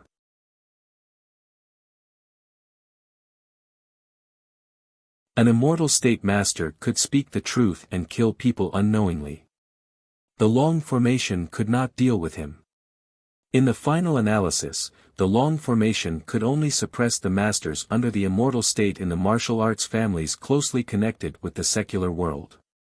For the semi-hidden sects or the real hidden sect, the Long Formation was just a decoration. Brother Jiang Tian, can your mouth be any sharper? Yi Zhantian shook his head helplessly and said, "But what you said is also true.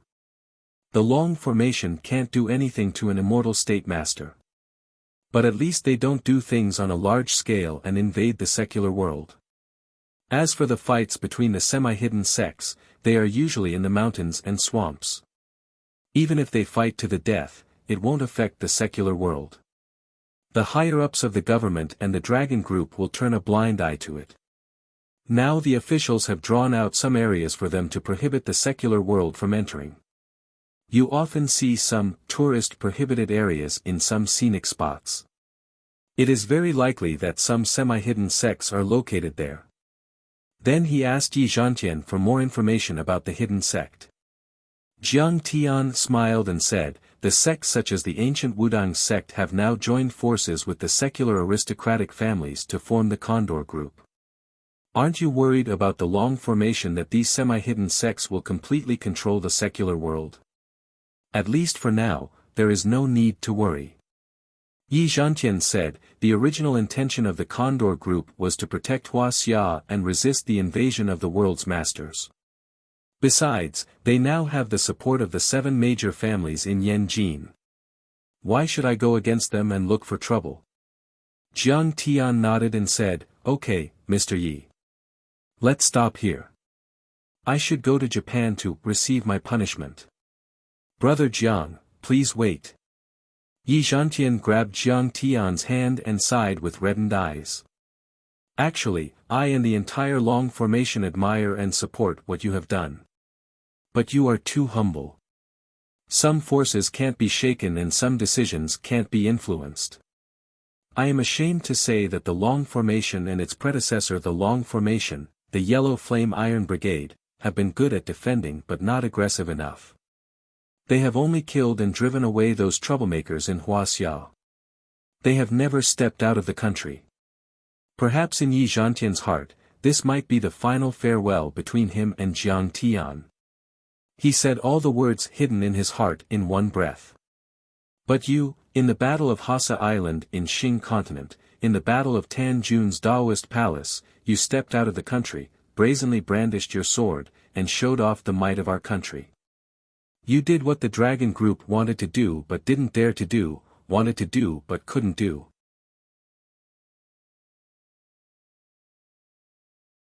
In my heart, and in the hearts of all the members of the Long Formation, you are a well-deserved hero, a great hero.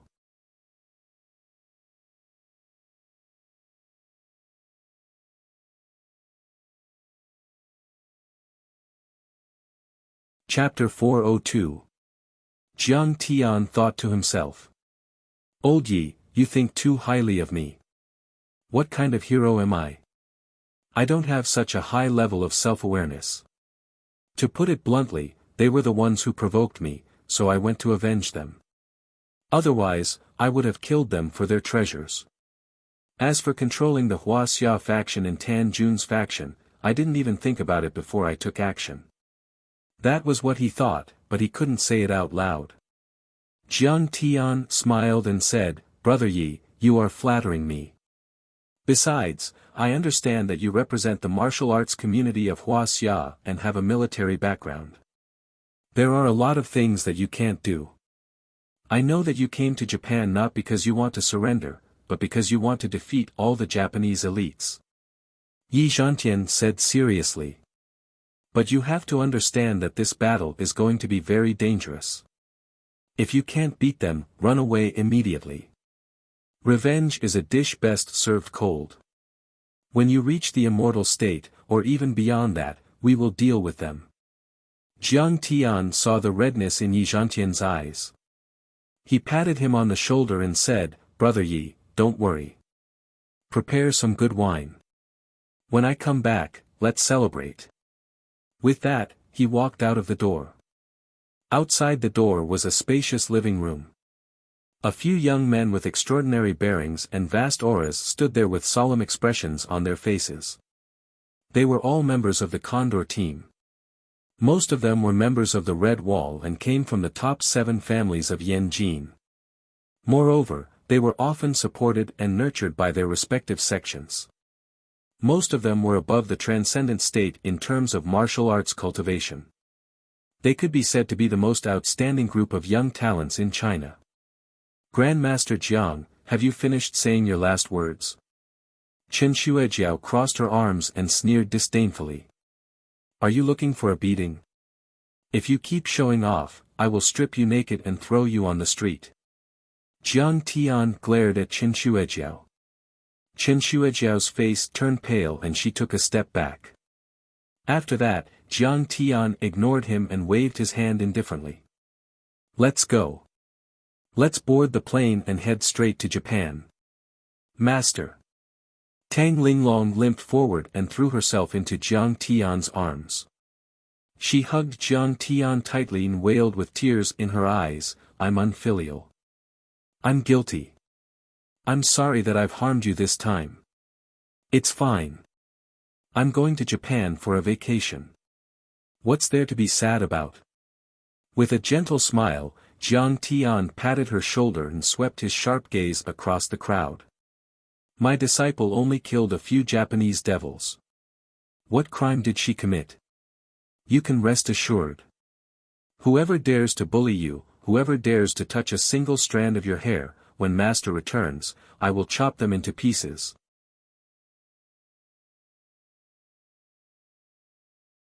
When the experts of the Condor team met Jiang Tian's sharp gaze and felt the terrifying pressure emanating from Jiang Tian, they subconsciously took a step back. Their eyes were filled with fear, and their hearts were filled with unease. Master Kong, you must be joking. We admire Tang Linglong very much. We all know that Tang Linglong's actions are out of patriotism. However, her actions have seriously affected the relationship between Japan and our country. We have to give her an explanation.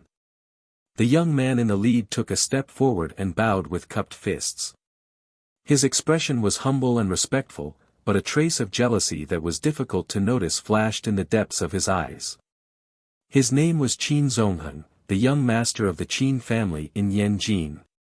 He was a Diansong sword cultivator and had already reached the initial transcendent state. Before Jiang Tian's rise, he had been regarded as the top cultivation genius in Wuxia. Recently, Yi Zhantian had even ranked him as the 20th on the divine roll.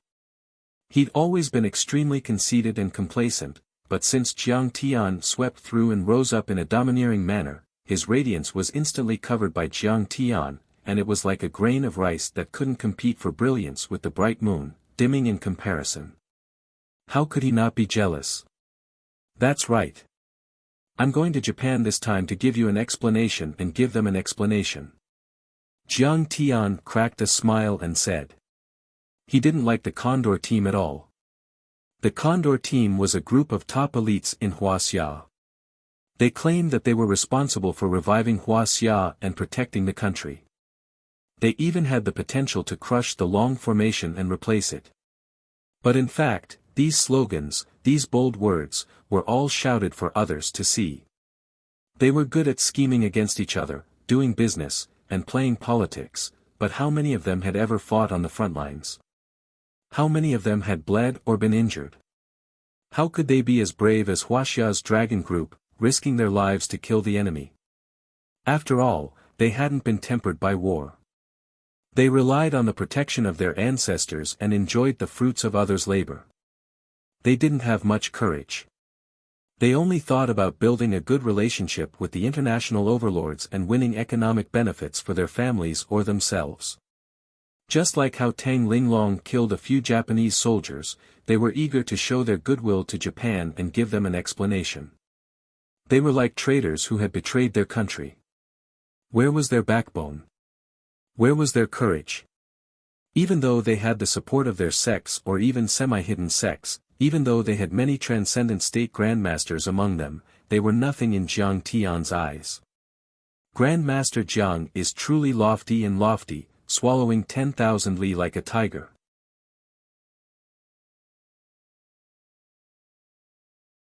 Master Kong had been to Singapore and had become the Grand Preceptor of Singapore. He had taken control of the Tan family and abolished the Koryo Medical College. He had shown the might of our country. Qin Zongheng cracked a smile and said, if Master Kong sets foot in Japan, I think he will be able to return to his country safely. How could the Japanese overlords stand a chance against Master Kong? Although his words were praising Jiang Tian, the corners of his eyes were filled with ridicule. In his eyes, so what if Jiang Tian was an immortal state warrior? So what if he had killed Xiao Bin? The Japanese Cherry Blossom Society was one of the top organizations in the world. It was not something that the Chinese Club of Star State and the Russian Winter Soldiers could compare with. Xiao Bin had only reached the half-step immortal state after 20 years of hard work. Wang Chongyan had not even reached the half-step immortal state yet. He had only cultivated both Dharma spells and martial arts and was as powerful as a half-step immortal state warrior. The Japanese Cherry Blossom Society was guarded by several immortal state warriors. Jiang Tian's body was made of iron, how many nails could he crush? If he set foot in Japan this time, he would be crushed by the Cherry Blossom Society. Qin Zongheng thought gloatingly. This was also good. The Condor team's young master Bai was planning to take over the Dragon team. If Jiang Tian died, it would be equivalent to one less strong competitor. You want me to come back safely? Jiang Tian smiled faintly and said, is that all you can do? Aren't you underestimating me too much? Aren't you overestimating this Japanese scum? If I go to Japan, I will destroy the Cherry Blossom Society with a swing of my sword. The young overlords of the Condor team looked at Jiang Tian speechlessly. How arrogant! Disdainful and insufferably arrogant. Didn't he know how terrifying the Japanese cherry blossom society was? The corners of Qin Zongheng's eyes twitched a few times when he was scolded by Jiang Tian as a good-for-nothing. However, he suppressed the anger in his heart and forced a smile. "Haha, good, good. This time, I'll accompany Master Jiang to Japan. I'll also witness Master Jiang's monstrous cultivation and great achievements." Jiang Tian ignored him. He put his hands behind his back and walked out of the barracks. He boarded a helicopter with Qin Zongheng, Chen Xuejiao, and a few other martial arts experts. "Master, I am afraid that I will never be able to repay your kindness." Tears streamed down Tang Linglong's cheeks as she watched the helicopter take off. She was full of regret. Her master had to take the blame for her impulsive actions. "Don't worry, your master will be fine." Li Jinju handed her a tissue and comforted her gently. "You. Go away. Shameless witch. How dare you seduce my master? I hate you." Tang Linglong looked at her. Her heart was filled with envy, jealousy, and hatred.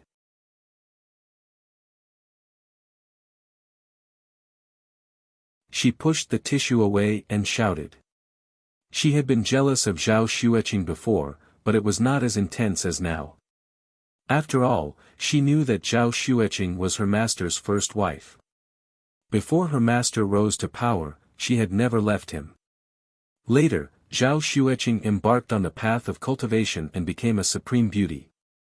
She did not even have the right to be jealous. However, it was different for Li Jinju. She was jealous.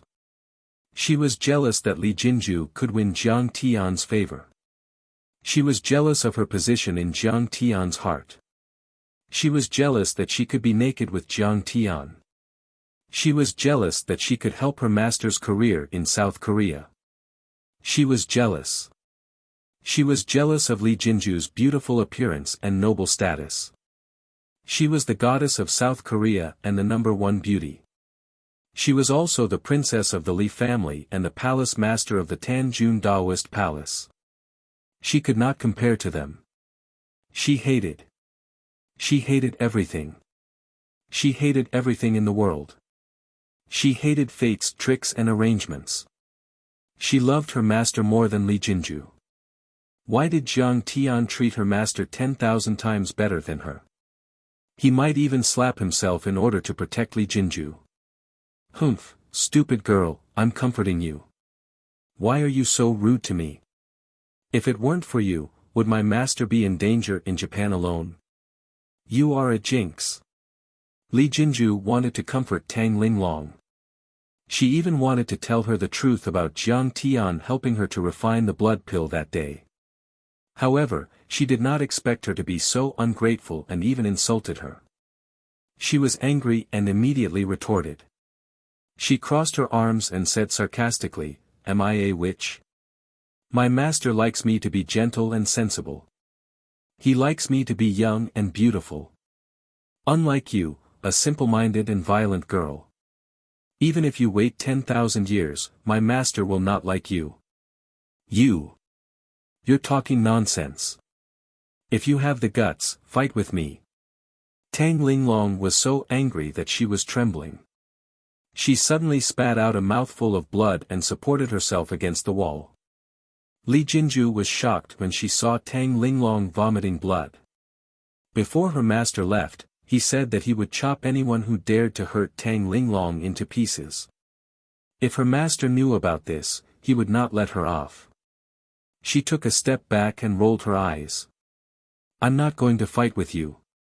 I'm going to Japan to help my master." She boarded an off-road vehicle and sped away.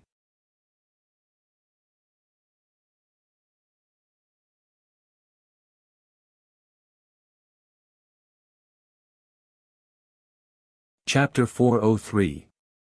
Li Jinju, don't go. Fight me if you have the guts. Tang Linglong shouted as she chased after the off-road vehicle. "Linglong, haven't you caused enough trouble?" Seeing this, Tang Hongtu felt a headache coming on. He scolded angrily, Grandmaster Jiang is in danger alone. When the time comes, he will have to face dozens of top Japanese experts.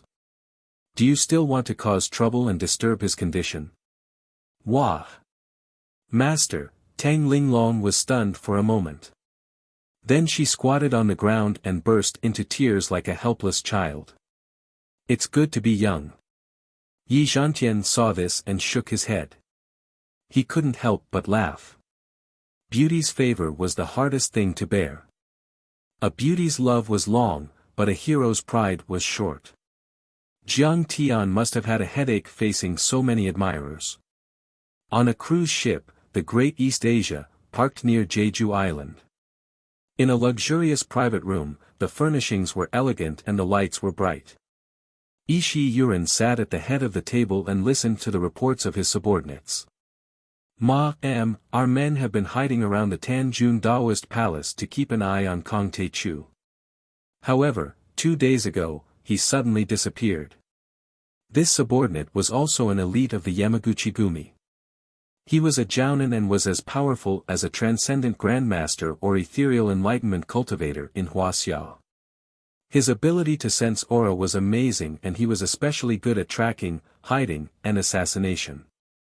Back then, he had successfully assassinated a drug lord who was competing with the Japanese Sakura Society in the drug market in Detroit, United States, under the protection of dozens of top bodyguards.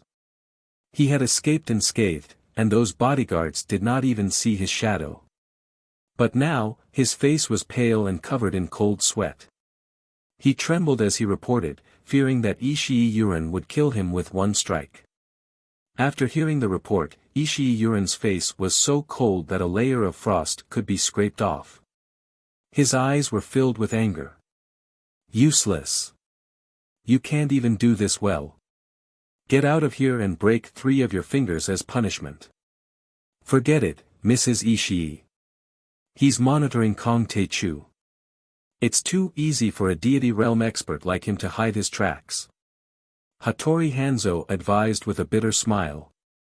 He was a god-level ninja, and his cultivation was comparable to that of the immortal state, but there was still some distance between him and the real immortal state. Even he had more than a dozen methods to evade surveillance and conceal himself. This Kong Taechu, whose name had shaken Huaxia, was probably not far behind. Alas, ever since Kong Taechu took down Lord Tan's faction, everything has gone wrong. Ishii Imperial Lotus sighed and waved his hand to signal his subordinates to retreat. Our Yamaguchi-gumi is a patriotic organization. In 2008, we successfully obstructed the Olympic torch relay in Japan.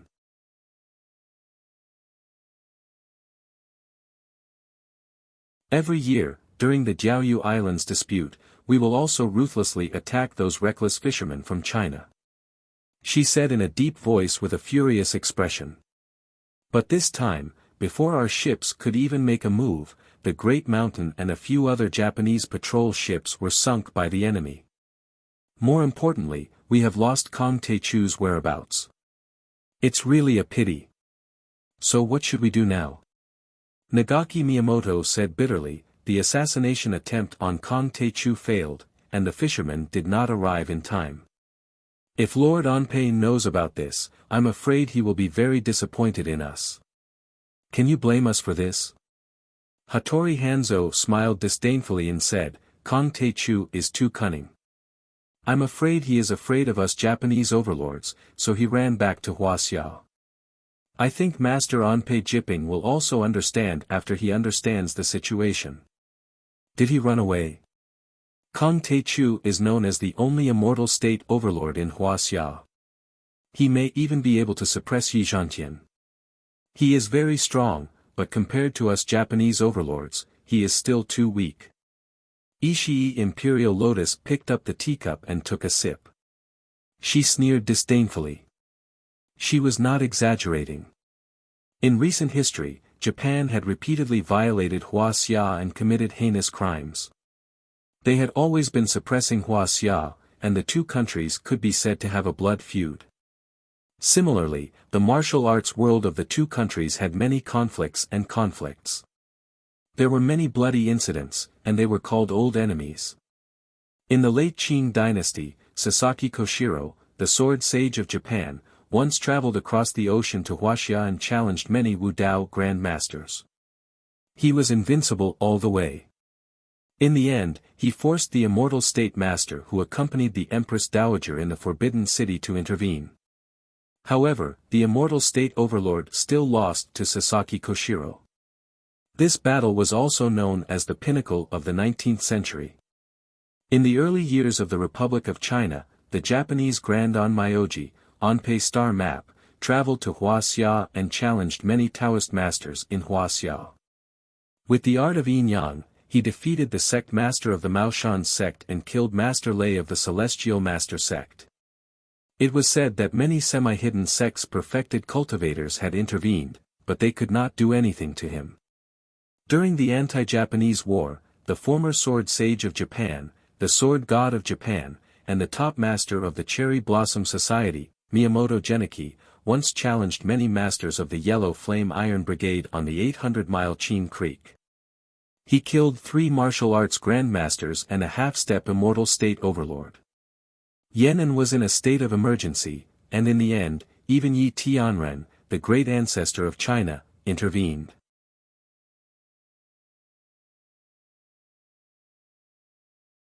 Although Wuxia was founded and the two countries had established diplomatic relations, the Japanese Cherry Blossom Society was still active in Wuxia, causing friction with the Wuxia martial arts community.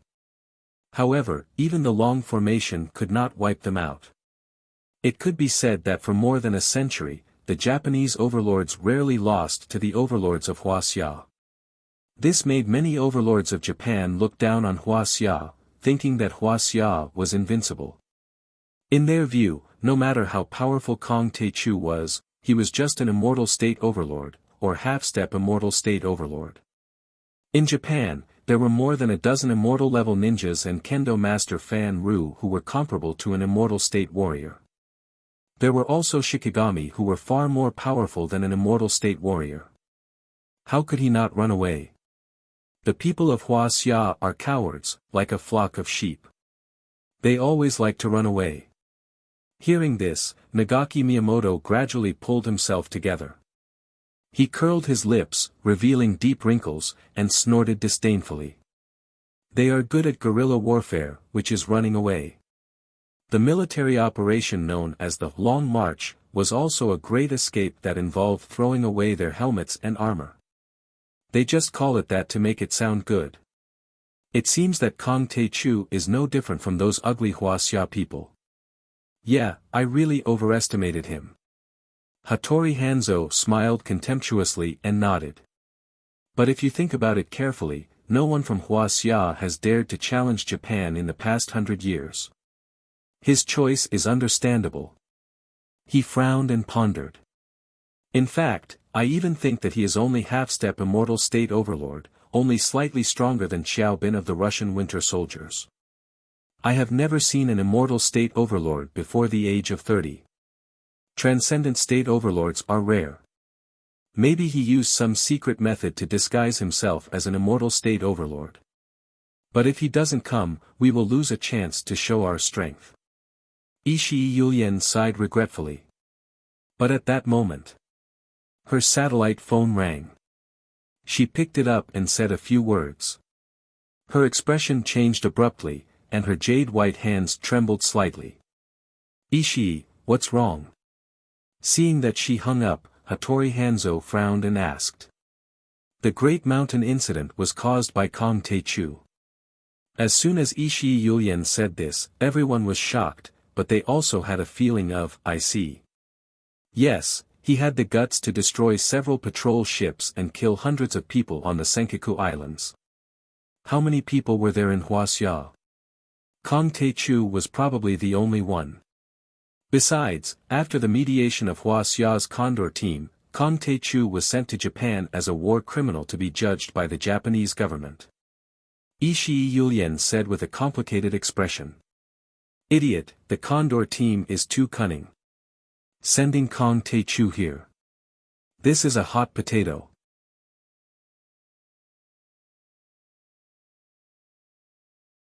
For a moment, many Japanese overlords were cursing. After the Great Mountain Incident, the Japanese upper-class society, especially the military and political circles, were in an uproar and demanded an explanation from the Wuxia government. The Qin family of Yan Jin was threatened and intimidated by many Japanese partners.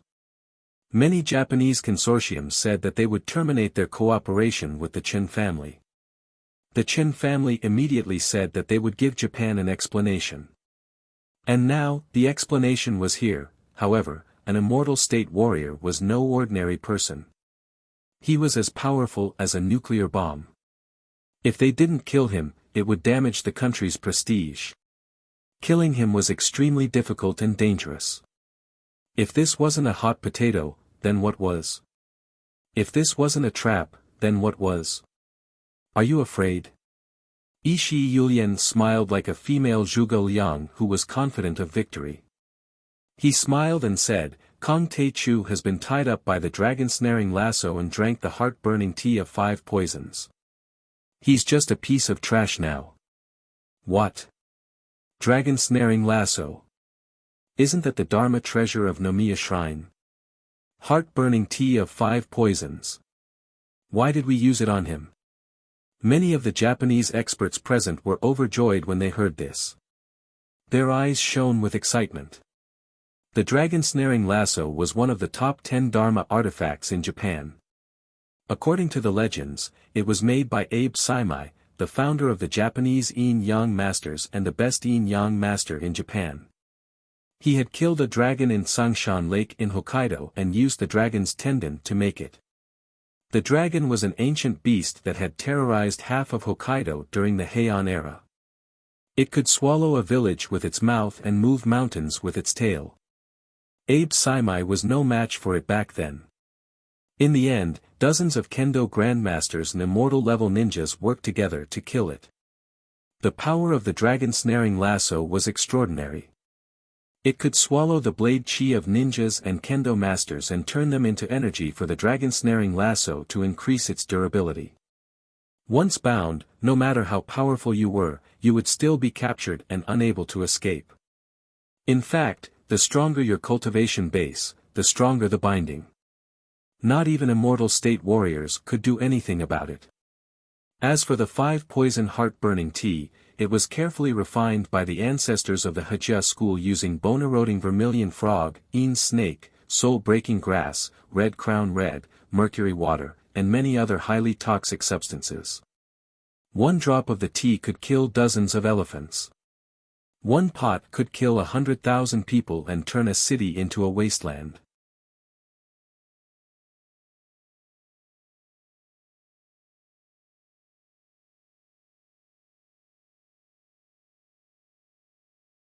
Chapter 404. If a human took it, their blood would burn like fire and their organs would turn into blood. Not even a transcendent grandmaster or an immortal state cultivator would be able to cure it. Both the dragon-snaring lasso and the 5 poison heart-burning tea were extremely powerful. Not even the great sword god of the Cherry Blossom Society would be able to stop them. The Qin family's business interests are all in Japan and they even have shares in the Mitsui Group. Chen Shuejiao is in charge of the Condor unit and she's one of us. Ishi Yurin cracked a smirk and said. She notified the Cherry Blossom Society as soon as she knew that Kong Tae-chu was involved. Mr. Ampere Yashihira spent a lot of effort to persuade the leaders of the Cherry Blossom Society to send the dragon-snaring lasso and the 5 poison heart-burning tea to Wuxia for Chen Shuejiao to kill Kong Tae-chu. As soon as he said that, the entire place was in an uproar. Many of the Japanese powerhouses present were celebrating, cheering, and beaming with joy. This is great. Even if Kong Tae-chu is an immortal state warrior, he won't be able to use any of his power under the effects of the dragon-snaring lasso and the 5 poison heart-burning tea. Wouldn't killing him be as easy as taking something out of your pocket? Bah! Wuxia is an inferior race. How can there be a real immortal state warrior? He is at most half an immortal state warrior. Wuxia is just bluffing. I don't care what level he is at. He is dead for sure. I will give him a taste of my blade first. Hee, Kong Tae-chu is so arrogant. He dares to go against us and destroy 6 battleships. However, he didn't know that the Condor team and our Japanese Cherry Blossom Society are working together. Now that there's a fire in his backyard, he has to take drastic measures. The many Japanese ninjas, kendo experts, and onmyojis who were originally quite wary of Jiang Tian instantly became excited. They rubbed their fists and were eager to give it a try. They were eager to kill Kong Tae-chu as if he was a fish on a chopping board. Chen Shuejiao is very efficient. We must give them more benefits. Hattori Hanzo nodded and smiled. Yes, Nomiya Shrine and the Japanese Cherry Blossom Society will have to support the Condor team in the future. If the Condor team can replace the Wuxia Long formation, then we will have one less huge threat. We will be able to enter Wuxia as if there is no one there. Nagaki Miyamoto's eyes flashed with a chilling light as he nodded in agreement. Condor team, Dove faction. Wuxia Long formation, Eagle faction. Of course, the Dove faction had the final say in an enemy country. Nomiya Shrine Ampere Kihei-sama's instructions are, Ishii Yulian said coldly, let our ships head south and meet Chen Shuejiao's ships on the high seas, and take over Kong Tae-chu. Her beautiful face was stern and her phoenix eyes were cold.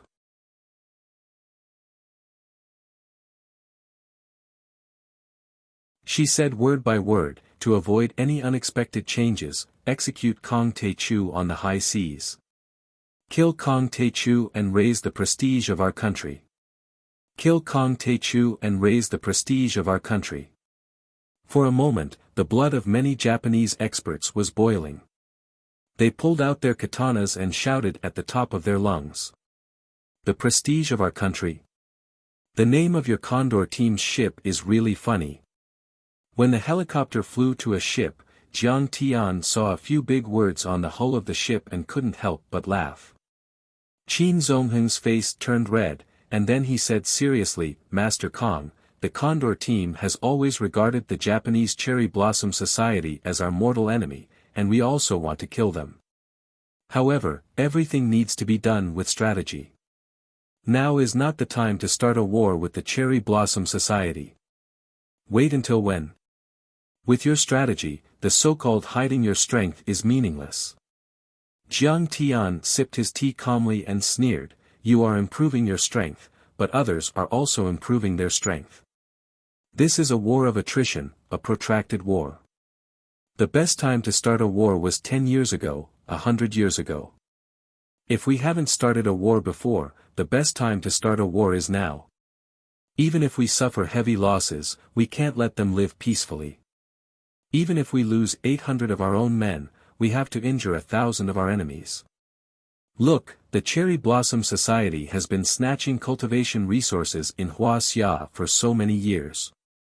How deep is their foundation? And when did the Condor team go to Japan to snatch cultivation resources?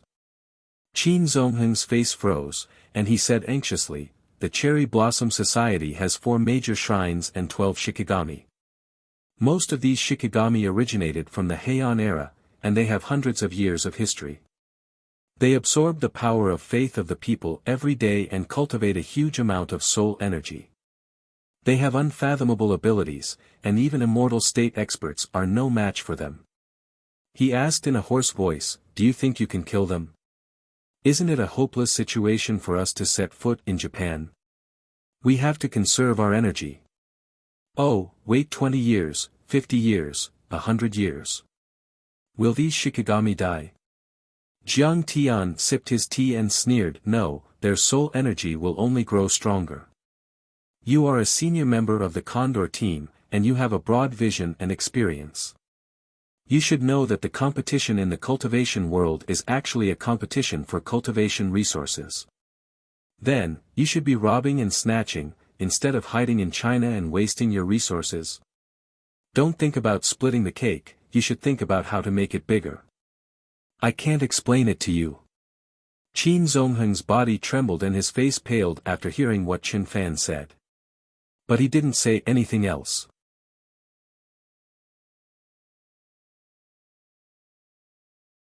He just frowned and looked at the national prestige that was getting bigger and bigger outside the cabin. Jiang Tian didn't know that Qin Zongheng's heart was already in turmoil. Jiang Tian and Bai Dicheng, the leader of the Condor team, had completely different views. It could be said that they ran in opposite directions. He felt that Jiang Tian's words were outrageous, but after thinking about it, Jiang Tian's point made a lot of sense. Is Lord Bai wrong? The moment this thought came to Qin Zongheng's mind, he was shocked. How could he have such thoughts? How could he question Lord Bai's authority?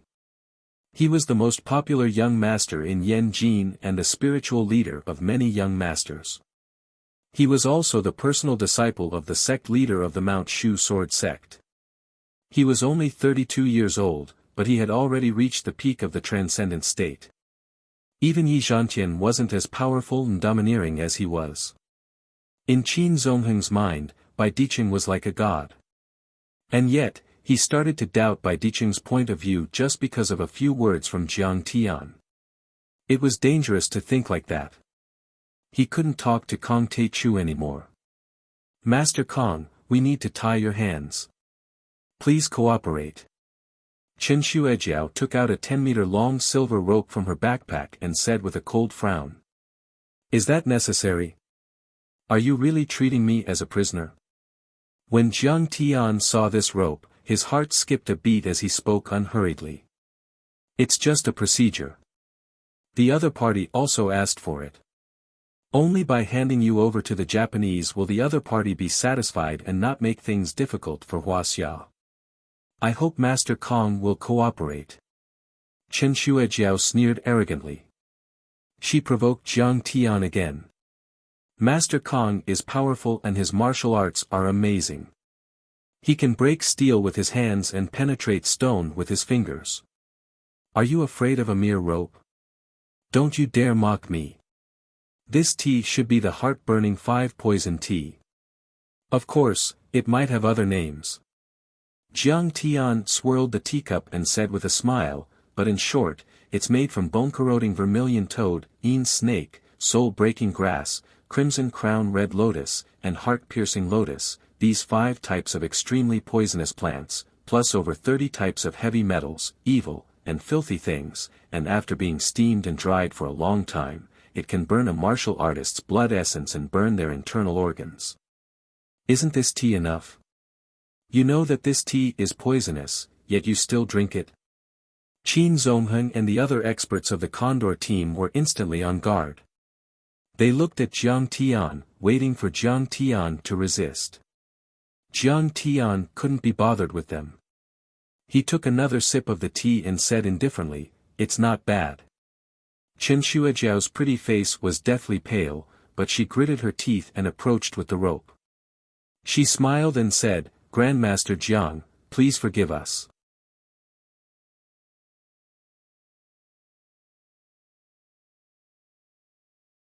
Your cultivation is too high, and you have a violent and bloodthirsty personality.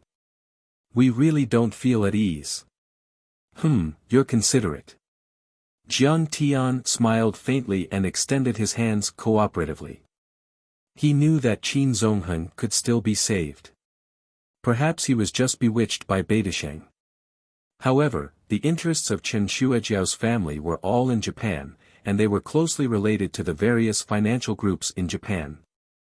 If it was in the past, they would be considered traitors and comprador lackeys.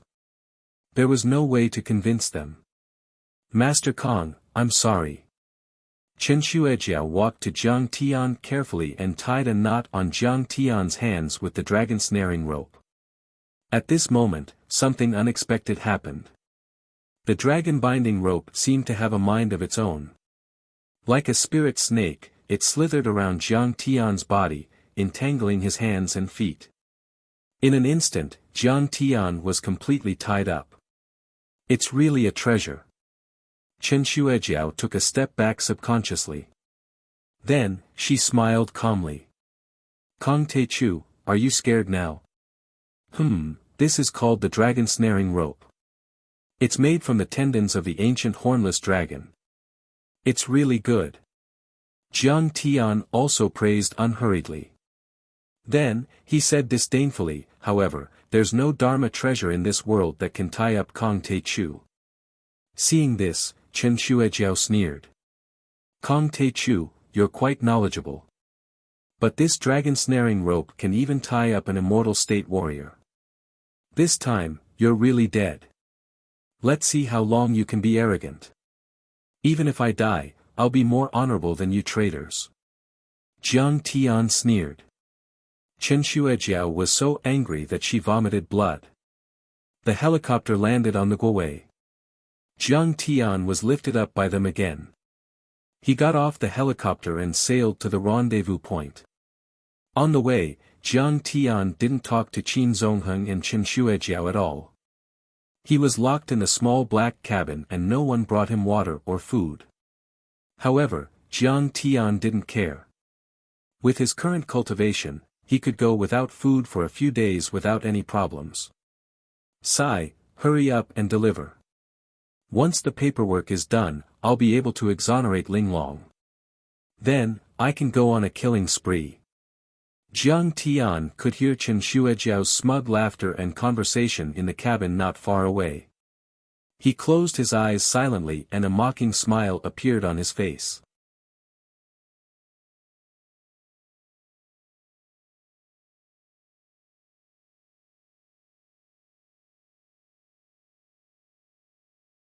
Chapter 405.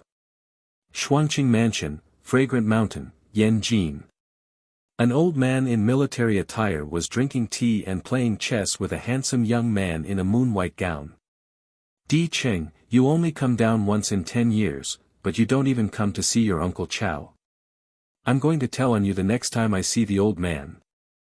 As Chao Shixiang sipped his tea, he chuckled and said meaningfully. Next to them, Chao Jianjia was making tea for them. She looked at the top young master in Yanjing with admiration. The Chao family was a prestigious family and their biggest trump card was Chao Shixiang. They were one of the top 20 families in Huaxia. However, compared to the real top families, they were a lot weaker. The Bai family, which Beidasheng belonged to, had produced many military and political leaders. Their disciples were all over Huaxia's military and political circles. They were known as the 3 great men in one family, 5 generals in 4 generations, and were one of the top 3 families in the secular world. Chao Jianjia, who was making tea clumsily, was annoyed. All this time, she had been engrossed in martial arts. She knew nothing about things like the way of tea or go. Today, in White Emperor City, she was clumsy and clumsy. She was like a peasant in front of spring snow, unable to get a word in. She had exposed her timidity. Lord Chow, I know you're busy and I was about to visit you, but you came first. Please forgive me. Bai Dicheng was powerful and didn't seem to be any weaker than Lord Chow, who was a giant in the military. Chao Shixiang nodded and suddenly changed the topic. Di Cheng, about the Great Mountain incident, was it your idea or the Chen family's idea to send Jiang Taichu to Japan for punishment? I've just heard about it. It's mainly the Chen family's doing. Bai Dicheng smiled and said. Di Cheng, ah. This Jiang Taichu has a good relationship with me, and he was once Shanlong's martial arts chief consultant. He raised Shanlong's overall combat strength to an unimaginable level. Furthermore, he killed Lin Zhenyu, Wang Chongyan, Xiao Bin, and other enemy experts. It can be said that he is a rare genius who has made great contributions to the army and the nation. Can you mediate a little? Chao Shixiang almost begged. Uncle, you know that although I'm the honorary leader of the Condor team, it's actually just a title given to me by the young masters in Yanjin. Now that something has happened, someone has to be responsible. I'm afraid I can't say anything. Bai Dicheng shook his head. A glint of anger flashed in Chao Shixiang's eyes and he smiled. Di Cheng, who doesn't know that you're the young master of Yanjin? The patriarchs of the 7 dominant families will treat your advice as invaluable. He said with deep emotion, Kong Te-chu might seem unscrupulous and simple, but he has never done anything harmful to Huaxia.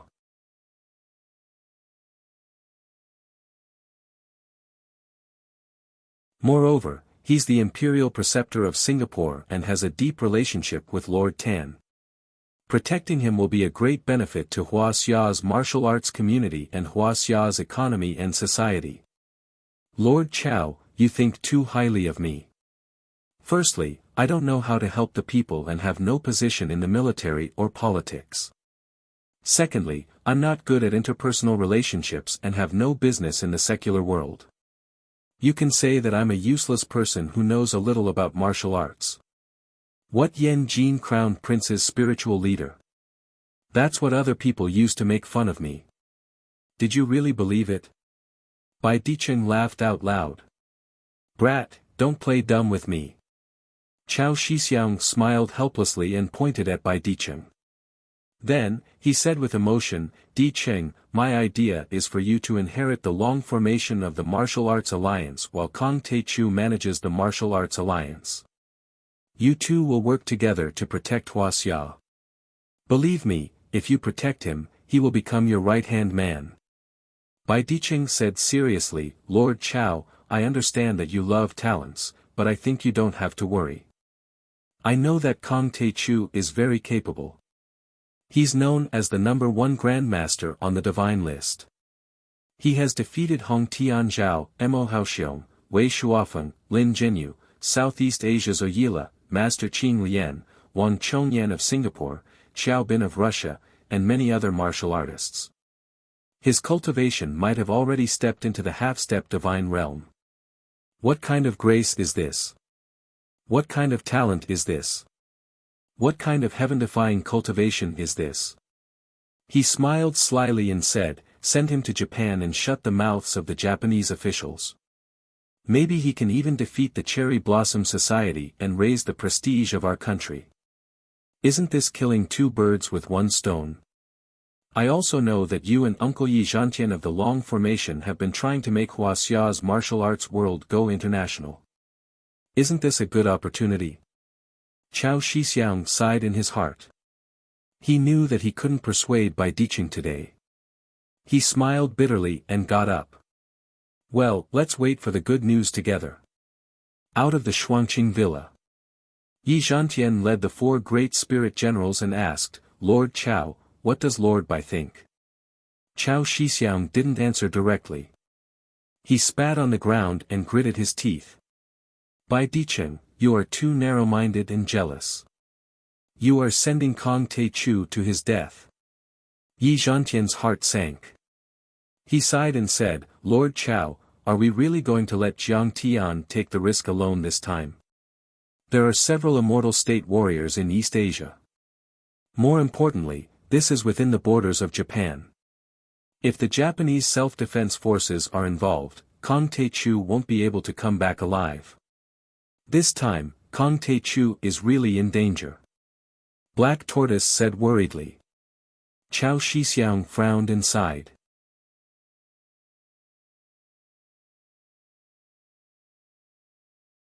How can Zhantian and I change the decision of the 7 great families?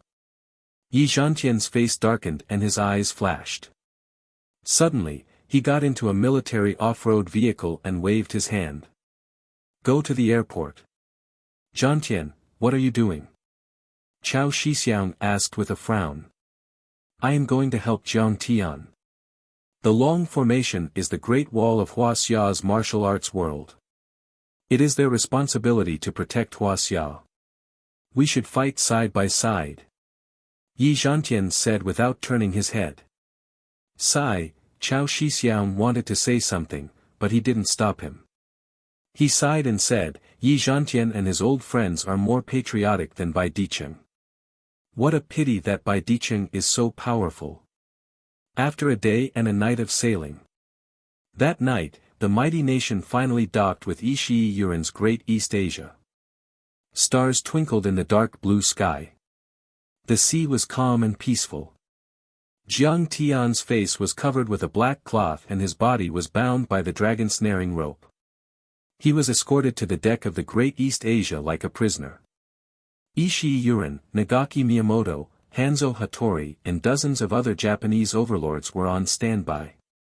Even though Jiang Tian was like a prisoner, many Japanese overlords were still uneasy. Mrs. Ishii, Mr. Miyamoto, Mr. Hanzo Hattori, we finally meet. Chen Shuejiao walked forward gracefully, and every single move she made was elegant, decent, and charming.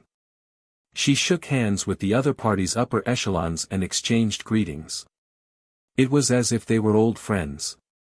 This is Kong Tae-chu. Please sign the acceptance document.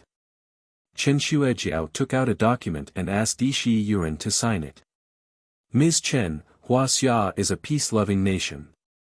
We would like to express our utmost respect for what you have done. Ishii Yurin smiled and picked up the pen. He signed his name and stamped it with his personal seal and the official seal of the Sakura Society Yamaguchi Operation Group. The handover ceremony was complete. A Japanese samurai stepped forward and lifted the black cloth on Jiang Tian's face. He laughed mockingly and said, "Kid, aren't you arrogant? Didn't we capture him in the end? Ha! Idiot!" Seeing this, Qin Zongheng suddenly felt a wave of sadness. His nose felt a little sour. He was the #1 expert in Huaxia's martial arts world, but he was being disrespected and humiliated by a few Japanese. "Don't be unreasonable." He shouted in Japanese, "I hope you treat Master Kong Tae-chu well. Our country will also use diplomatic means to reach a fair and just solution with your country. Treat him well. He's already a prisoner, a lamb for us to slaughter. Moreover, he killed so many East Asians. Why should we treat him well? Humph, we will cut this devil into pieces today. Yes, we will also upload the video online and let everyone know the consequences of offending us Japanese. Inferior Sheena pig. Inferior race. We should kill them all. Ha.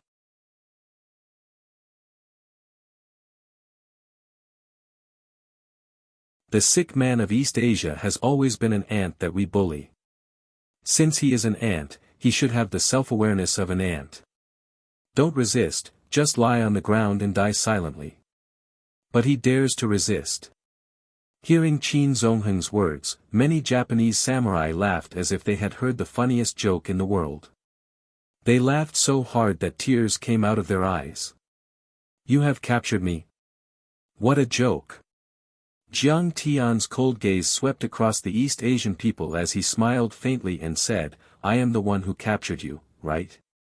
Ishii Yulian, Miyamoto Nagaki, Hattori Hanzo. Very good, everyone from Nomiya Shrine is here. I was just about to look for you. What kind of taste does this kid have? Meeting Jiang Tian's cold eyes, Ishii Yulian, Miyamoto Nagaki, and Hattori Hanzo suddenly felt their hearts tighten. They had a bad feeling. They felt that they were the prey and Jiang Tian was the hunter who was going to kill them. But then they comforted themselves with the thought that no matter how powerful Jiang Tian was, he had already taken the heartburn tea and was bound tightly by the dragon-snaring lasso. Even if he was an immortal state warrior, he would be at the mercy of others. That warrior didn't realize the danger he was in. He pushed Jiang Tian's head a couple of times, and with a face full of disdain, he scolded in a loud and imposing voice. Idiot! What are you staring at? Behave yourself. Master Kong, do you think you are that great? Aren't you still subdued by us now? Kneel down obediently and let me cut off your neck. Is that so? You want to chop off my neck? Come on. Jiang Tian suddenly let out a hideous laugh as he pushed his arms forward. Bang! Bang! A few muffled sounds. Under everyone's incredulous gaze, the dragon-snaring lasso created by Abe Saimai became thinner and thinner. In the end, after a few blinding flashes of golden light, the lasso broke and fell to the ground like a dead snake. Jiang Tian was like a demon god who had broken the shackles. He took a step forward and stood there majestically. His eyes were cold as thunder rumbled. Today, all the East Asians on this ship will die.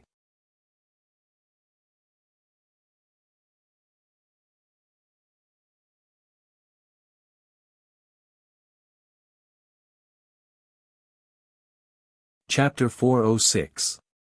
What? That's the dragon snaring lasso. How did it break? The dragon snaring lasso.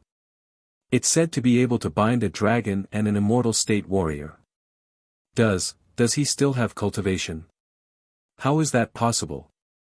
He has already taken the 5 poison heart-burning tea. Everyone's expression changed drastically as they all cried out in shock. They subconsciously took a step back, their eyes filled with fear as they looked at Jiang Tian as if they were looking at a demon god. They weren't afraid of Jiang Tian who had taken the poison tea and was bound by the dragon snaring lasso, but they were terrified of Kong Teichu. He was a peerless overlord who had killed Ingo and Anpei Qingkong. Even Ishii Yulian, Nagaki Miyamoto, and Hanzo Hattori were horrified, their faces full of shock. Ishii Yulian looked at Chen Shuejiao and said angrily, "Miss Chen, please give me an explanation. What is going on?" "Well, I have already fed him the medicine and tied him up with the dragon snaring lasso as you requested." Chen Shuejiao, who was flaunting her prowess in front of Jiang Tian, was frightened by Ishii Yulian. Her face turned pale as she pointed at Jiang Tian and shouted, "Kong Teichu, please cooperate with the Japanese officials. Don't resist, or you will have to bear the consequences. Chen Shuejiao, come back. We have finished the handover. What happens next has nothing to do with us." Qin Zongheng stepped forward and tried to pull Chen Shuejiao back, but failed. He was not happy with the Japanese, so he had no choice but to hand over Jiang Tian. He didn't want to be as submissive as Chen Shuejiao. "Kong Teichu, surrender now. Don't forget that your family is still in Huaxia," Chen Shuejiao threatened. "To our countrymen, they shout and kill, awe-inspiring. Bowing to the enemy is like meeting your own parents." Jiang Tian shot her a disdainful glance and said sarcastically, "You guys have the nerve to call yourselves China's elites and youths. Bah! You are a disgrace to Huaxia. Trash. You don't deserve to be called a descendant of the Yellow Emperor. You are the shame of Huaxia. So what if your cultivation is strong? No matter how much trouble you've brought to Huaxia, you naturally have to take responsibility for it." Chen Shuejiao's pretty face turned red, but she couldn't argue. She frowned and shouted, "Jiang Tian, plead guilty immediately. Don't resist. Otherwise, I won't let the Jiang family off. I'll make sure that the dozens of people in your family die without a burial place. I know everything about you. Bitch, you dare to threaten me?" For the first time, Jiang Tian's eyes became cold as he stared at Chen Shuejiao, his murderous aura soaring to the sky. It could be said that whether the Chen family was in cahoots with the Japanese conglomerates, or Chen Shuejiao betrayed her country for glory and became a traitorous lackey of the Japanese, Jiang Tian didn't have the intention to kill her.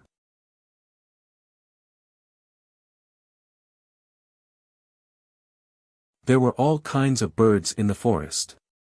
However, she dared to threaten his family and friends, which touched Jiang Tian's reverse scale. He absolutely couldn't tolerate it. Chen Shuejiao was so frightened by Jiang Tian that she subconsciously took a step back. But on second thought, what was there to be afraid of? She was the legitimate daughter of the Chen family. The Chen family's influence in Huaxia was ranked in the top few, and they had produced several officials of the border. Kong Teichu was so powerful that he dared to challenge the Chen family of Yanjing. Unless he didn't want to stay in Huaxia anymore. Thinking of this, she became strong-willed. She straightened her neck and said proudly, "I'm threatening you. What can you do to me? Do you dare to hit me? You are surrounded by enemies. You're about to die. You'd better behave and not cause trouble for your family, you're right. I won't hit you. But I will kill you. Before Jiang Tian's voice died away, he stretched out his hand and made a grabbing motion. Chen Shuejiao felt a strong and irresistible suction force coming at her. It was as if she had fallen into a black hole in the depths of the universe. Even if she used many secret techniques, she still couldn't break free. She flew uncontrollably in front of Jiang Tian. Her snow-white and slender neck was already grabbed by Jiang Tian's right hand, which was like a big iron clamp. Let go of me. I beg you." Chen Shuejiao's eyes were filled with terror. She was so scared that she wet her pants and made an extremely weak sound of begging for mercy. Jiang Tian's cold and ruthless eyes told her that all this was not a joke. It was not a bluff. Jiang Tian really dared to kill her. "Master Kong, stop.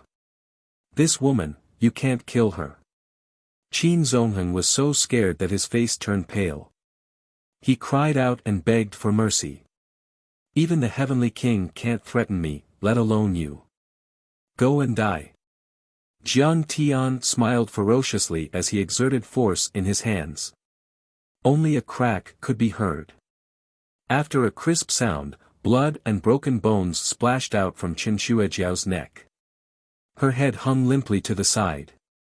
Her bloodshot eyes protruded out and blood flowed out of her orifices. She was already dead. What? He killed Chen Shuejiao. Many members of the Condor team were stunned. Even Qin Zongheng's forehead was covered with sweat. His face was pale and he was on the verge of collapsing. Chen Shuejiao. She was the daughter of the Chen family. The Chen family was one of the top families in Huaxia. In terms of identity and status, the four beauties of Yan Jin, Chao Jianjia and Song Xuanyan were nothing compared to her. Be it the richest people on the Forbes list or the influential officials of the border, they all had to give her some face when they saw her. But now, Jiang Tian had killed him without any hesitation. It was as simple as killing a chicken. Jiang Tian looked calm.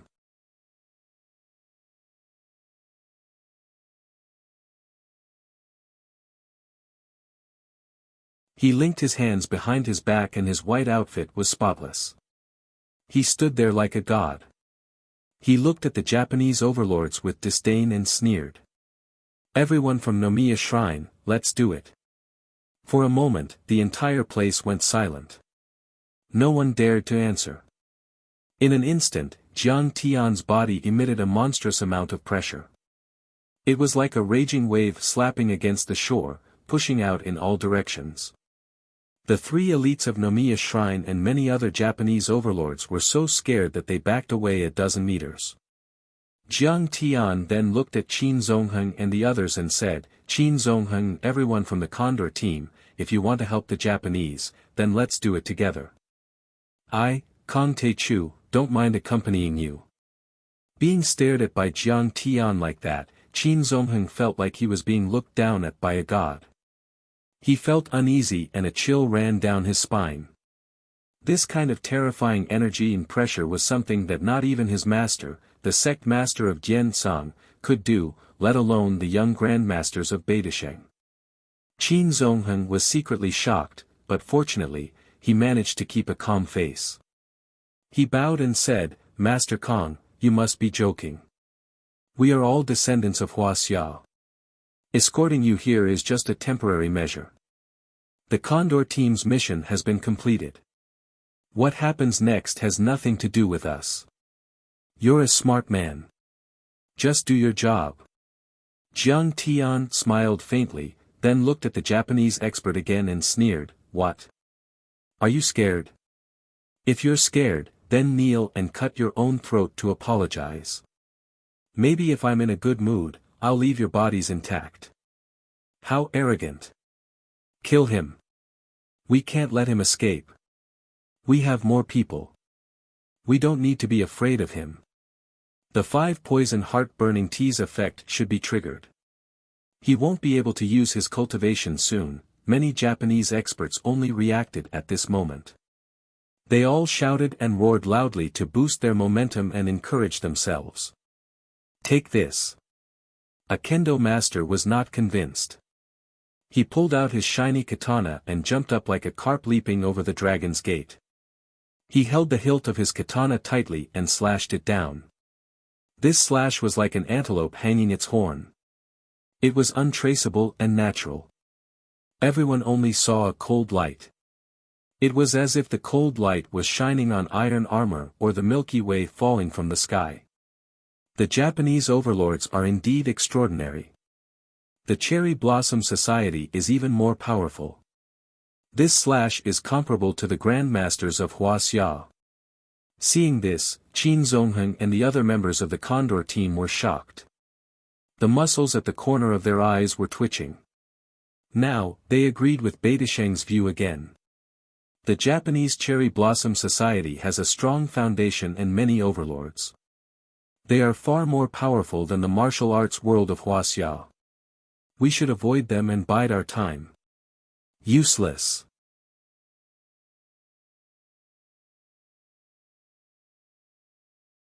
It's just an insignificant skill, yet you still have the nerve to bring it out and make a fool of yourself. Jiang Tian smiled and reached out his hand. Boom! Jiang Tian grabbed his katana. Under the surging strength, the peerless sword made by the Japanese swordsmith Akira Toriyama, which could cut through iron as if it were mud, actually shattered like paper. What? The sword Dao master was dumbfounded as he held the bare hilt of his sword and cried out in alarm. The scene before his eyes was too shocking and inconceivable. As one of the top 20 kendo masters in Japan, he was extremely powerful. With just one slash, the sharp blade aura alone could cut through huge rocks and vitra. The blade itself could even split open an armored vehicle. But now, the blade chi and sword techniques were useless in front of Jiang Tian. It was like an ant trying to shake a tree. Useless. How dare you use a sword? What a joke. Before the kendo master could react, Jiang Tian had already slapped him with his left hand. Face slapping. Jiang Tian's palm was like a high-speed train, smashing on his face with the force of a thunderbolt. Under such a terrifying force, the kendo master's head exploded like a watermelon. Red and white matter splattered everywhere. The headless body flew a dozen meters away, broke the metal side of the ship, and fell into the sea to feed the fish. What? He killed him with one slap. Is this the power of an immortal state warrior? Many Japanese were shocked and frightened. A kendo master. They were not ordinary people. Their strength was equivalent to the martial Dao grandmasters of Wuxia. Which one of them was not a terrifying existence? However, Jiang Tian had slapped him to death like a fly. The man in front of them was too terrifying. Even Nagaki Miyamoto and Hanzo Hattori felt uneasy. Their bodies tensed up and their eyes were filled with fear. Kong Taechu was too powerful. That slap didn't use any Dharma spells or martial arts skills. It was purely physical strength. However, he was able to crush the head of a kendo master. Such strength was comparable to the immortal state warriors in Japan. This was too frightening.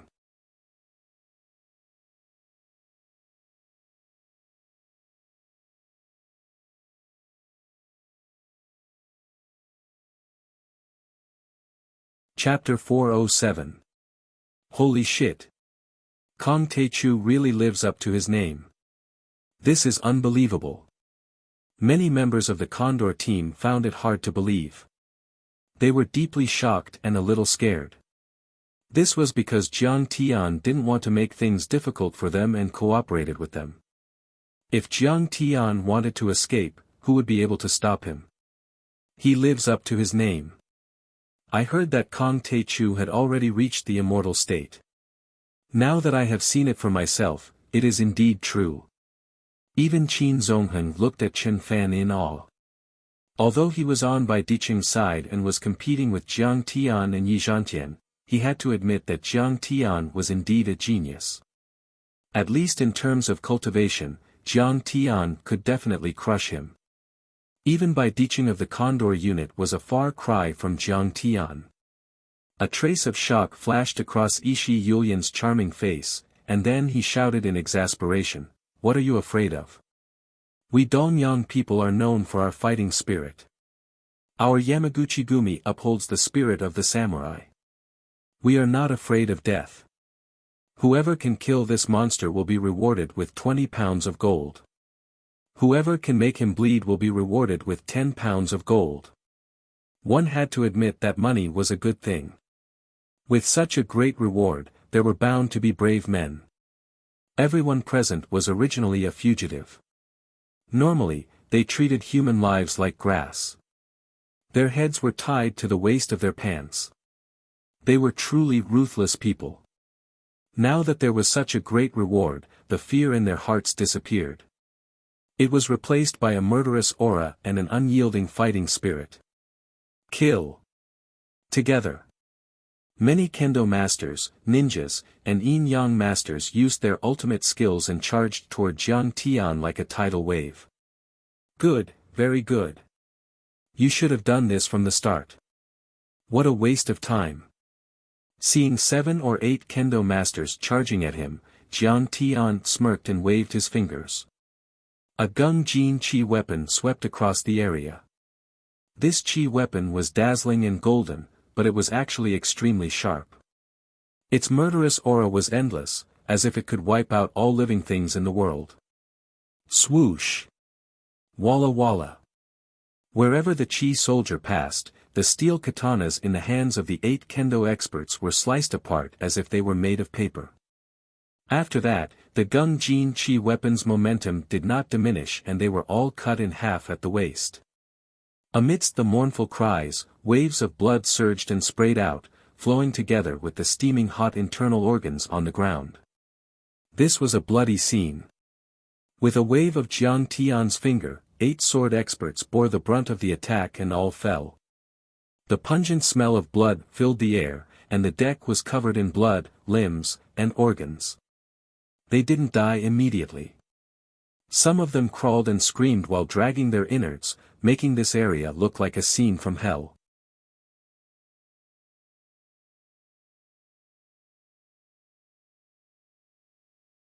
This, oh my God, this person is simply a demon.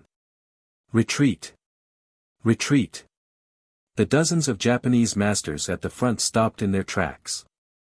The blood on the ground was sticky and slippery, and a few of them slipped and fell on their butts. The people behind didn't see the situation clearly and rushed forward, trampling on the few who fell on the ground. For a moment, people were thrown off their horses, cursing, screaming, and screaming. It was a hilarious scene. For a moment, many people retreated, and Ishii Yulian shouted again and again. Threats and promises were useless. They were not afraid of death, but they were afraid of dying in such a horrible way. It was like Huaxia's torture. Compared to this horrible torture, the reward of a few dozen pounds of gold was not worth mentioning. Mr. Hattori, Mr. Nagako, they are scared. What should we do? Ishii Yulian's face was serious, and his right hand was trembling slightly. No worries. I will use a secret technique to control them. Onmyoji replied in a deep voice and immediately made a few hand seals, activating a prearranged array. Swoosh! Swoosh! Beams of yellow light shot up into the sky, and balls of yellow light filled the entire deck. Suddenly, the eyes of many Japanese rolled back, and then blood chi filled their eyes. They were like zombies, and their bodies were stiff. They screamed and rushed toward Jiang Tian. Could the Japanese Onmyoji be so powerful that they can control souls? Seeing this, Jiang Tian was slightly surprised. Then he shook his head and smiled disdainfully, so it's the bloodline imprint technique. In the cultivation world, soul control technique was even more powerful than soul searching technique. Once one's soul was controlled, they would become a walking corpse, a puppet completely under the control of others. They would feel no pain, and they would not fear death. They would often become a terrifying suicide squad in battle. However, this yin-yang master didn't use the soul control technique of the cultivation world. Instead, he used the bloodlines of many powerhouses to refine the soul formation stone, forming a close connection between the yin-yang master, the soul formation stone, and the bloodline possessor. The Onmyoji activated the soul array stone and stimulated the fighting spirit of many Japanese, controlling their minds and making them fearless, bloodthirsty, and cruel. Although this method was very crude and required the use of external objects such as the soul array formation stone, and even the collection of fresh blood. After a long period of sacrificial refining and baptism, one could imprint certain thoughts and consciousness into the minds of these Japanese people. But the effect was shocking. These Japanese overlords had no fear, and they didn't even feel pain. They swarmed forward like walking corpses. Whoosh! Jiang Tian raised his eyebrows and took out Xiao Hei's flying sword for the first time.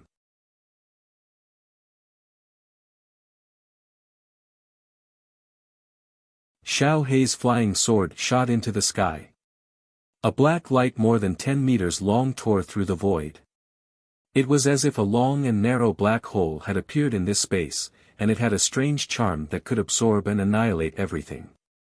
It was extremely breathtaking. Xiao Hei's flying sword slashed down.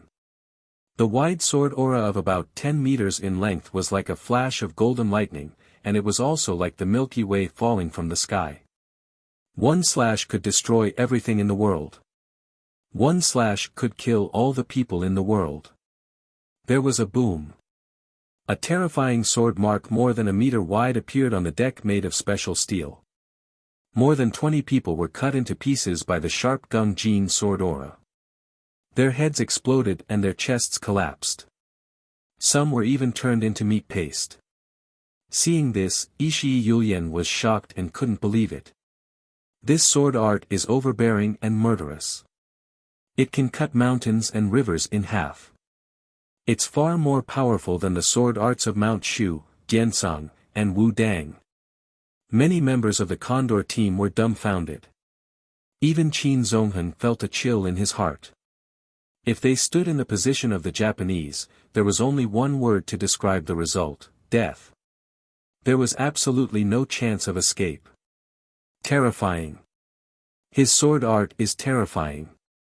Even the sword saint of Japan and the sword god can't use such a terrifying attack. Nagaki Miyamoto was frightened and his face turned pale. He was a kendo master and knew very well. He knew how terrifying Jiang Tian was when he attacked Jiang Tian. What should we do? Ishii Yulian was anxious. If this continued, the overlords of the Yamaguchi-gumi and the Japanese would be wiped out by Jiang Tian in 3 slashes. The array has been activated. There's no way to stop it. Let's see if we can get lucky and exhaust this guy to death. The Onmyoji sighed with a complicated expression. Yes, 2 fists can't beat 4 hands. We have so many masters. Can't we kill him? Hattori Hanzo's sinister eyes stared at Jiang Tian, and used his fingers to signal the other ninjas to attack as well. Ishii Yulian was comforted by this and gradually calmed down. In her opinion, as long as she could kill Jiang Tian, it was worth sacrificing more overlords. The strength of this Huaxia youth was too terrifying and he was so young. Ishii Yulian couldn't imagine how powerful this person would become in 10 or 20 years. Kill. Kill. Kill. Kill. Just as the Onmyoji said, even if the remaining people were heavily injured, even if they lost an arm or a leg, even if they were covered in blood, their eyes were still filled with murderous intent. They were like puppets that didn't feel any pain. In the midst of their screams, they charged towards Jiang Tian. Their katanas swung and slashed, creating afterimages as they tried to kill Jiang Tian. Very good. This is the first time I've had so much fun killing since I returned to this world.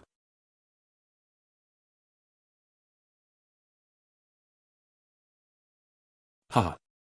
Seeing this, Jiang Tian muttered. With a thought, Xiao Hei's flying sword swept out. Boom! The golden Gung Jin Chi weapon was born. It was like a golden rainbow that swept across the void. The earth shook as it swept out. The terrifying golden light blinded many people's eyes, and left many sword marks on the ground.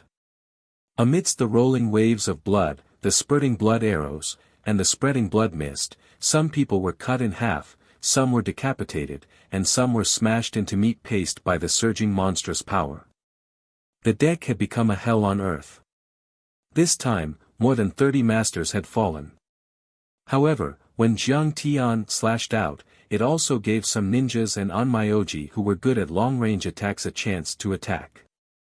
In the crowd, Fujiwara Mureo made a hand seal and the surging ninja on his body turned into a black python. It was about 17 to 18 meters long, and the bull-sized scales on it looked like they were real. Just the part that was standing upright was about 5 to 6 meters tall. The snake's head was held high, and it opened its bloody mouth, trying to bite Jiang Tian. Although Fujiwara Mureo hasn't stepped into the level of shinobi, he is a poison ninja. Ninja is the most poisonous thing in the world. A drop of ninja can kill a grandmaster of Huaxia.